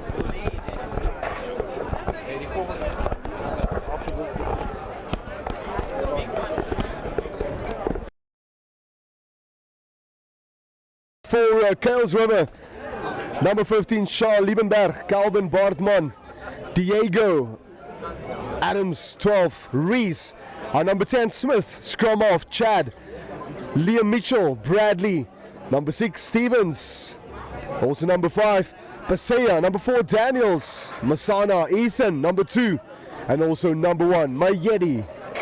That is a team of Kuilsrivier. Kuilsrivier, of course, in yellow and navy. Uni-Mil in the dark navy. Well, Uni-Mil getting us on the way very deep. Number 10 Connor Smith taking that ball just outside the 22-meter. Scrum off of Kuilsrivier.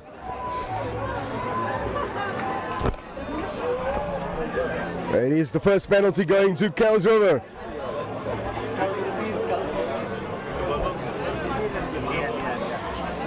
Well, it is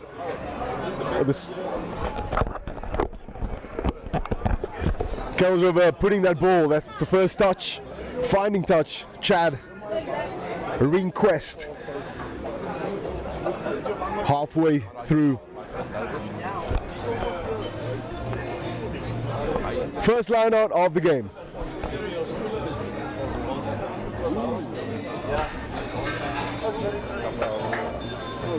Kuilsrivier. That ball not straight. Indication there by the referee. A bit of out of jail card for Uni-Milnerton.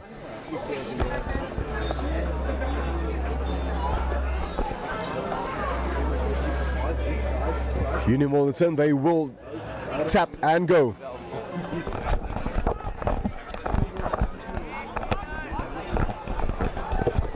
Uni-Milnerton now, scrum off, searching. Sima to his number 10, Bester. Oh, that ball looked like it went a bit loose. Uni-Milnerton still with ball in hand. Kuilsrivier quick over, but it's penalty to Uni-Milnerton.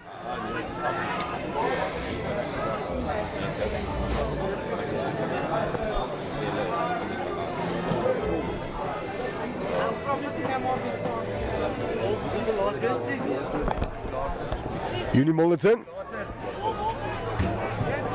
what a great clearance.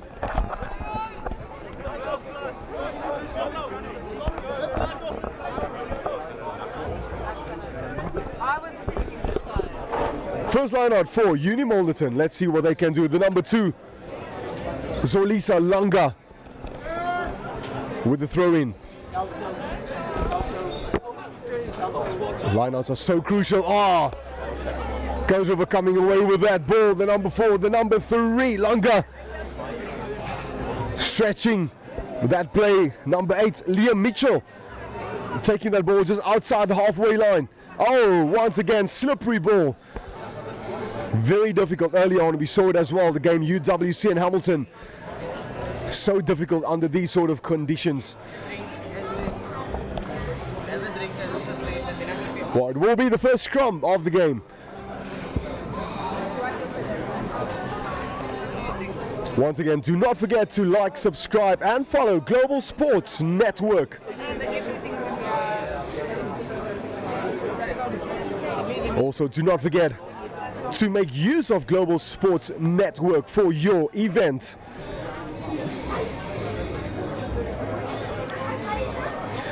Well, that's a big scrum coming through from Uni-Milnerton. Yes, out goes the arm from the referee. Here they come. Inside centre. Oh, what a break from the centre. Oh, what an offload. Fullback coming through, looking for work. Scrum off, searching for that ball. Sima Finding his first receiver. Oh, what a big run as well. Just outside the 22-meter line. Seema once again working, playing with his forwards. Third phase now, Seema. Moving that ball so effortlessly around the blind side. 22-meter line. Kuilsrivier coming away with that ball. That ball is being put through. But it's Uni-Mil coming away with the ball. Loose play now. Some patience. Scrum half decides to kick that ball. Work to do for the fullback from Kuilsrivier. Here he comes. Oh, what a great run. Charles Liebenberg. That's a penalty to Kuilsrivier. Charles Liebenberg. Number 10 now of Kuilsrivier, Connor Smith.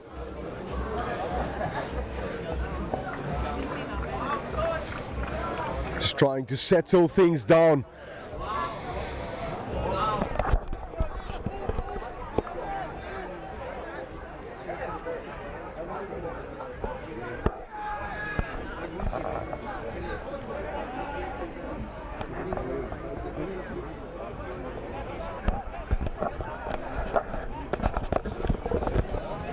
Kuilsrivier now with the throw-in. Not the best throw-ins for Kuilsrivier.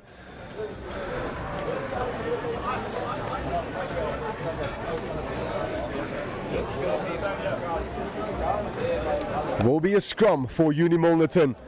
Yet no score in the first half of this game.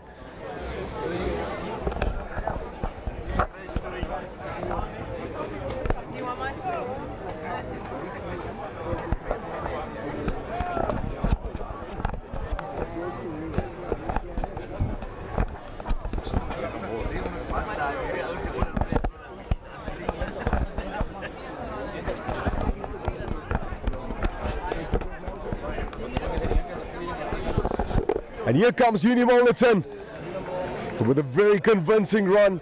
There's no one there, but eventually the scrum half pitching up. Once again that ball looked like it went forward. Yes. Once again, we just want to thank our sponsors again, and one of our sponsors, TJ's Lekker Braai, and of course our owner, Mr. George Ferreira, presenting the TJ's Lekker Braai player of the match, as we want to thank him as well. Of course, our broadcaster, Global Sports Network, G Sportswear as well, ID Consulting, all our own awesome sponsors for today.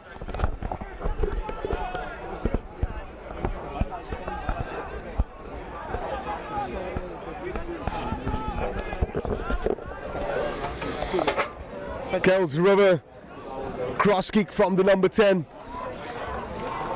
And that is a very, very good kick from the number 10, Kuilsrivier, Connor Smith.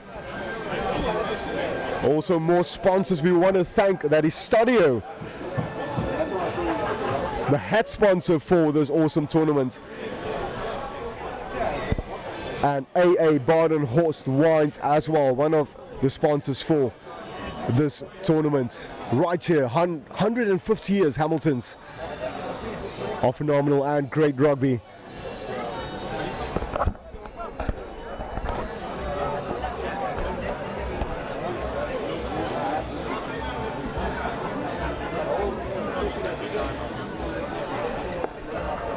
Well, after so many hot days, definitely a blessing today in South Africa, Cape Town.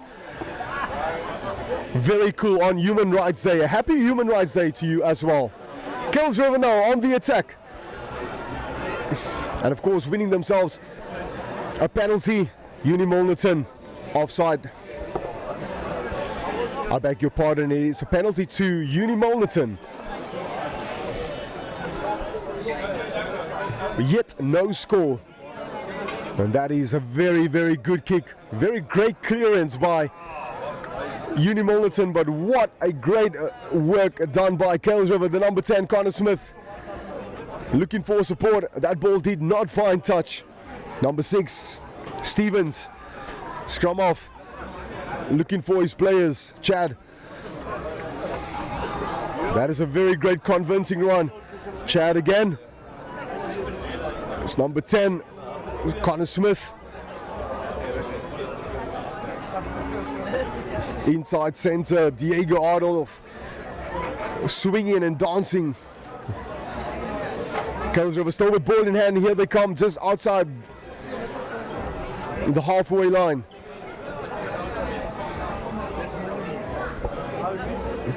Chad Ringquest again. Here comes Kuilsrivier. Wide ball. Oh, the winger couldn't hold on to that ball.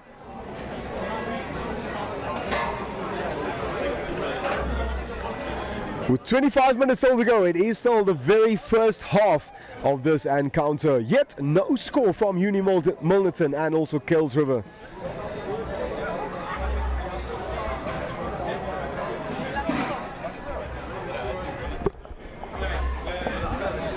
Kuilsrivier pointing to the post just to get the first couple of points on the scoreboard.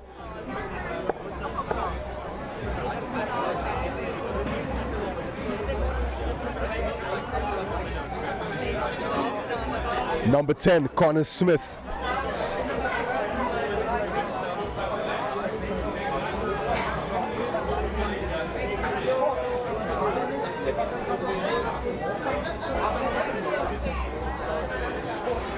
Connor Smith straight through. Kuilsrivier taking the lead with the first couple of points on the board. It's Kuilsrivier 3, Uni-Milnerton yet a 2 score.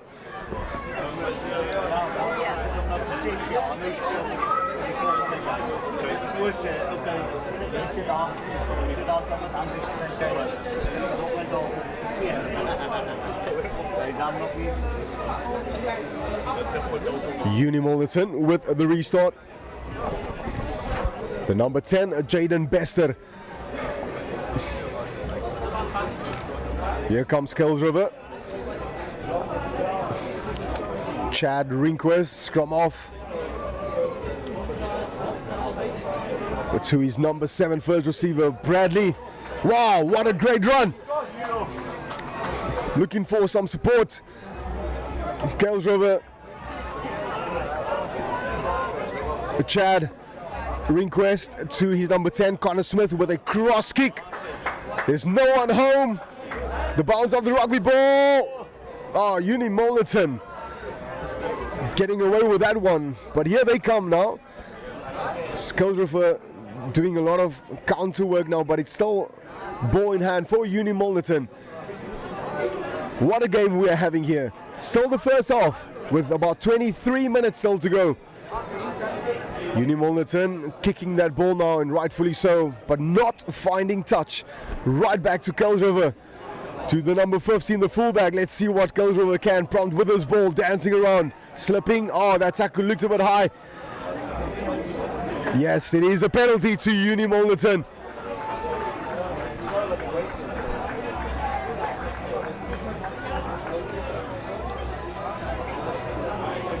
Let's see, they will go to post with this ball. No, they will go for the touch. Maybe the distance just a bit too far.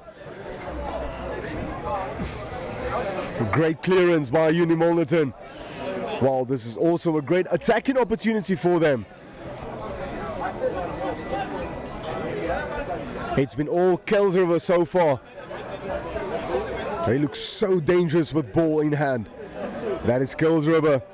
Got some flyers there at the back. Charles, Calvin Bartman, Diego, Adams, Connor Smith. Of course, their scrum off, Chad Ringquest. Well, line out, number 2. Zolisa Langa finding his player.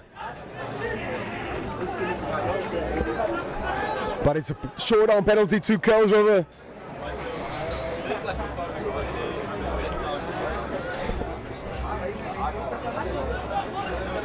Number 10, Connor Smith, will go deep and very high downfield.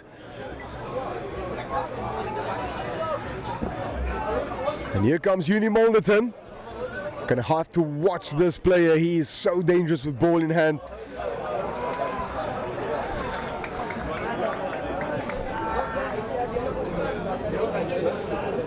But it is another penalty to Kuilsrivier. Let's see what they will do with this ball. Yes, immediately going for post. They've got 3 points early on.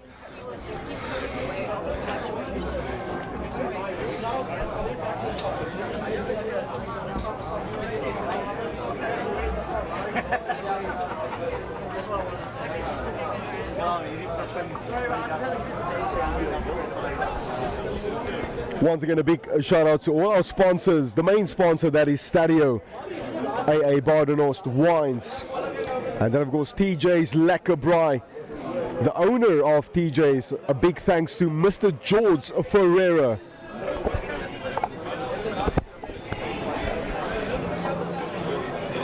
Flags stays down. It is Kuilsrivier still in the lead with 3 points. Still anyone's ball game with about 20 minutes still to go to the very first half.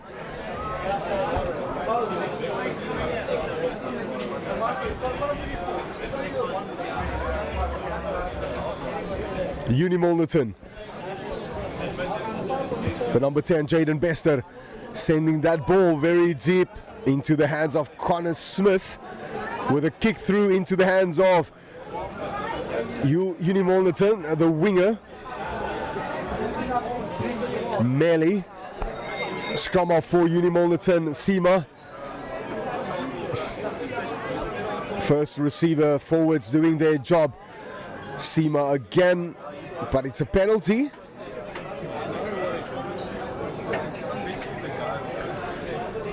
To Uni-Milnerton. Let's see what they will do with this ball.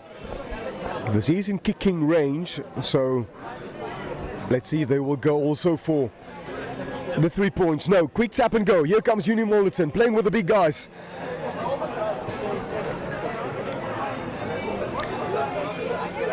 Kuilsrivier shouting for a penalty, but nope. Uni-Milnerton now with ball in hand. Seema again playing and working down the blind side now. Oh, this is much better from Uni-Milnerton right now. The fullback still going. Oh, what a run by the fullback. Sinawu William, take a ball.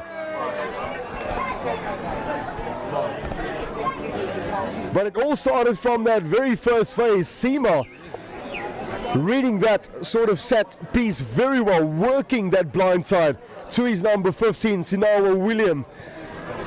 It was try time from the get-go. And of course it is the first try.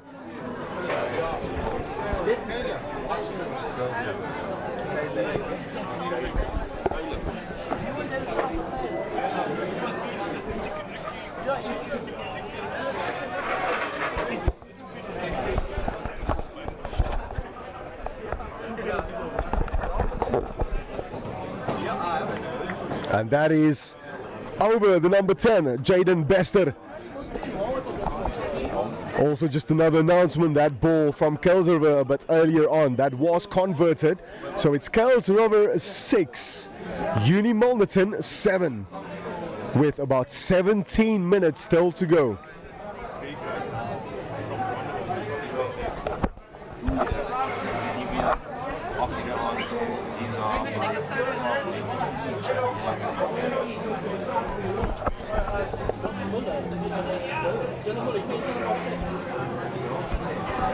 Kuilsrivier, number 10, Connor Smith with the restart. That ball went forward. Unforced error coming through from Uni-Milnerton.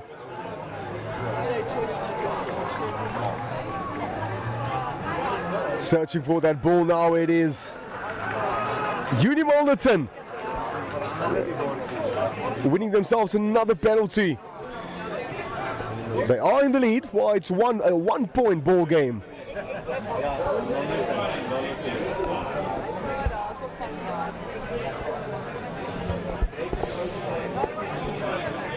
Clearance from the number 10, finding touch with a great kick. That is Jaden Bester. Added the 2 points earlier on as well for Uni-Milnerton.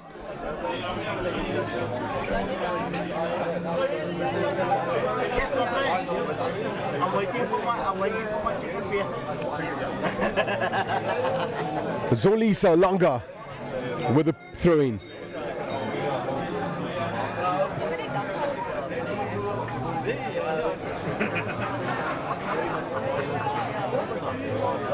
That's a much better line out for Uni-Milnerton. Here they come, moving that ball now to the back line.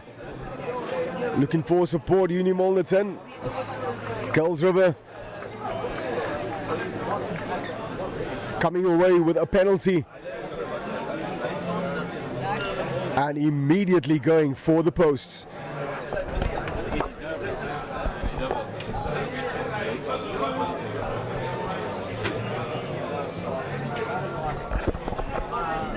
Well, with 15 minutes still to go, it is Uni-Milnerton 7 points, Kuilsrivier 6. One try that came through from Uni-Milnerton. The number 15, Sinawu William.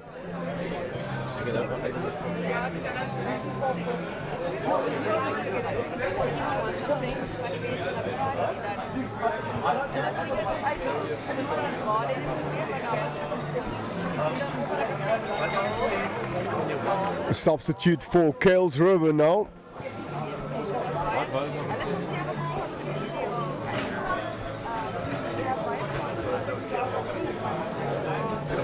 By the looks of it, it looks like Matthew Hendricks that came onto the field.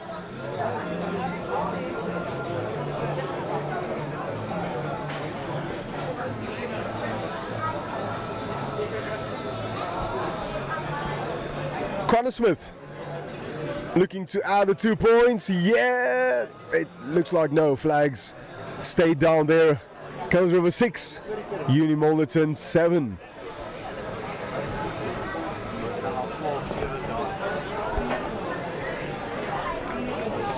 Jaden Bester sending that ball downfield into the hands of Connor Smith. And here comes the flyer, the fullback, inside, outside.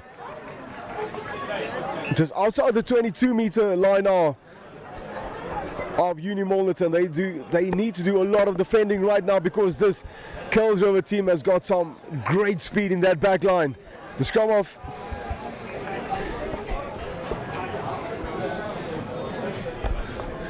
Scrum of Chad Rinquez has been phenomenal as well in this first half. Quick tap and go.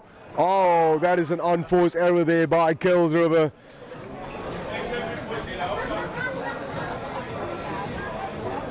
Uni-Milnerton with a bit of a breather. And of course they will have the put-in with the scrum. With about 13 minutes still to go, still anyone's ball game. Once again, a big shout out to all our sponsors, DJs, Lekker, and we are very fortunate and blessed to have Mr. George Ferreira here, I beg your pardon, and also AA Bardenos Wines and STADIO, which is our main sponsor, celebrating 150 years of Hamilton's rugby. Out comes the ball, Uni-Milnerton, and once again that ball is so slippery. Another unforced error from Uni-Milnerton. Unforced error for Uni-Milnerton, but this is a great attacking opportunity now for Kuilsrivier.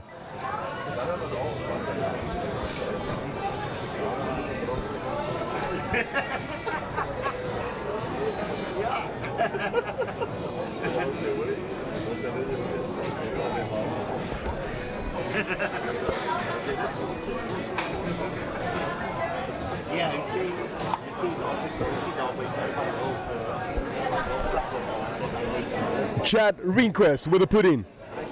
Front line. Front row. Wow, that ball. Huge scrum, of course, that came through from Uni-Milnerton. They won themselves a penalty. Really a waste here for Kuilsrivier. Was such a great attacking opportunity for them.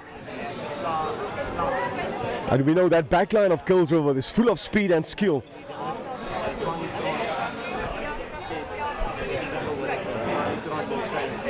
Uni-Milnerton now, number 10, Jaden Bester.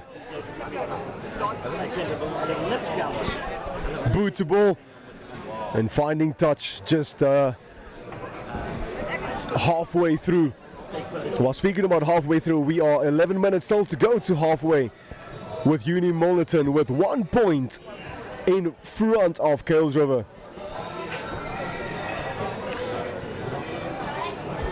Number 2 now, Zolisa Langa.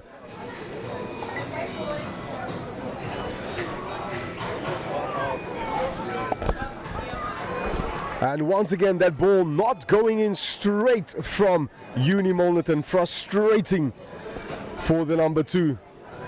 And of course, a bit of a breather for Kuilsrivier. Well, they're going to have to run now from very deep with about 10 minutes still to go.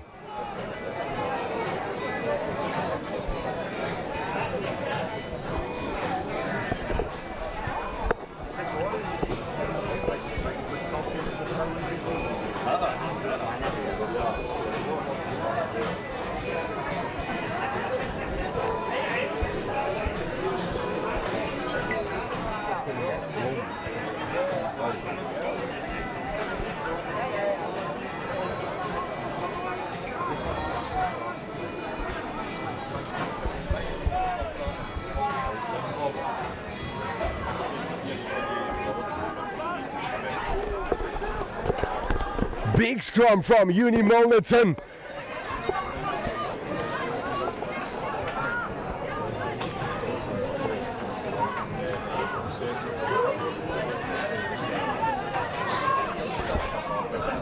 Kuilsrivier now with ball in hand, the number 10, Connor Smith.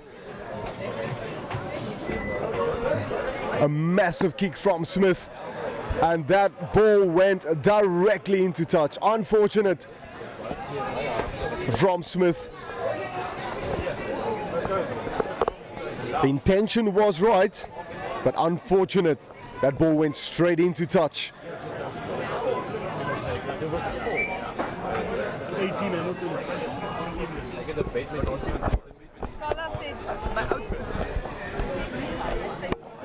Well, this is another opportunity for Unimal to get that line out right. Still struggling to get it right early on as well. Well, there's always another opportunity to get it going and put that driving ball for Unimal. They've got some big boys in that front row. Kuilsrivier now ready to defend this ball, and once again Unimal not struggling to get that line out accurate. Kuilsrivier decides to kick that ball, the number 9, Chad Ringquest. Not finding touch though. And here comes Unimal. Very great run. Forwards just settling things down.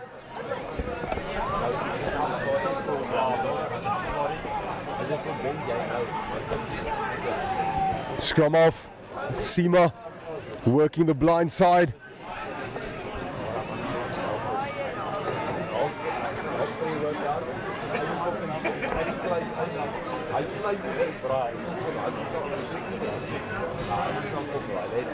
Well, with about 7 minutes to go, it's still anyone's ball game. Unimal just slightly ahead with 7 points. Kuilsrivier 6. 2 conversions earlier on. Kuilsrivier, Connor Smith, the number 10. 1 try that came through early on by the number 15 for Uni-Mil, William.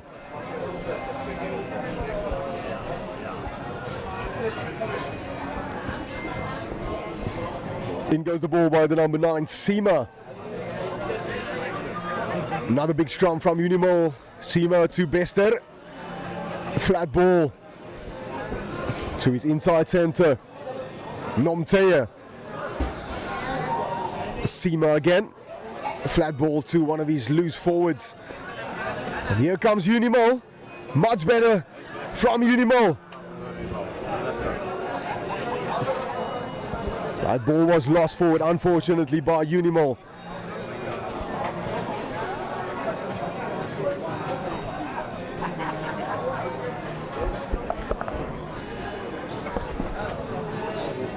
just after 7 o'clock right here in Cape Town, and the beautiful city lights also displaying all around the stadium, with Cape Town Stadium just at the back. Hamilton's celebrating 150 years of awesome rugby. Once again, a big shout out to all our sponsors. That's TJ's Lekker, of course George Ferreira here in our presence as well, AA Bardenost Wines, and also Stadio as well. Penalty to Uni-Mil with about 5 minutes still to go.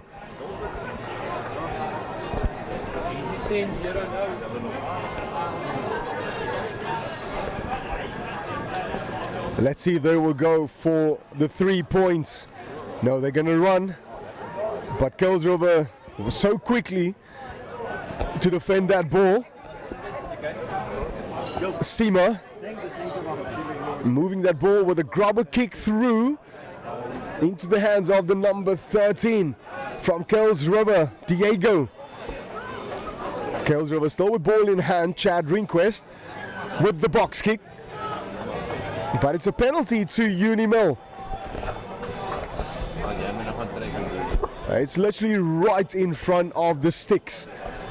But let's see if Unimal will decide to take the 3 points or maybe go for touch.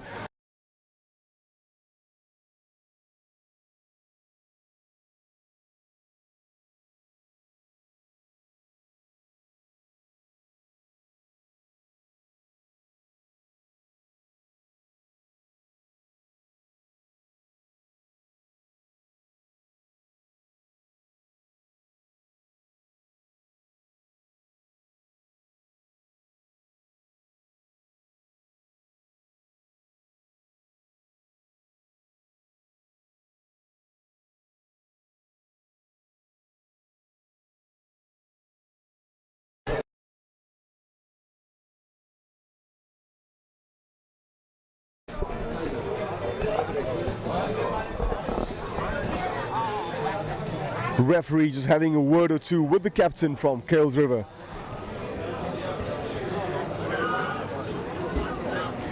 Once again, Unimal not going for touch, but decides to run this ball just outside the 5 meter line. It's Unimal now with a great attacking opportunity, edging closer now to that try line. Oh, this is absolutely phenomenal.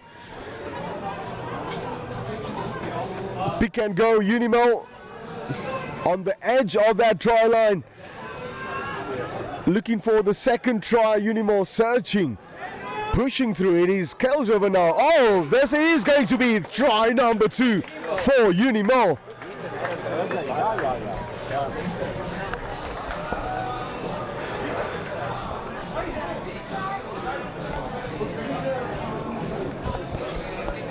With 3 minutes to go to halfway.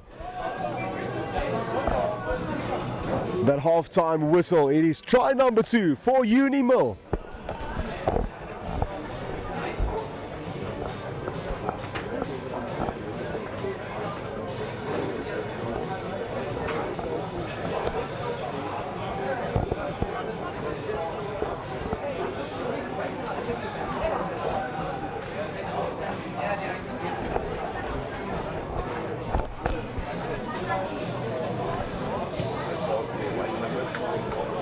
Two points added for Uni-Milnerton. Absolutely phenomenal. Jaden Bester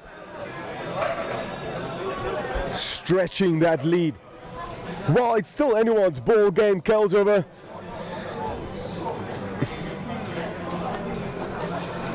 just struggling a bit to bolt some phases in the first couple of minutes. They look so dangerous with ball in hand. Great flyers and steppers in that back line as well, including a very strong front row as well. Some big forwards just unable to manage to put some phases, but hopefully they can do so in the second half with 2 minutes still to play. Under 2 minutes, Unimal with ball in hand now. They are in a very great lead, 12 points. Scrum off of Unimal. He's been phenomenal. Seema now. Jaden Bester looking for some support. Unimal still with ball in hand. Seema. And here they come again. Unimal Great defensive work there by Kuilsrivier, the number 8. Seema just settling things down, not in a rush whatsoever. Seema again. And here comes Unimal. Oh, that pass was so accurate, and it is, of course, a penalty for Uni-Mil. With a couple of seconds still to go, they will definitely go into halftime in the lead.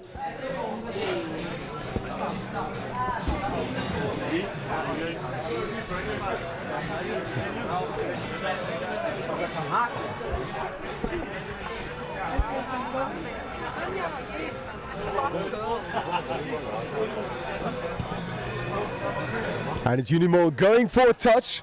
That is a great clearance by the number 10, Jaden Bester. Right on the 22-meter line of Kuilsrivier. Well, this is not what Kuilsrivier wants. On the brink of halftime. Number 2 now, Zolisa Langa, the hooker. Let's see if he can get and manage to get this line out going and possibly set up that driving more. Much better from the number 2. Out goes the arm by the referee. The big man again, number 2, Zolisa Langa. Seema, scrum off, but he's been chuffled by one of the Kuilsrivier players. Penalty to Uni-Mil.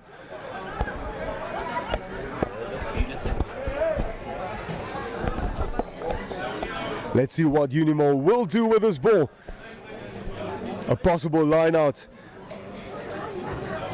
It looks like for a couple of seconds there, the captain indicated going for the post, but no.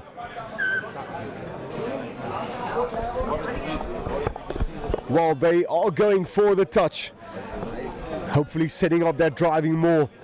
Well, Kuilsrivier is going to have to defend right now.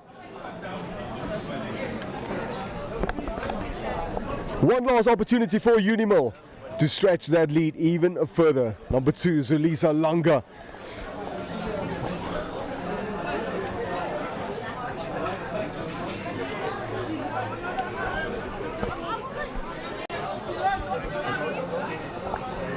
Kuilsrivier just communicating with one another. Another great line out from Uni-Milnerton.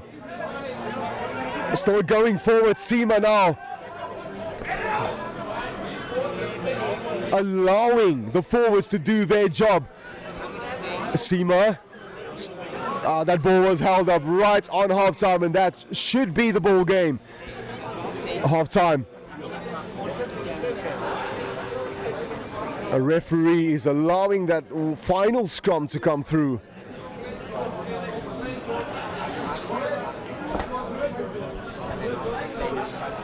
Well, Kuilsrivier will definitely not take the chance to run this ball. Well, the thing is, who knows? They do have the speed though at this back line, that can be assured. You can see some flyers. Early on we saw them.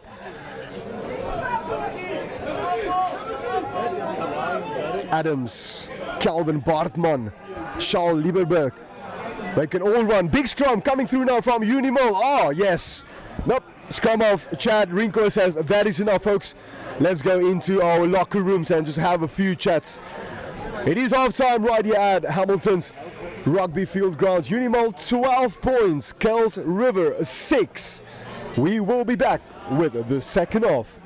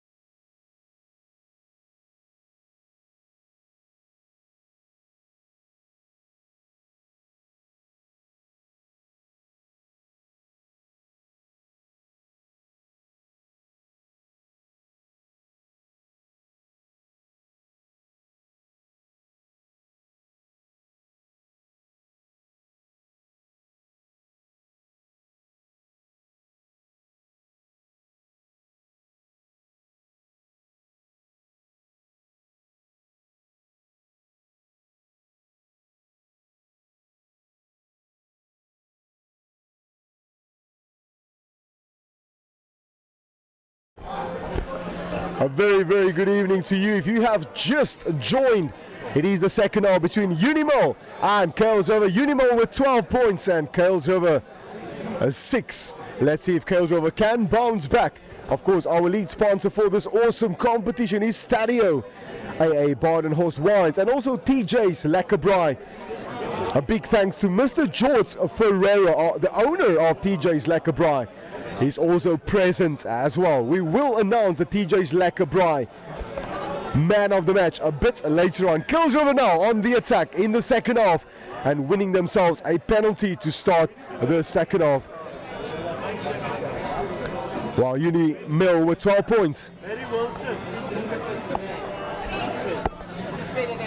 While there's another game coming up right after this, and my colleague Barry Wilson will be in the commentary booth. Kuilsrivier now on the attack. Scrum off Chad. Looking for some of his forwards just to get things going. That is great hands from Kuilsrivier. Couldn't find Calvin Bartman, the winger, on the left side. Well, it's penalty for Kuilsrivier. Great attacking opportunity for them right now. If they decide to go for a line out. Well, quick tap and go is the call from the captain. Pick and go from Kuilsrivier. Working the blind side, Kuilsrivier. They've got their speedster there on the left. Chad Ringquest. Oh, great positive run. So close to that try line.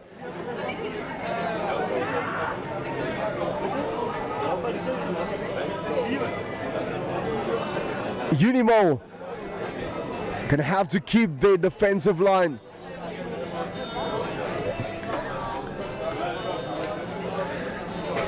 Just a bit of a reliever for Uni-Mil.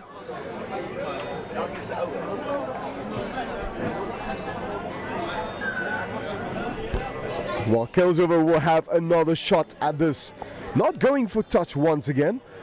Just working and playing with their stronger players while moving that ball so effortlessly and playing down the midfield. Wow. Yellow card for Uni-Mil. Gonna have to defend now with 14 men. Kuilsrivier will have another shot at this. The number 9 Chad Ringquest just working the ball with a few of their stronger players. Ethan Galberbloem. The breakthrough. By the looks of it, looks like the inside centre Adams coming through for Kuilsrivier in the second half.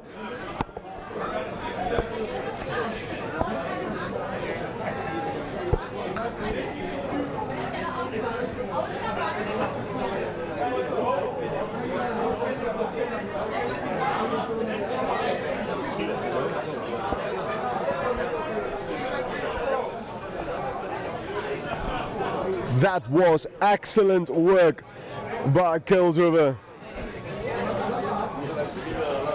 Taking them to 11 points with the kick to come. What a kick by the number 10 Connor Smith. Well, it is Kuilsrivier in the lead with 13 points, Uni-Mil 12. It is the second half of this awesome encounter.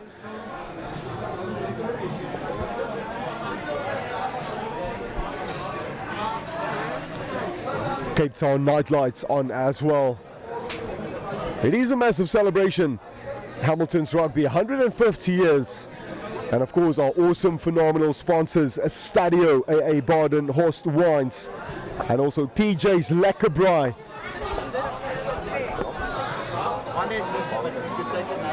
Restart and Kuilsrivier clearing that ball.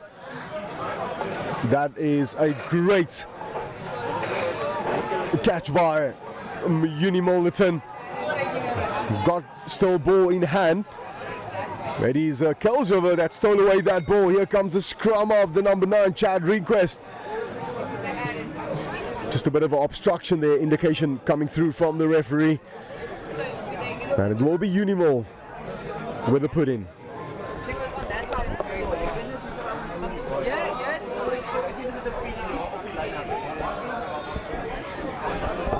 Well, also do not forget to like and subscribe to Global Sports Network.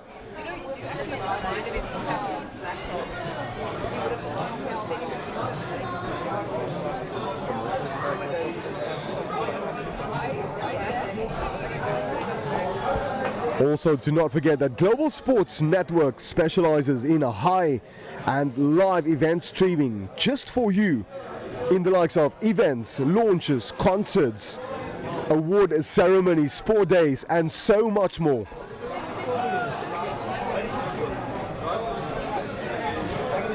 The Kuilsrivier with the put in, a big scrum coming in from Uni-Mil. Ball still, oh, it's Uni-Mil coming away with that ball just on the halfway line. So many forward players in that back line. Making good couple of meters here. It looks very on now for Uni-Mil. Scrum off. Flat ball to his winger. Seema to Melly.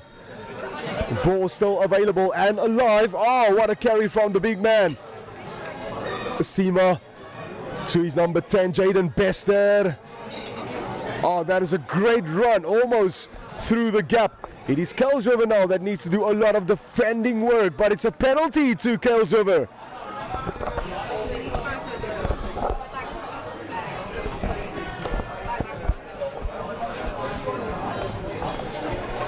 A bit of a reliever there for Kuilsrivier. That ball will not find touch, but it looks like an unforced error there by Uni-Mil. Unfortunate. I have to just say this as well. It is very difficult under these sort of conditions.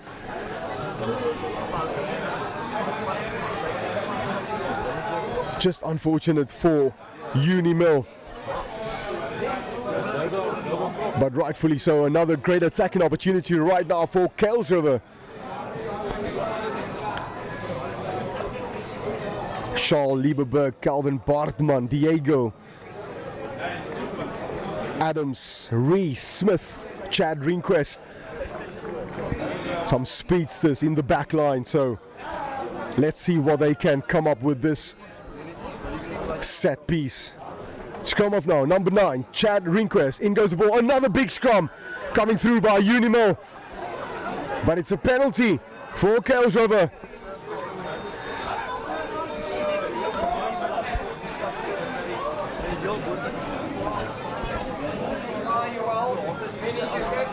Great clearance there by the number 10, Connor Smith.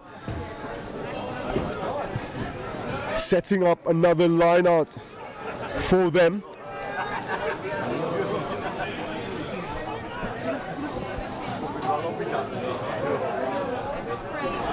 The number 16. That is Roberto Oppel for Kuilsrivier. Oh, that is a great line out for Kuilsrivier. Here they come, flat ball. Great run. Placing that ball so great for his number 9, Chad Rinquest. Oh, here comes the Flyers, and this is what Uni-Mil needs to be on the outlook for. Oh, look at this, spot the gap.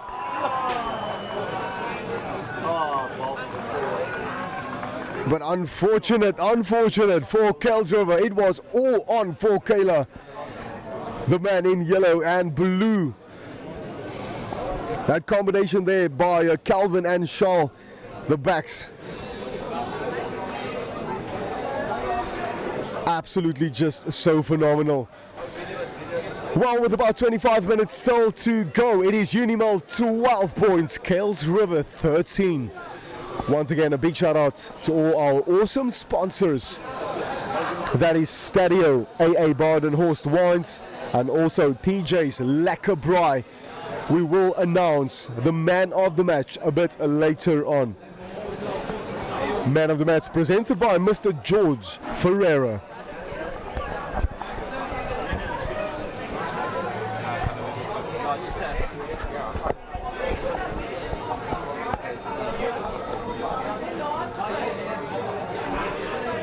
Seema. Big scrum from Kuilsrivier, but it's a short arm penalty for Uni-Mil.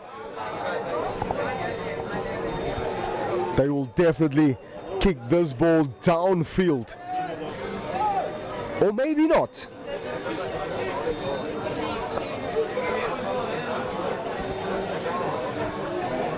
Yes, they do. Finding touch. Just outside their 22. It will be Kuilsrivier now with the ball to put in the line out. Ethan, not Ethan, I beg your pardon, it will be the replacement in that number 2 jersey right now, Roberto Oval. Previously had a very accurate line out, and again number 9 for Kuilsrivier, moving that ball out to the number 10 inside center, Adams. 9, Chad looking for some ball runners. Man, it looked like an unforced error that came through from Kuilsrivier. Well, it is Cape Town night light, so it is very difficult as well to see that ball.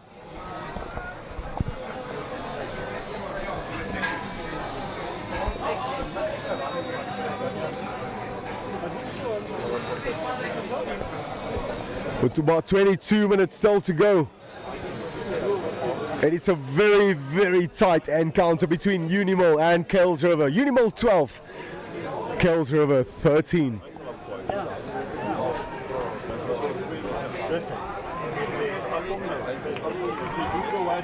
Well, it is a penalty, short arm penalty to Kuilsrivier with a quick tap and go, and here they come.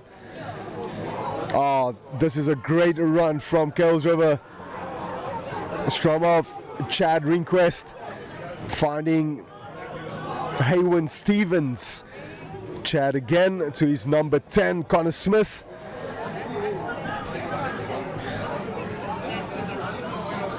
Smith with a bit of a loose pass in the hands of the number 15 for Unimal. This is danger. This is danger. Oh, the big man, the number 2. And it's a penalty to Unimal. Discipline now is very key for both sides.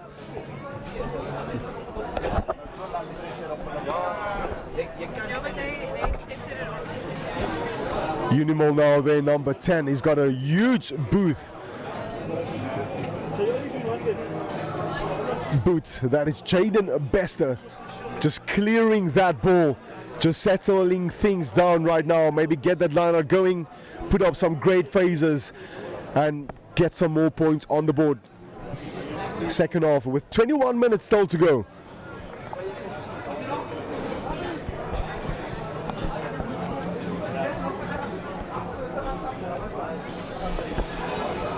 Well, some tired legs out there, that you can be assured. It is about just before 8 o'clock with one more game still to come. Right after this, my colleague Barry Wilson will jump right into the commentary booth after this match. Line out going the way Unimal just planned, with a great driving maul coming through all the way to the 22-meter line. Seema, well, unfortunate for Unimal, it looked on for them.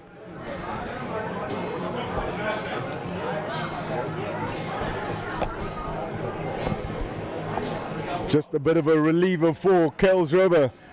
They are ahead with only 1 point.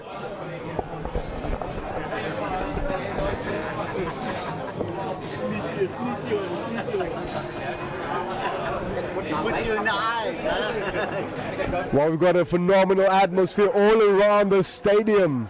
It is Human Rights Day, and of course, where we are situated, fans all around having some drinks, food. It's all loves and smiles. You know, one thing about South Africa, and especially here in Cape Town, rugby is a joy for the Cape Townians. 150 years Hamilton's rugby celebrations Of course, our broadcaster for today is Global Sports Network. Do not forget to like and also subscribe.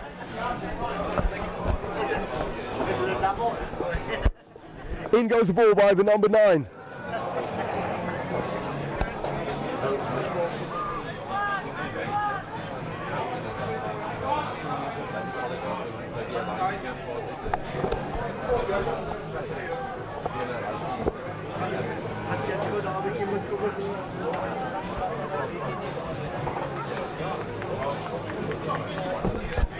And here comes Uni-Mil.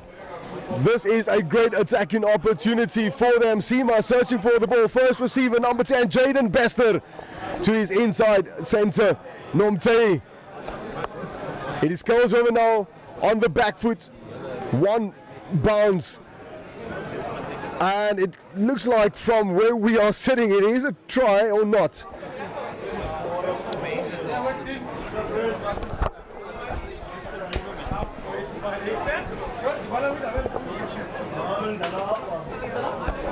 Well, with 19 minutes still to go.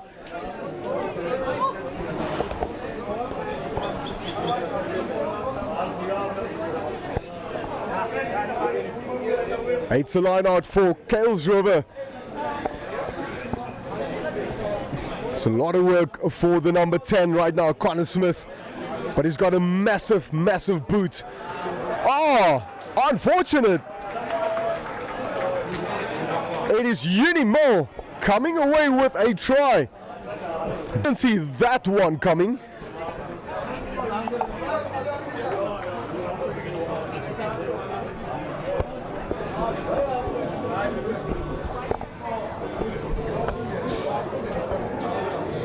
Just unfortunate for Kuilsrivier. But I have to say as well, it's under very difficult conditions just before 8 o'clock here in Cape Town, and it's a bit dark, but the lights are on. But yet, it's still very difficult to see that ball.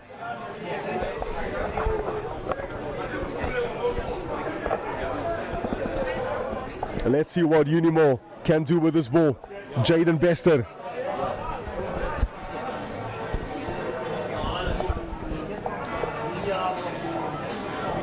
Unfortunate flags will stay down.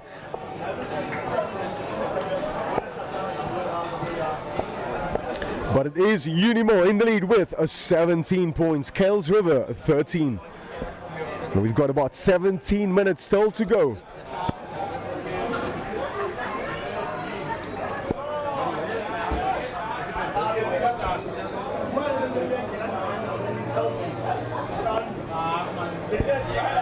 Connor Smith. And once again, as I mentioned, it is so difficult to see that ball. Unforced error coming through from the number 13, Gladwin Machala. Let's see what Kayla can do with this ball. Quick tap and go by Chad. Out goes the arm by the referee.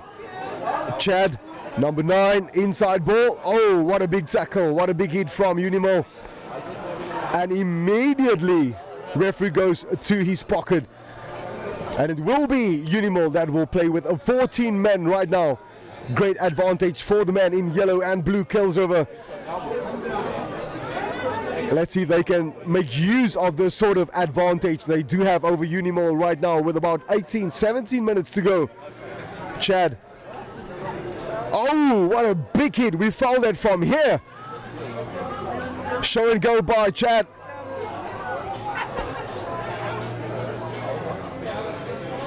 Searching, looking for options.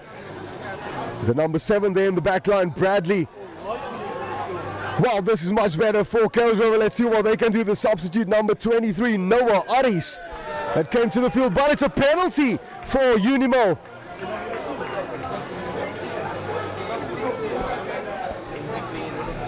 With 15 minutes still to go, Uni-Mil in the lead, 17, and Kuilsrivier 13. Not a lot on that kick, but I think Uni-Mil just wanted to get that ball out settle things down and hopefully get another go to send that ball straight downfield.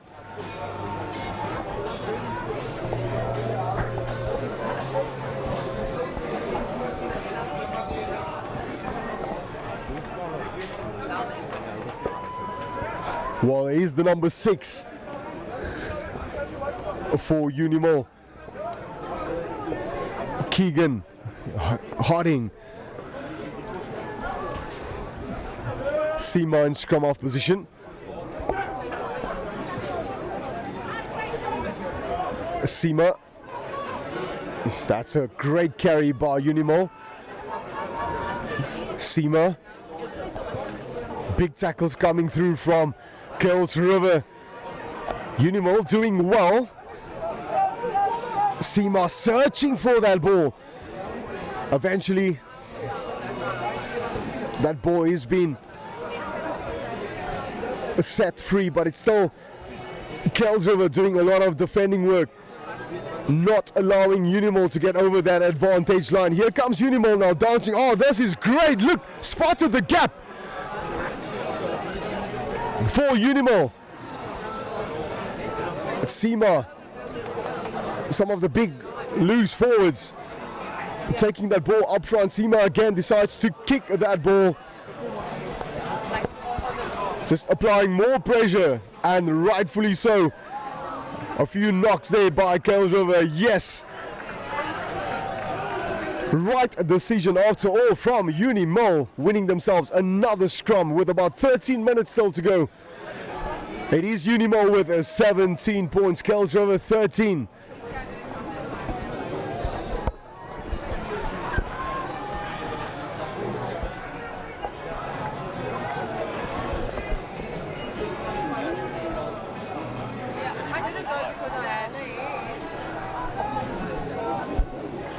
Once again, we will be announcing our man of the match. Proudly brought to you by TJ's Lekker Braai.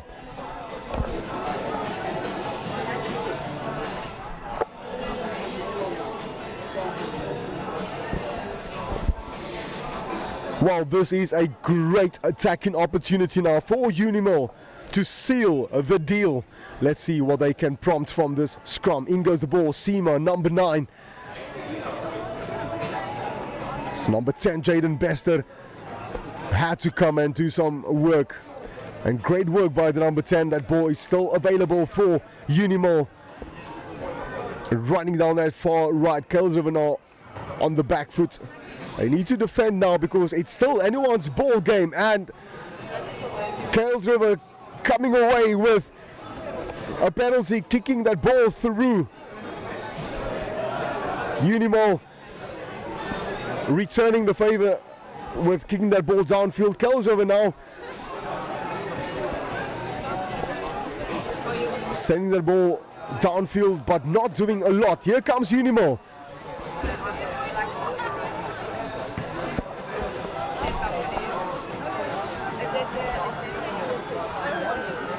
And it's a penalty to Kuilsrivier with 11 minutes still to go.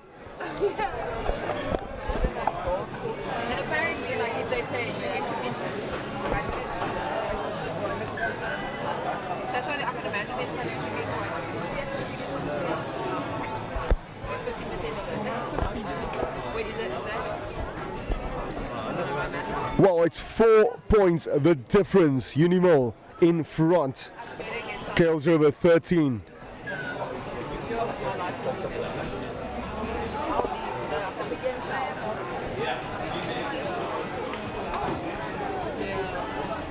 That ball will not go out, and it's one of the substitutes, Oswald Mandina, that came on for Uni-Mil.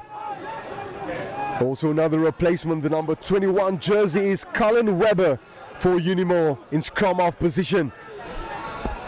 Let's see what the fresh legs can produce.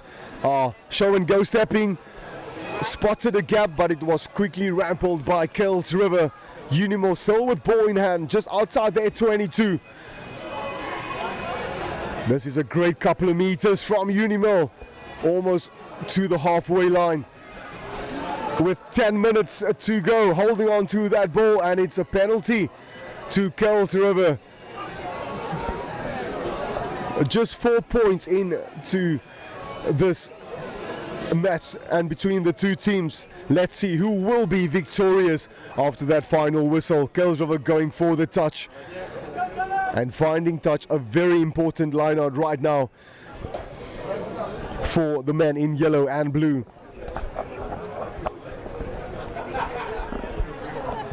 The lads are taking their time towards that line out, while some tired legs with about 9 minutes still to go.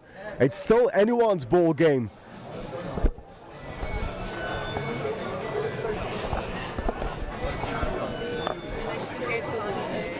Still one more game right after this.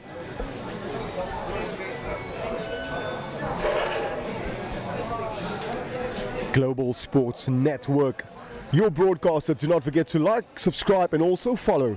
That is Global Sports Network. That's a great line out for Kuilsrivier, but unfortunate. That ball lost forward by Kuilsrivier. And once again a bit of a reliever for Uni-Mil.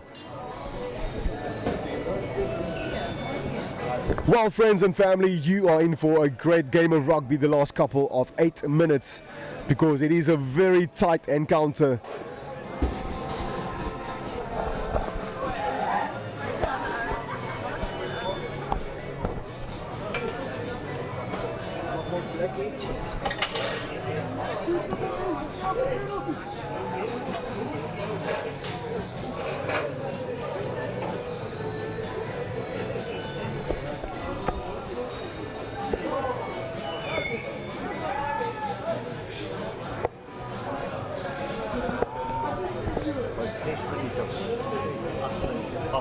I have to say that line-out went much better during the second half in comparison to the first half. Unimal dominated the scrums in the first half as well, but it was Kuilsrivier that returned the favour. Definitely a few positive words from the coaching staff, because Kuilsrivier, they do have a great front row in the likes of Ethan Langa and Rooney Daniels as well. Well, with 7 minutes to go, it is scrum time for Uni-Mil.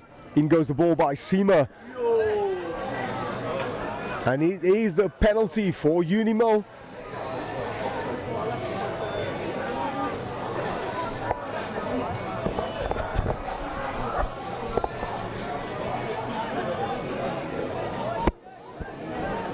Jaden Bester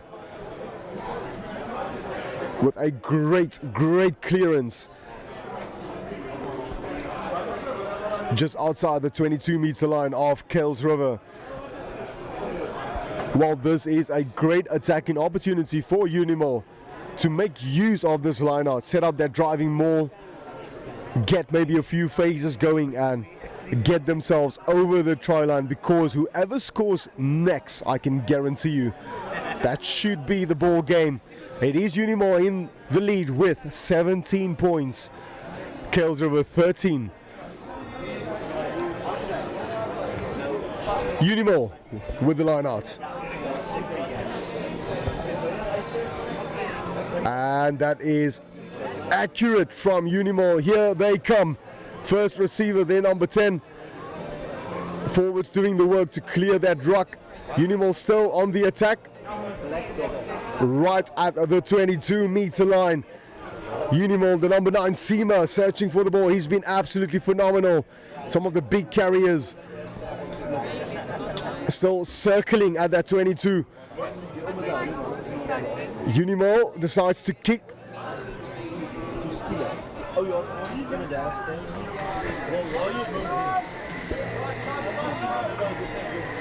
Oh, with 5 minutes still to go, it is still anyone's ball game with Uni-Mil on the attack.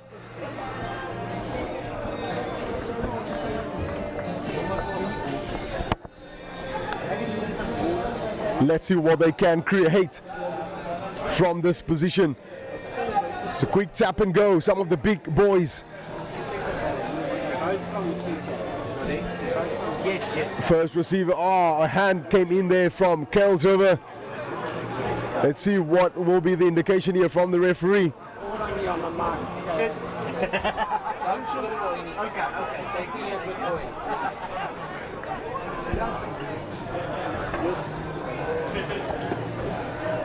No violence in the gym. Referee just having a few words there with Kuilsrivier. It is a penalty to Uni-Mil.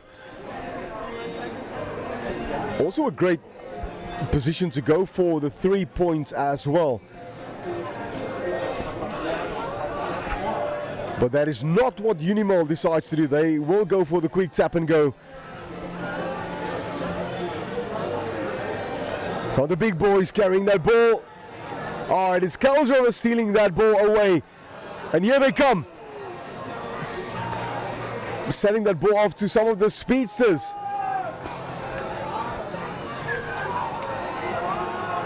That is so unfortunate for Unimal. It was such a great attacking opportunity for them just to seal and close things off, but Kuilsrivier is showing so much great character, and now also clearing that ball with a great kick just outside the 22-meter line of Uni-Mil with 3 minutes still to go.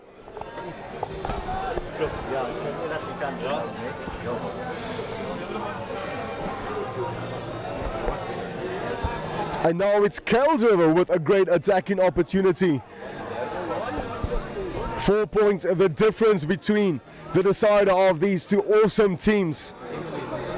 So many substitutes as well on the field. Number 60 now, Roberto Oppel for Kuilsrivier. Just outside the 22-meter line of Uni-Mil. Let's see what Kuilsrivier can create with this ball. Oh, that ball was stolen away by Uni-Mil. With 3 minutes still to play. Some of the fresh legs as well for Uni-Mil. Definitely brought a massive change. A brand new scrum off as well for Uni-Mil, and Uni-Mil decides to kick downfield. It's Kuilsrivier now. Let's see what they are doing with this ball. Sending that ball high into the Cape Town skies. What a catch!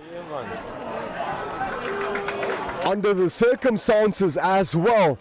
But it is a penalty for Uni-Mil with 2 minutes still to play.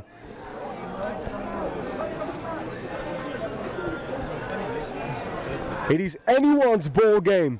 Uni-Mil 17, Kuilsrivier 13.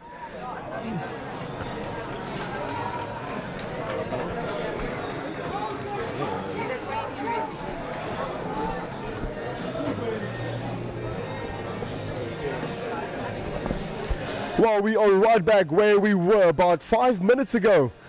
And this is, of course, a great attacking opportunity for Uni-Mil. They do not want to make the same mistake again and allow Kuilsrivier to capitalize.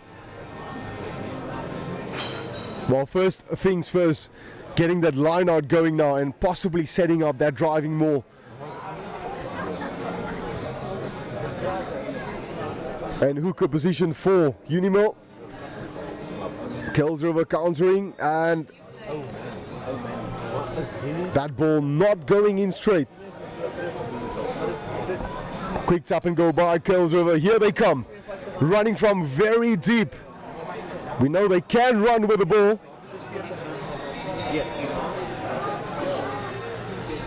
Kuilsrivier trying to spread that ball to the speedsters. Still with ball in hand, penalty. Going to the man in yellow and black. Here they come with 1 minute to go. Show and go. Some skill there by the back line. With a couple of seconds still to go to decide who will walk away of this awesome encounter.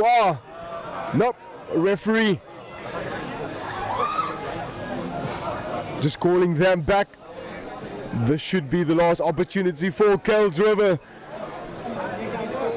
They are trailing by 4 points. Well, ladies and gentlemen, buckle up. This is This should be the last play of the match.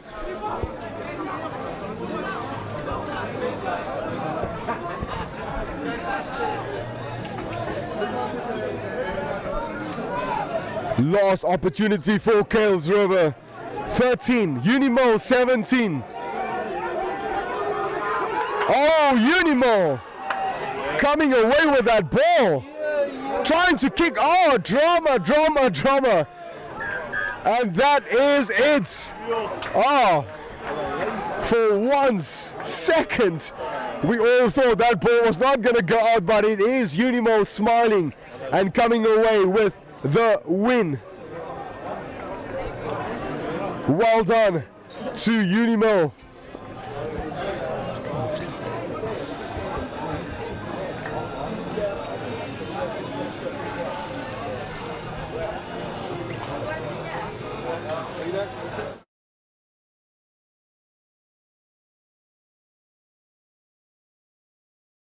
The TJ's Lekker Braai,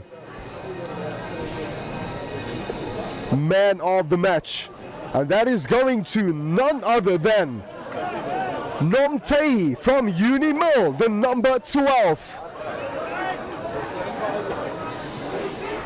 That is our TJ's Lekker Braai, man of the match.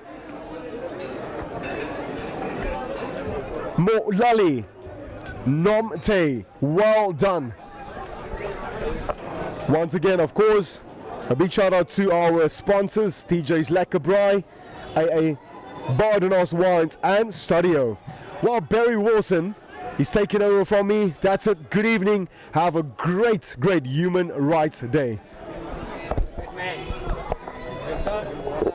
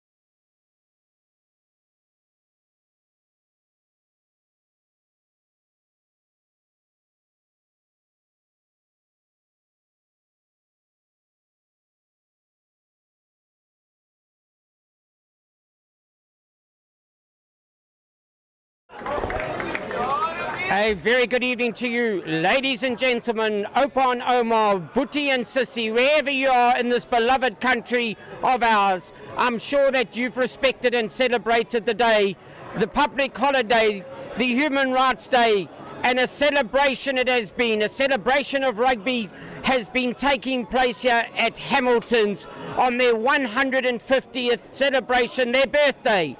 Yes, ladies and gentlemen, this club, the oldest club in South Africa, established in 1875 on the 14th of March, and just a week later, here we are on this Human Rights Day, celebrating 150 years. A huge thank you to STADIO for bringing this rugby to us and sponsoring the day, as well as TJ Lekker Braai and the Weinberg as well. So, just in saying that to you, ladies and gentlemen, we are here now witnessing the last game today. It's been kicked off since 2 o'clock this afternoon with under 20 rugby all the way through. And here we reach the main game today, and that is between Hamilton under 20A, the hosts, and you have got from Motivaps, False Bay under 20A. My name is Barry Wilson. I am delighted to be bringing this final game to you, And thank you to the previous commentators who've been here. Brent, Wayne, DeVette, a huge thank you to you as well. Well, the kickoff is great at the present moment. It has now gone deep into the Hamilton area. We're waiting for comeback from that. Just again saying to you here in the Cape Town area, Greenpoint area, Hamilton's trying to bring it back. Can they accept it? It's turnover ball now by False Bay, taking it on further.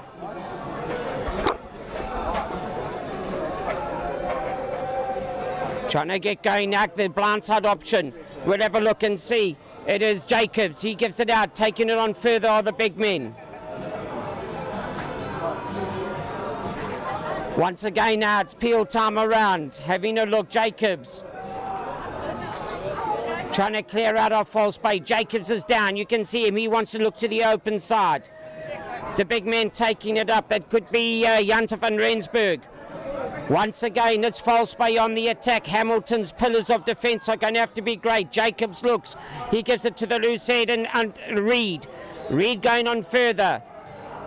First receiver coming in now, that will be Koopman, he's the next ex-boy.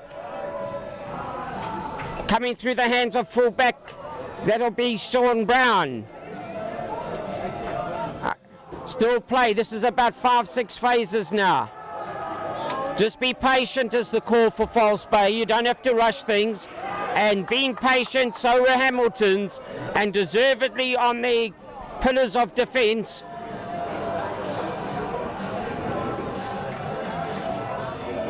Getting the turnover ball, and congratulations to Hamilton for standing so strong in that. And now the relieving kick taking them to halfway between their 22-metre line and the 10-metre line. What a festival it has been here today of youngster rugby, South African under-20 club rugby at its very best. The line-out's taken. Hamilton getting the drive going beautifully. Body height is good. Just look at the big men in front. Quick ball coming out from Jake.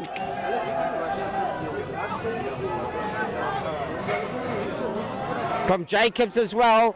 Don't get me wrong here, ladies and gentlemen. Both scrum halves are Jacobs. Matthew Jacobs for Hamilton and Todd Jacobs is for False Bay. Our referee, our music conductor, the music of rugby, the man that's going to marshal these troops and get the orchestra of rugby to play is none other than Nico Salente. He likes the open rugby, he likes the game to flow, does Nico. And just having his final chat here to the front row men. You heard me say it in the beginning, I'll say it again. What would we do without supporters of club rugby and schools rugby? Today, Stadio, a huge thank you to you for your contribution to the overall sponsorship for the entire day, as well as to TJ Lacabrai. The big pick-upper coming through now. Koopman taking it on further. Is that first man on the ball? That could be a great return. It is actually taken away, and that is congratulations there to Hamilton's, but then the knock-on. And that is scrum half Matthew Jacobs, who got his hands in there. Paul Roos' schoolmates would be very happy to see him playing such good rugby in the under-28 colours of Hamilton, but he got his hands in there and got that ball out just as well. A good evening to you, ladies and gentlemen, and it's great to see that our technical team here have got cameras all over. I'll owe them one for that. Ready to feed now, yes. As I said earlier, Jacobs, first time I've had this, where Jacobs is at scrum half on both sides. There's a Todd Jacobs here for Motivaps False Bay. And as per list, Matthew Jacobs on the other side.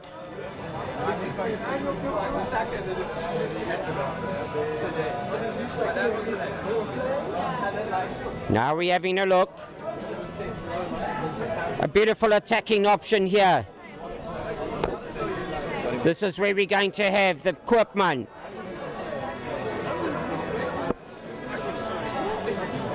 From his school not too far up the road here from Sachs, but now Jacobs gets it out.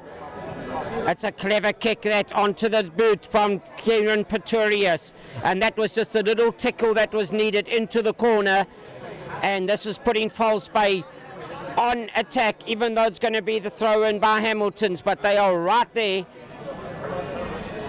deep into the half or 22-metre area as well of Hamilton. They will have to find their jumper here, and False Bay now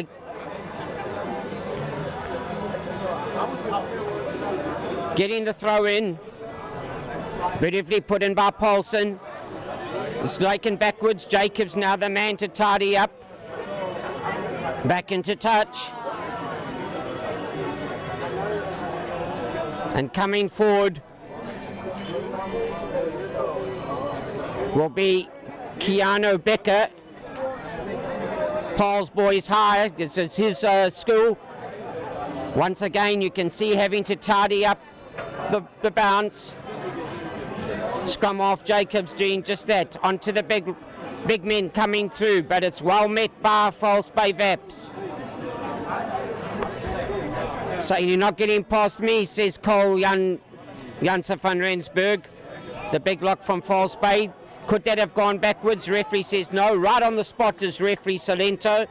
And he says, no, gentlemen, there were fingertips there.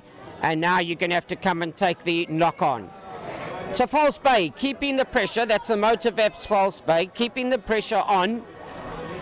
But Hamilton's standing superb in their pillars of defence. And making sure that the scoreline stays Hamilton, no points yet.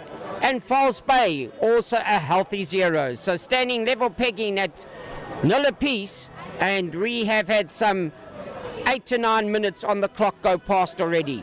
Jacobs now, that is Todd Jacobs. He's going to be feeding. Does Koopman pick up as the 8-9? It's just a Jacobs straight feed through. Now onto the hands of Pretorius. Well met in the middle of the park. Jacobs again. Pretorius. A long pass out. It went through the hands of Bosch. Now that's the way to tackle. This is Jacobs all over the place. And if you hear double Jacobs, it's because they're two in the teams as well. And that was Jacobs, the scrum off from Hamilton's, making that tackle. Going across through the hands. Back it comes inside. Trying to get his hands onto it was Kotza, the tight head from Hamilton.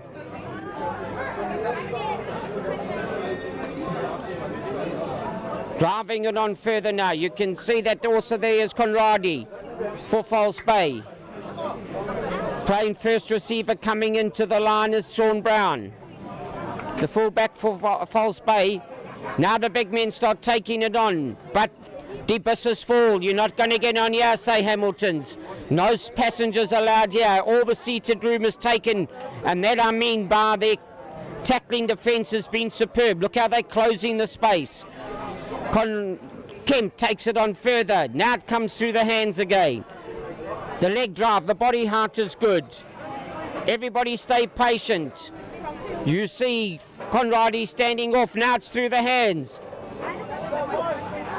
Cover defence, great again. Is it pick and go? Jacobs is there, onto the big men.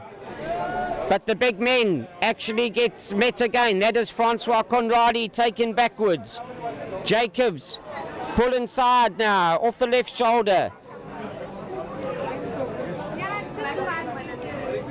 This is great defence work now from Hamilton's. Making that first tackle was Charles Holwell for Hamilton's. 2.5 metres out now. Jacobs needs quick ball. Can it go through the hands? It's over the top, but it's backward. It's man on man. You can't miss your tackle. Well recovered there by Damien Damons. Well, this is one for you, one for me. We had a rugby field, but it actually feels like a boxing ring where you gave one for me, one for you, and die manne, hulle soek bietjie asem hierso vandag. It's going to take it out of them, ladies and gentlemen, because I can tell you now, tackling like this and playing at this ferocious pace, thank goodness it is now 8:15 at night, because a little earlier today, even that would have been too hot for this type of pace that's been set tonight. Jacobs now, he's a clever little player. Watch Koopman, Nish Koopman, he knows how to play the blind side. He can pick up here. Could it be a 8-9? No, they're coming to the open side. The referee says standing up in the front row. They always want to do this, the front row, just meet and greets, exchange business cards. How are you? What varsity are you at? Just getting to know each other in the front row. And referee Salento says, come gents, enough talking now. I've asked you to stay body height position, shoulders up. And doing the right thing, because safety factor is paramount on any rugby field. It's been a festival of rugby today, and we want this to be the cherry on top of the cake as the 150th celebration for Hamiltons. That's a good scrum, a good tight scrum left from Kotze, but it's coming through the hands again. Onto the back it goes now, driving through, helping his Dadamas. The next Bishop boy, he's the centre from False Bay, trying to offer support. Jacobs. This could have worked. It does work. What a lovely little scoop over from Zinzan Paulson, and he let it come out the back door. And a lovely opportunity there for Votavaps False Bay to take the lead. And that came after some 12 minutes of pressure on the Hamilton's try line, and full credit to both sides. Both attacking on attack with Votavaps False Bay. And yes, I use the word attacking on defence by Hamilton's. They were superb in keeping False Bay out as well. Number 3, he is our man that went over, and that is going to be credit, 7 it is, to Colin Kemp.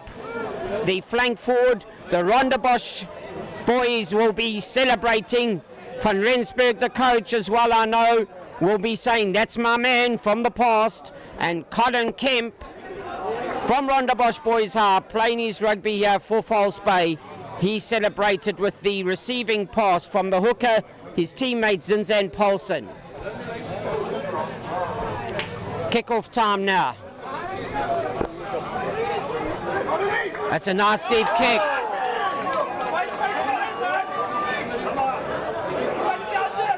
That is an absolute cracking tackle. That is one that you're going to say Einar to in the morning, but still courageous play from Rogers. And Rogers, I'll give him credit, the left wing for False Bay, Ethan Rogers from Berkfleet High. He was met, ball and all, and that is going to be a memory from the Stadio Hamilton's Rugby Day. When he gets out of bed tomorrow, he's going to feel that Einar. But well done to him. Now, can you find your middle jumper here? Throwing it in his Becker. He does just that. It's driven at the back. It's now the big men coming through.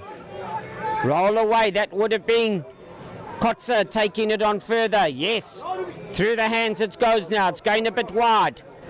Coming in as the right wing in the form of Julie's. Now we've got it onto the far side. Hamilton's. Jacobs is there again. That's Matthew Jacobs. You've heard just come into commentary and you hear Jacobs, because both scrum halves are Jacobs. Taken again. That's Hamilton's now starting to get some vibe going in their back line now. Beaten 1, beaten 2. The kick is a great one. This is going to be a race. Is it going to be picked up just before the try line and carried over? And that's very, very clever play by Hamilton's. And that is from the left wing, Damien Damons, boys half player of yesteryear, Paul boys. And Damien Damons there chasing it down, but carried over by False Bay. And now Hamilton say, you haven't come here to spoil our birthday party. We're going to be bouncing back. Matthew Jacobs to feed.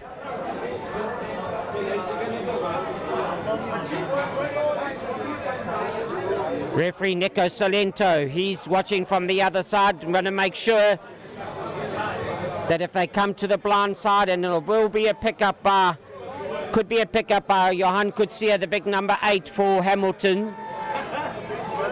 No, it's going to the open side. Matthew Jacobs, it's a great scrum, and giving way and standing up in the front row. And that's exactly what False Bay needed to do, is put pressure on and make sure that they put Hamilton's on the back foot. And then with that pressure, the front row actually started standing up, and referee Salente applying the safety laws straight away and saying, no standing up on my dance floor. Thank you very much. But it hasn't reached the touchline. It's well taken and received there by Julies. Now it's inside. Once again, that tackle is meant and made. These youngsters are flying in today. Taking it on further is Dale DeToy for Hamilton's, the flank forward. Jacobs, Kotza yet again, coming through quickly. The big tarted.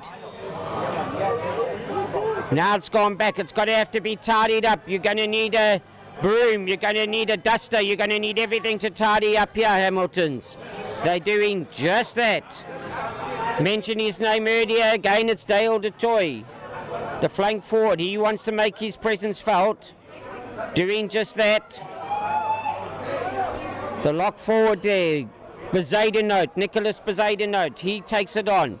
Patience is the name of the game here. Through the hands it goes. He's dangerous. He's very dangerous. And you can see Julies, he takes it on further. Jacobs again off the shoulder. Referee has already said that you didn't retreat. It's tap and go by Jacobs. They might have been 10. Referee says play on. Damon's all the way across from his left wing position. Soft hands as well from the hooker, Becker. Setting it up in the middle of the field. Jacobs looks for a runner. Who does he find? Yet again, Keanu Becker. The hooker. Making sure that Jacobs doesn't get away is Matthew Smith, but it comes back now. The big loose head is there as well in the form of Matthew Olafried for Hamilton's. Jacobs looks. Finding his receiver in the form of Lewis. Jacobs again. Trying to bash through the front door, but the front door's standing strong for Motivaps False Bay. Jacobs again. There's some good dance work here. Back it comes around. Onto the other flank and Niels Lawrence for Hamilton's. And referee right on the spot.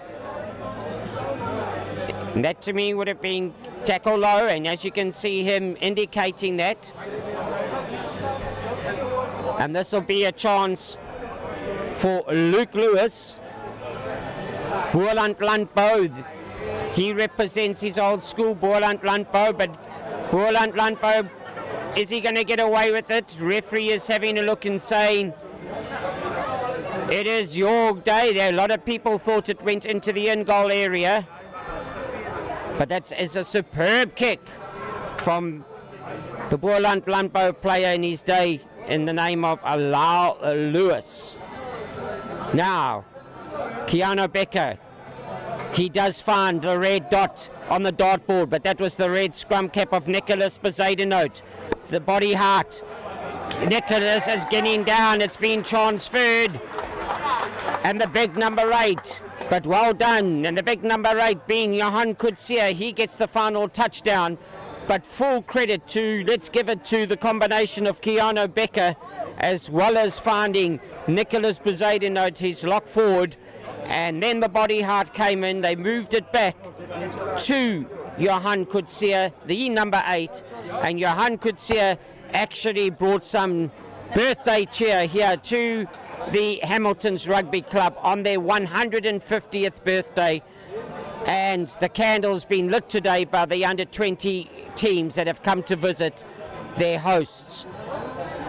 Well, you hear us mention it again. Firstly, a big thank you to Global Sports Network for bringing the coverage to club rugby, schools rugby, any type of rugby. Global Sports Network will be there to bring the coverage to you. Your monthly subscription does help so you can see the live feed, so please support Global Sports Network.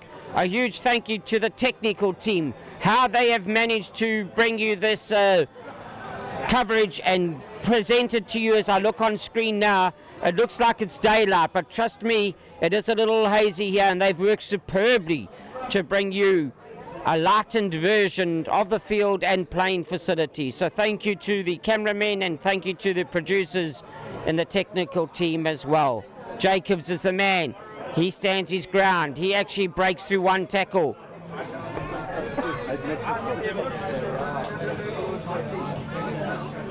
Playing scrum off there was the frontsman for Hamiltons as Jacobs had gone in, and the kick is a bietjie van 'n woerwoelskoppie, and it does make the touchline though. Lovely conditions for rugby, especially on a public holiday like today where you've had a day to relax, and if you haven't and you've just got home because you've been busy, thank you for joining and watching this presentation. Trying to get hands on, hands out, says referee. Can False Bay now regather. Putting some snow up onto the kick, but standing firmly is Josh O'Neill, the fullback.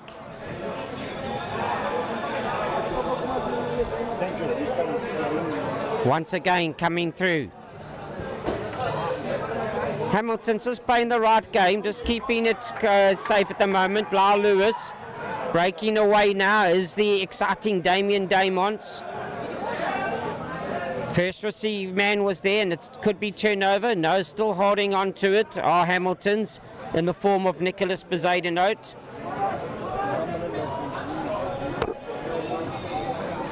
Coming through now. Now they into their 5th phase. Back it goes on to Lewis.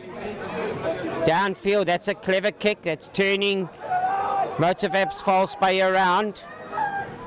Now they're going to try and run it from there. That was close to being intercepted. And referee very happy there that it was an attempt to take. So just a knock on there by Nicholas Bezuidenhout, and that'll be scrummed down first before the ball went into touch. Referee Nico Salente having a good game. He's allowing the game to play. He's allowing the birthday party to take its place here today, and the celebrations are superb. Been so throughout the whole day, and this being the main dance of today. The final game at 8 o'clock, and there'll be much partying here to celebrate the 150th birthday since this club, Hamilton's, the oldest club in the country, established in March 1875.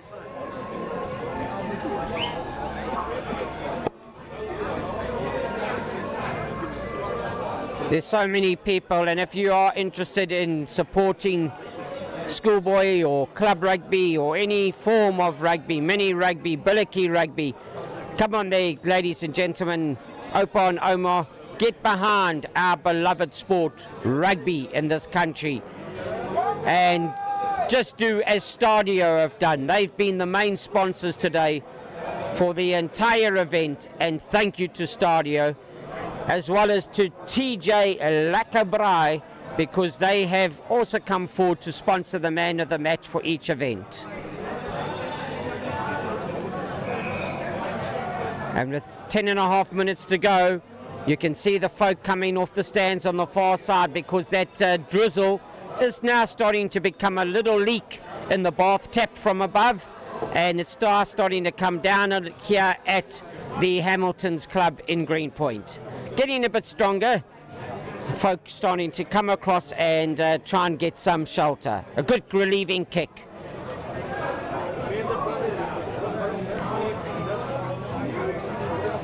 Zinzan Paulson. As mentioned earlier, Sax old boy, he's got to find his jumpers.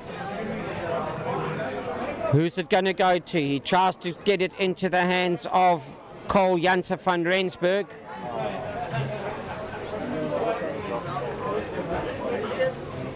Fingertip knock. It's starting to come down a little heavy now. But some rain is not going to dampen the spirits here at this celebration of rugby. It's an opportunity. These clubs have probably had 2 or 3 pre-season friendlies, with the season now starting to come into operation fairly soon.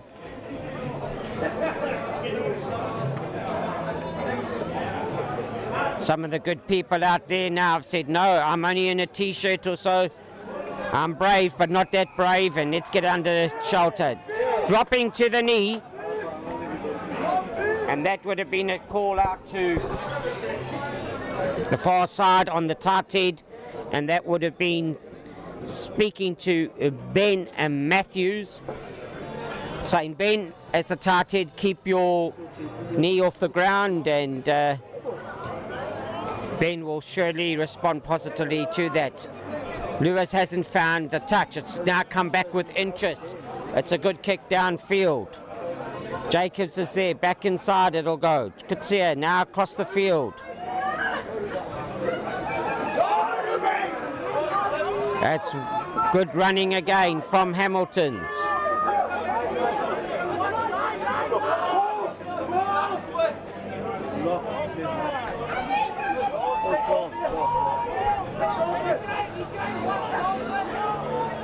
Johan Kuilsrivier has been around the field today. He's played well at the number 8. There's Kotzer yet again. Tarted. Through the gap it goes from Jacobs. Referee will bring them back. Turn off sideline. There you can see him indicating it.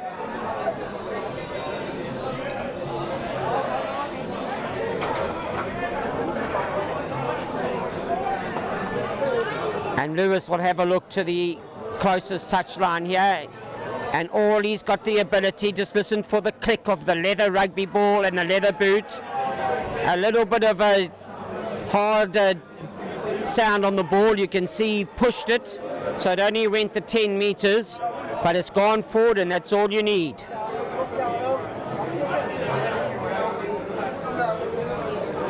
Over to the back.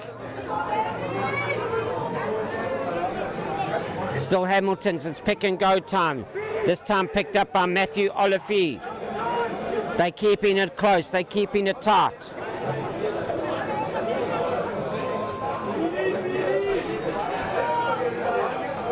Now it's going wide again, into the big men in the middle.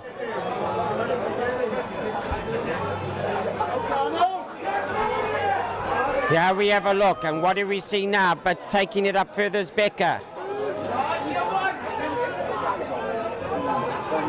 Just be patient, Hamilton's. Trying to come through is Tristan Fransman. This is big. Becker again. He's right onto it, is Becker. But false Bay standing tall here. They're not letting anybody come through. It's charged down, it's taken back, so it'll be a 22 dropout. Charged down in goal.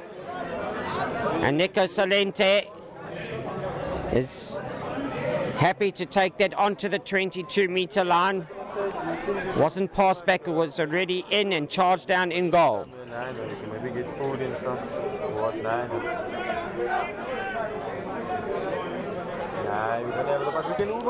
The kick is deep. It's a good one. By Pretorius. Now the men are coming back. This is great running. But it's now becoming a bar of soap out there.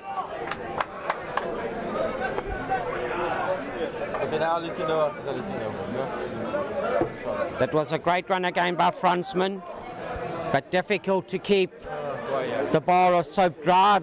The towel slipped off and the bar of soap fell out again.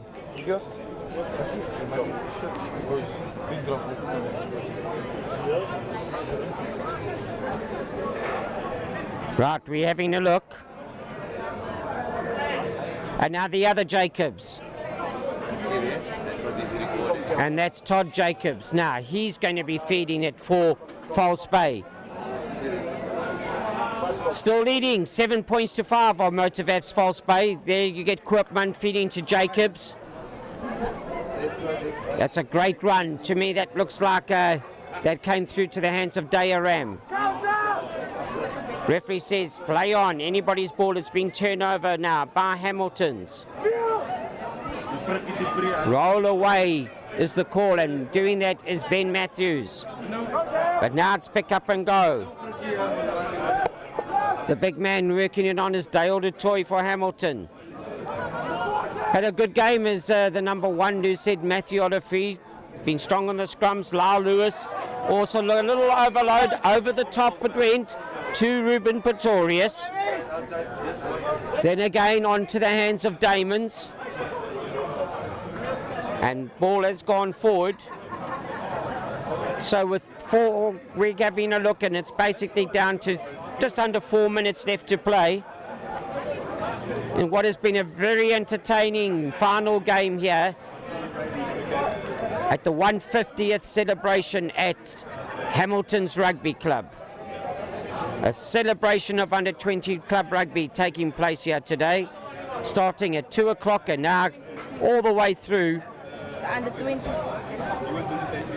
With the last game now kicking off at 8 o'clock, and we got 3.5 minutes left of the first half.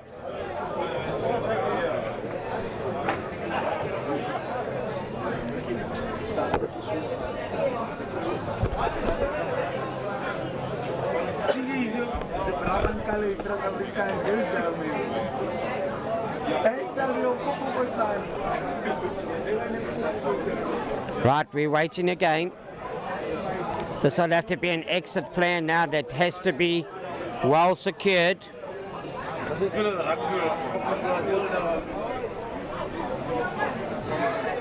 Jacobs ready to feed. Looks like there's a bit of a lean on by False Bay.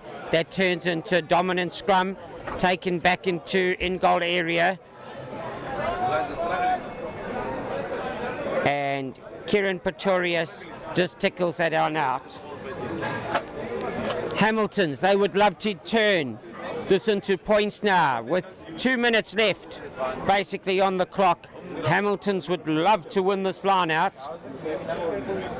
They could secure their line outs a little bit more. They haven't found their jumper. They have found it at 5, and that goes again to Van Rensburg. But referee saying you've joined the line out and then you're breaking away. So you can't come in and then leave. And referee right on the spot with the short arm, saying once you've met the line out, please stay there, gents.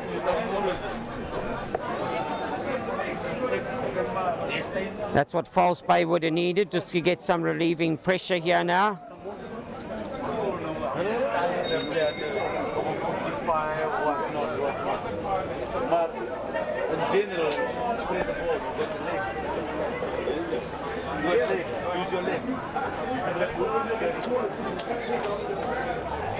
Just waiting again. Hamilton's get this in.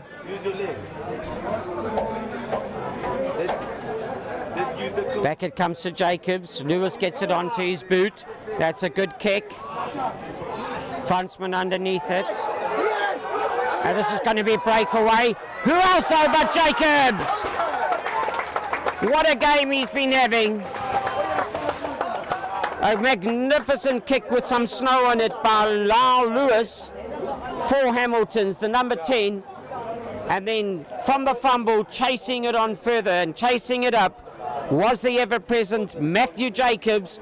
I refer to him respectively as the Mosquito because wherever he's been today, there's been a buzz around him, and you see him and then you don't see him and then you hear him and you try and sort him out, but you won't find Matthew Jacobs. He hunts you down and he hunts that right rugby ball, and trust me, he's deserved of his 5-pointer. Lau Lewis. Let's just hear if there's a click of leather on leather, leather right boot and leather rugby ball. You'll hear if it's a click, it's a woof woof, and as soon as you hear that heavy thud, you know it's gone past the right hand upright, and no 2 points conversion. Really try to force that one. While there's some brave people left on the far bank and stands, it is starting to come down heavily now. We're going to get ourselves a bottle of water. You go and turn some coals again on the fire, or otherwise crave for your bicky coffee and a biscuit, and we're going to see you for the second half. Thank you for joining us here. Still got 35 minutes to go of an exciting day at Hamilton's. Chat to you soon.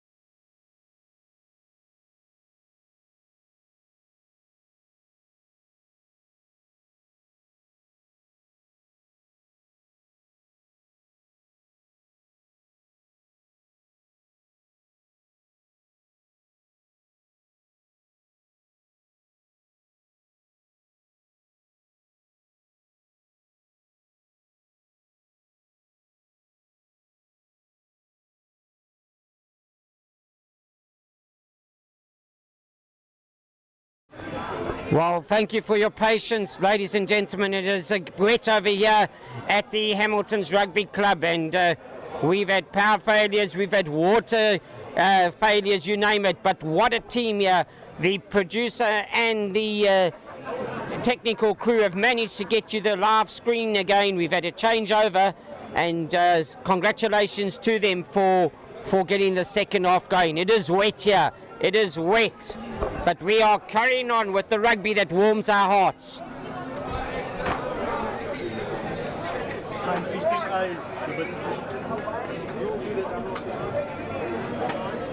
Having a look now, referee Salente saying, come gents. Time to feed, and that'll be Jacobs as well. To put that ball in, he does just do that. Pretorius, he's the man that gets it away for False Bay. Makes it nice. Then Ellis is solid. Solid. Scrum down time again. Little knock-ons there. Been a great game in the first half here at the 150th birthday celebration. Thank you again to STADIO, the main sponsors for the entire day. Wonderful to see STADIO investing in the youth rugby, and also to TJ Lacabra for their sponsorship given to each man of the match. And that we've had matches since 2 o'clock this afternoon. Matthew Jacobs, he's the one to feed. He breaks onto the blind side, through to the hands of Lewis. That's a little kick through now by Lewis, but in position beautifully. False Bay taking it back. Sean Brown, the man to tidy up.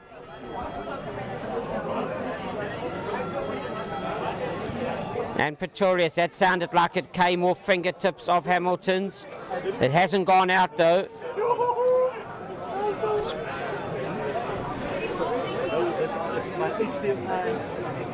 It doesn't have anything to do with the stream.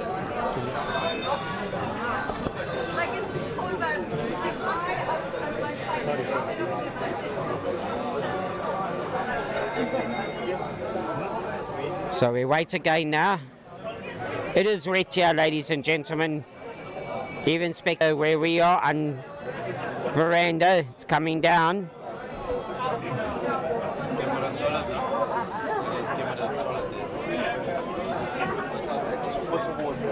And you're going to get Todd Jacobs now. He's waiting to feed.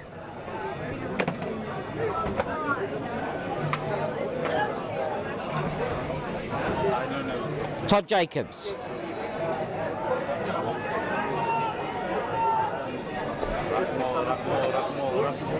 Diaram. Onto the boot now of Pretorius. Referee says play on, and this is runaway time now. Pretorius, he put it up in the skies, and then you're going to get a Matthew Smith to actually push it over. The referee, Nicolo Salente, right on the spot. Hamilton's asking, sir, was there no knock on there? He said, definitely not. The ball went backwards. And Matthew Smith getting across to that and making sure that he could dodge that one down. A lovely kick here from Kieran Pretorius. And he has the ability just to put leather on leather.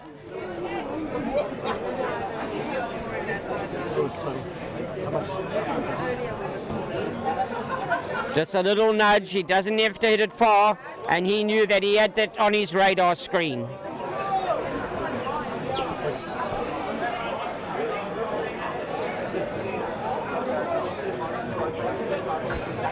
Just again, thank you to Global Sports Network, the specialists in bringing you these events. Your monthly subscription will help. They do any events, launches, sports days, concerts, award ceremonies, any types of sports around the country. Here we are at Hamilton's, and it's the home of some of their past recent Springboks. We can think of names like Kurt Lee Aronsel played here, as well as Damien Delende for Hamilton's in his day. And look where they've ended up in our beloved green and gold. Taken back up further now by False Bay. It's charge down time. Yes, boy. And referee now saying that it's an interesting call, saying that was not the knock on. The charge down was good, but the second pick up, and that, while Johan could see it, that would have been the lock on before he ran to the goal line. So charge down good. Solid charge down. That was a solid charge down. Boys, jullie koppen erin net nie, né?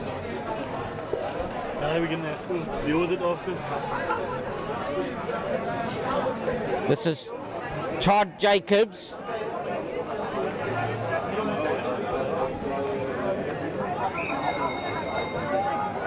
And early engagement by Hamilton's. False Bay leading by 14 points to 10. And this will just go on to the boot of Pretorius. And that's a very good kick in these conditions to take it inside the half of Hamilton's. I'm just going to call on Alvain here, Alvain and Alex. And Alvain, I'm happy to just look through the commentary booth and speak to Alvain. Alvain, you and Alex are from TJ Lacabrai, and you've been sponsoring with your director, the man of the match. Yes. Have you enjoyed the day? Awesome, awesome. We love the rugby, we love the sport, so it's awesome to be here. And why have TJ Lacabrai got involved in sponsoring the under-20 day here at Hamilton's? Let's ask Alec. Yes, we are very proud to be the sponsors of Hamilton's, and we would like to do that still in future. Well, there we are, spoken by two men and their company who have been investing in youth rugby here. And baie to TJ Lacabrai, to you, your directors, everybody who's involved. This is what club rugby needs. So thank you to people like yourselves and companies like yourselves. TJ Lacabrai, kom ons braai weer. Dankie, dankie. Ons gaan nou braai. Well, there we go now. We just had the two men from sporting their Stormers shirts as well. To say thank you to TJ Lacabrai, one of the sponsors for the day. On to the knee again, and the referee says Nico Solente. Early engagement going to ground as well. Thomas Newman now is on for Motivaps False Bay in jersey 16. Now this is where I ask many a rugby connoisseur, and I always say, you get an opportunity to go for poles. Yes, I know it's far, but remember that a penalty, a strafskop, is half a try. So in these conditions, it is too far for Hamilton's to consider that. But Lyle Lewis, just look at that boot that he's got on him. He takes it a good 30 metres and makes play just to outside the 22-metre area of Motivaps False Bay. Just going back to my penalty conversation, you get 2 penalties in a game. That is basically your converted try. Never underestimate the power of a penalty conversion. Beautifully taken in the line out again. Man, it's worked well as Nicholas Bazane notes for Hamilton's. This is going to be pick-up time. In the scrum off is the tarted Evan Kotzer. He's from off again, but this time he says, I can pick and go myself. I'm not passing out. I want to have some of that rugby ball to me. The big man carrying on is Dale du Toit.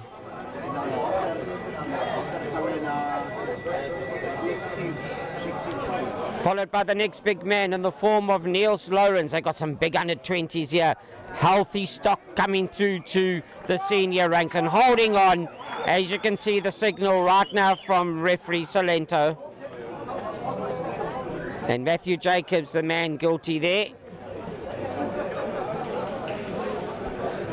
And this will be the right way to play it in the form of Kieran Pretorius.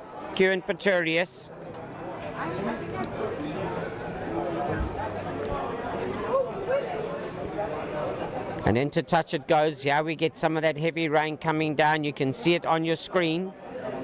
But it's not going to dampen the candles here on the birthday cake. 150 years old, Hamilton's Rugby Club today. And we play on, rain, hail or snow. Coming off the hands now of Bruncase. He was in the line out playing like a double receiver. Ball pops out. That was like popcorn in the pot. Just coming out anybody. Chasing it again. And into touch. A little bit of a sling tackle into touch, but referee Solento happy with that.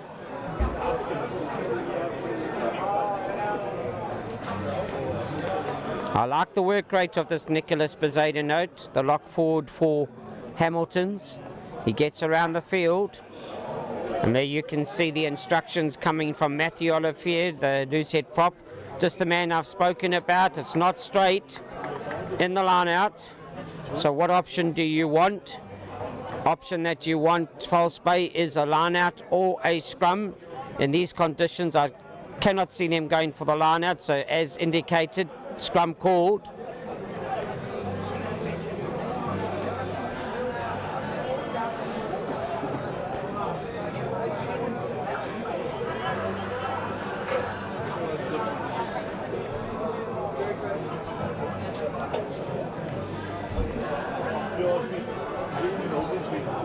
Well, we do hope that you've had a pleasant day today as we have celebrated Human Rights Day and respected it across our beloved country. The dance floor, a little bit of a disco move and then a little bit of a waltz and then a little bit of a sucky there, and then ended up in everybody going to ground, all fall down.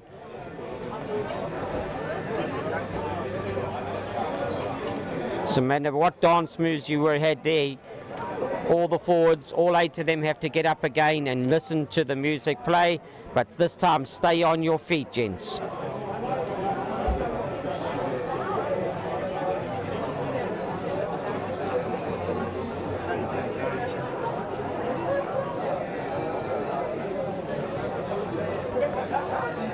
Schoolboy rugby taking off around the country. Schools already playing their matches. Ball was out. And it's picked up again by Lawrence, the flank forward. Here comes the other lock forward in the form of Holwell. Matthew Jacobs, Lewis now gets his kick charged down. Beats 1, beat 2. The flying Eric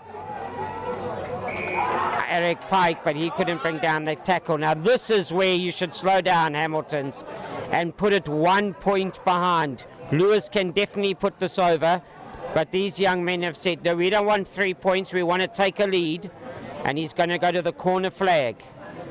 Again, this is where I discussed it with you in the earlier, and I said to you, 3 punter, it's half a try.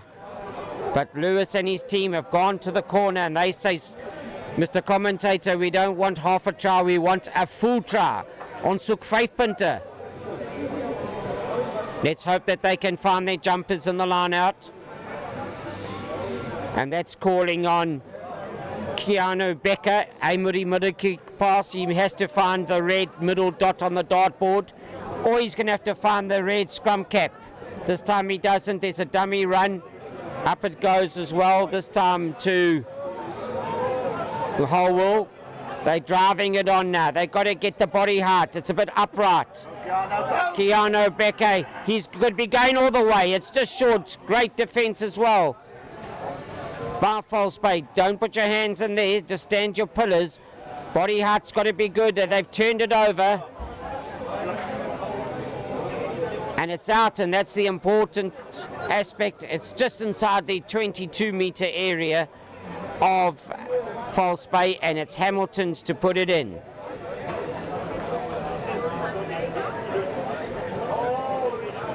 This is a very, very important line out for Keanu Becker. It's difficult conditions. They take it superbly.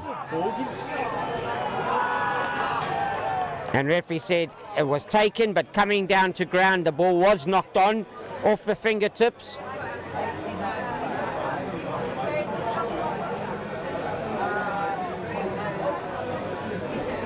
And that's knocked on by the man who's discarded and got rid of his scrum cap, and that was Nicholas Bezadenote.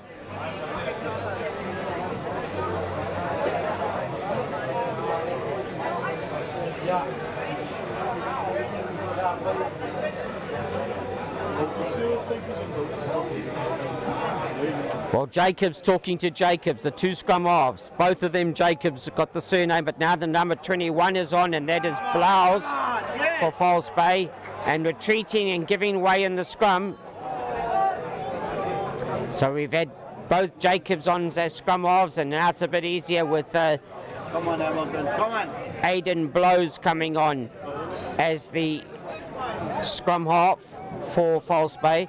This is where I was talking to you. They've had 2 penalties. They could have taken the lead now, Hamiltons, if they had taken that first penalty, and the second penalty would have given them a 16 points to 14 lead. But in the spirit of the birthday celebrations, they've gone to the touchline. Becker now, he's got to find, will it be the same recipe? He's got to find his man, Bezaidenhout. He does. Body heart's got to be good. They're trying to get the toy down onto it. Standing a bit upright. That's better leg drive. Still keeping going. And it's try time! This could be something to remember. It is fantastic work. For me, I'll make it as the loose head prop in the form of Matthew Olivier.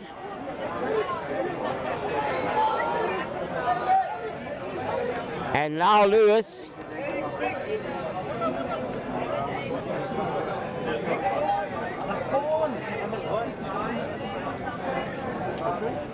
He's the man now that's going to actually have to strike this over. Well played to the men in the red, yellow and black colours. They said, sir, we don't need 2 penalties. We actually want to try and a conversion. And that'll give us 17 points. You can see Lewis, he's actually forcing these kicks here. You can hear it in the heavy thud. He might think that it's a wet ball now that he's got to really hit it.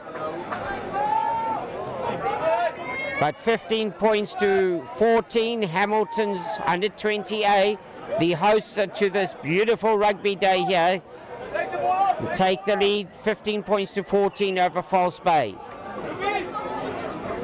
Pretorius now, he's got to get this kick back. It's deep.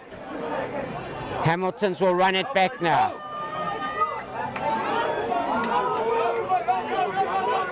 Luca Maynard takes it on. It's gone back to Lewis. Missing the tackle there was Kemp.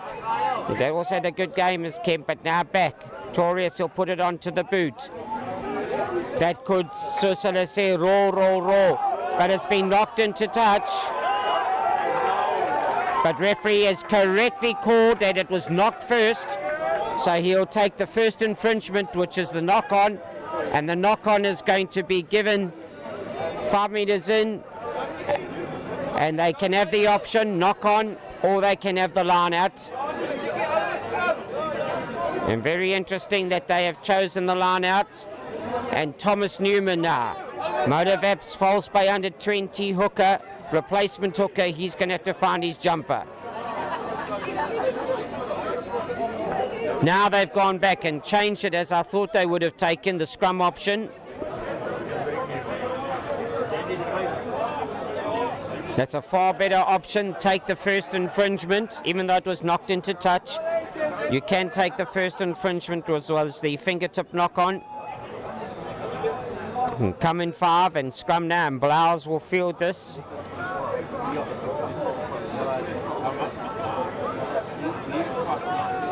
Aiden Blau. It's fed.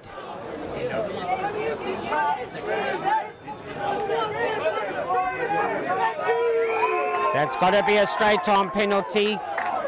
A fantastic scrum by Motivaps False Bay, and the Hamilton scrum did disintegrate and did splinter and stood up. Now Pretorius, he's got to just nudge it forward. He does just that. Just inside, as you can see, basically a meter inside the 22-meter area. Referee Salento saying, come gents, let's get going please.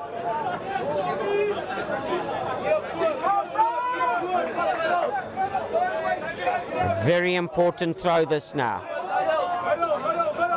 Can they find their jumpers? There seems to be a delay, waiting now. Over the top it went, knock on. It's turnover ball. Onto the ball is Lawrence for Hamilton's.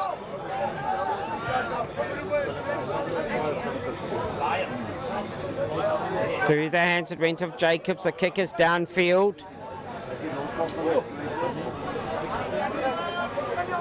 This is good, taken back by False Bay. They just got to recycle. Holding on could be the call. Yes, you see, holding on, release please. And I know I'm labouring the point, but imagine if we had the third kick for poles, there would have been a healthier lead. But Lewis is going to put it down to the corner flag and basically, let's just say 3 meters into the 22-meter zone, the red zone of False Bay.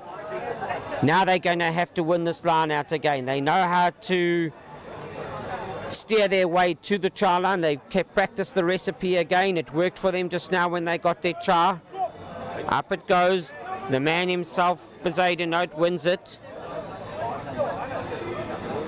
That time it was put in by the replacement hooker, Reese Heaton, all the way from Poorus. This is exciting running here. This is Eric Park, but now you can see a great tackle. But Huku picks it up, and that's in the form of Matthew Jacobs. And referees say nothing wrong with that. A great tackle by False Bay. And you had Eric Park on his way to go through and thought he could make it.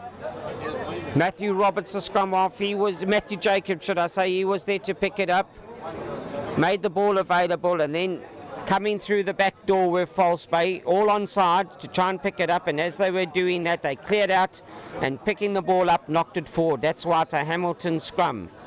Basically 7 meters out. This is the chance now for the big Johan Kutsia, number 8, to have a look at this. He knows where that that white line is. The white chalk, I was saying, on the field. Fed, it's a good wheel. This opens it up, but it's gone beyond the 45, so now referee, and as indicated, says, come gents, let's scrum again.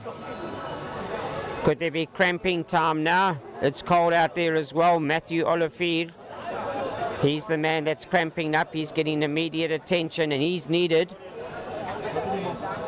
You see it wheeled beautifully with the loose head side. Matthew Olivier using all his energy from head to toe, and those calf muscles now. He's going to have to come off because there's no ways he's going to be able to offer that same form of energy. And this gives time to Jaden Kruger in jersey 17 to take over from a hard-working Matthew Olivier today. So 17-16, replacement hooker Reese Heaton on as well.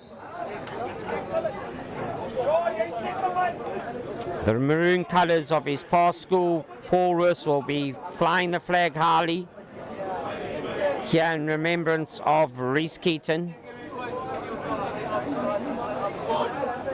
This is a very, very important scrum.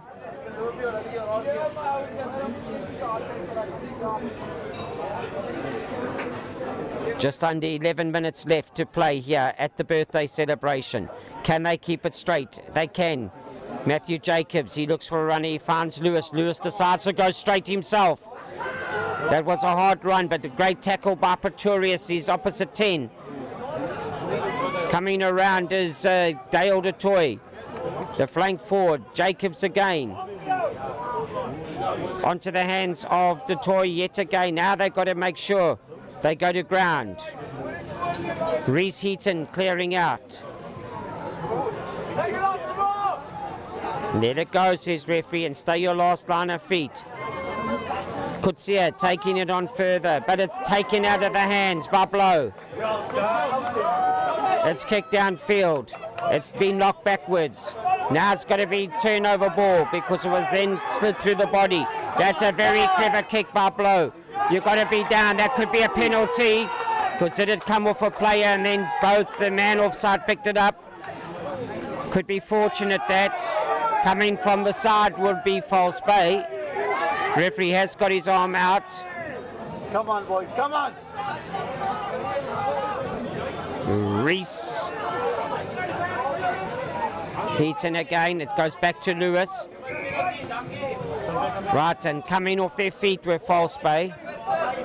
I think they could have been a bit lucky, False Bay, to have got away with that one. Unlucky, should I say, because Hamilton's, the player retreating, did try and pick the ball up. It bounced through his legs, and then the second player picked it up, and he was from an offside position. But it would have been fingertips. And Nico Salento, our official today, has had a superb game as well in these conditions. Well done, Nico. Pretorius, he gets it through the hands. The fly half holding on to that could be the call. First man turnover. There it is, it's turnover ball. Referee indicating that. Jacobs gets it onto his boot. That's the way to play it. He'll put it down. Onto Ethan Rogers, bringing it back.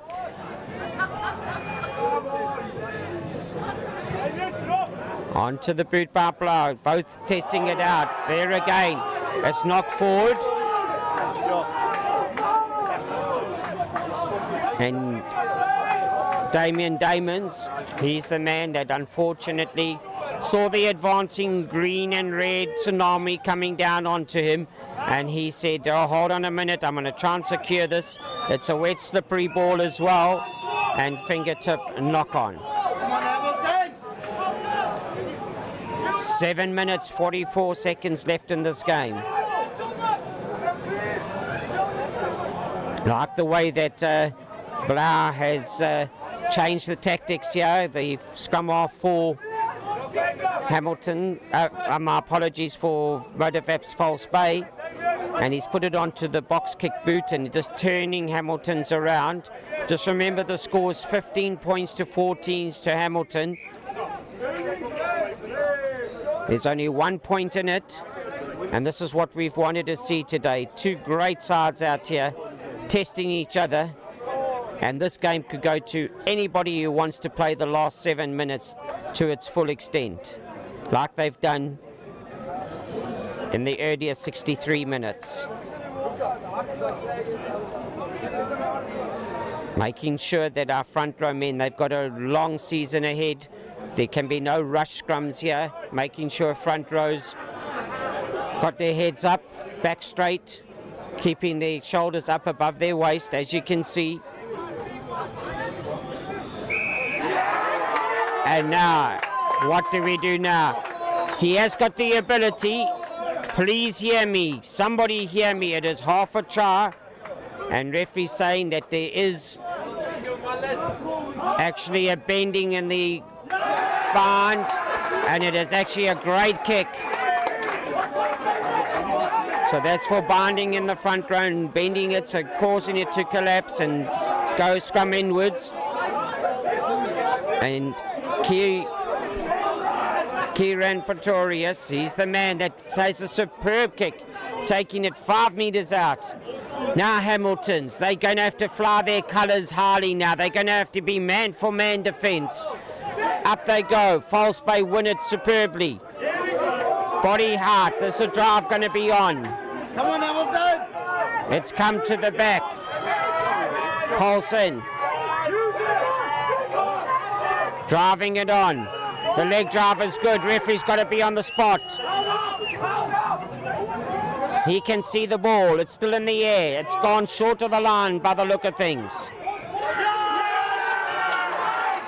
It's held up as referee gets down onto the wet green grass and says, come back 5, please. I definitely see that that ball has been held up.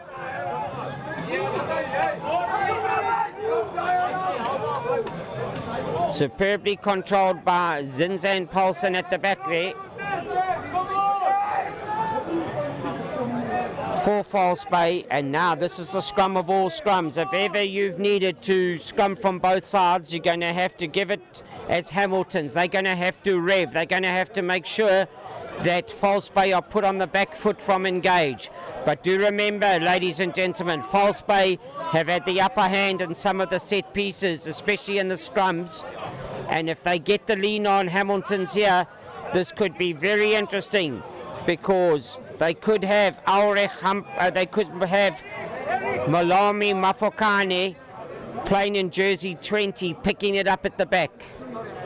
This is the scrum that's needed. 4 minutes left on the clock.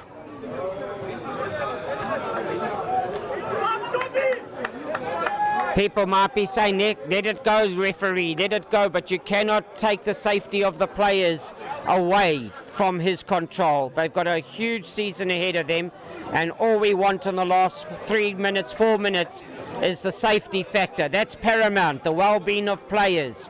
That's what is important. So get the scrums right. It is slippery. It's like an ice rink out there. And no matter how excited anybody gets, just make sure the players are looked after. The ball is in. Blow.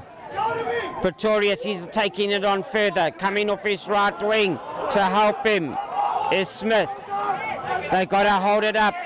Referee says that it has been a knock on. And also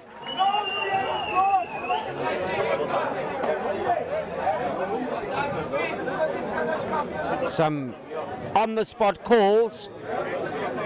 What a celebration there will be here. There will be rocket launches, there will be firecrackers, there will be candles lit all around the Hamilton's Rugby Club here on their 150th celebration. Because if they can hold on to a 1-point lead, there will be lots of dancing tonight. You can call it whatever you want, sucky sucky, you got disco, you got anything here. There will be a party celebration. And now comes the big man himself. And that's going to be Yuan Kun, jersey 18. And I'm sure he's been sent on for a reason, because this is an important scrum that is needed.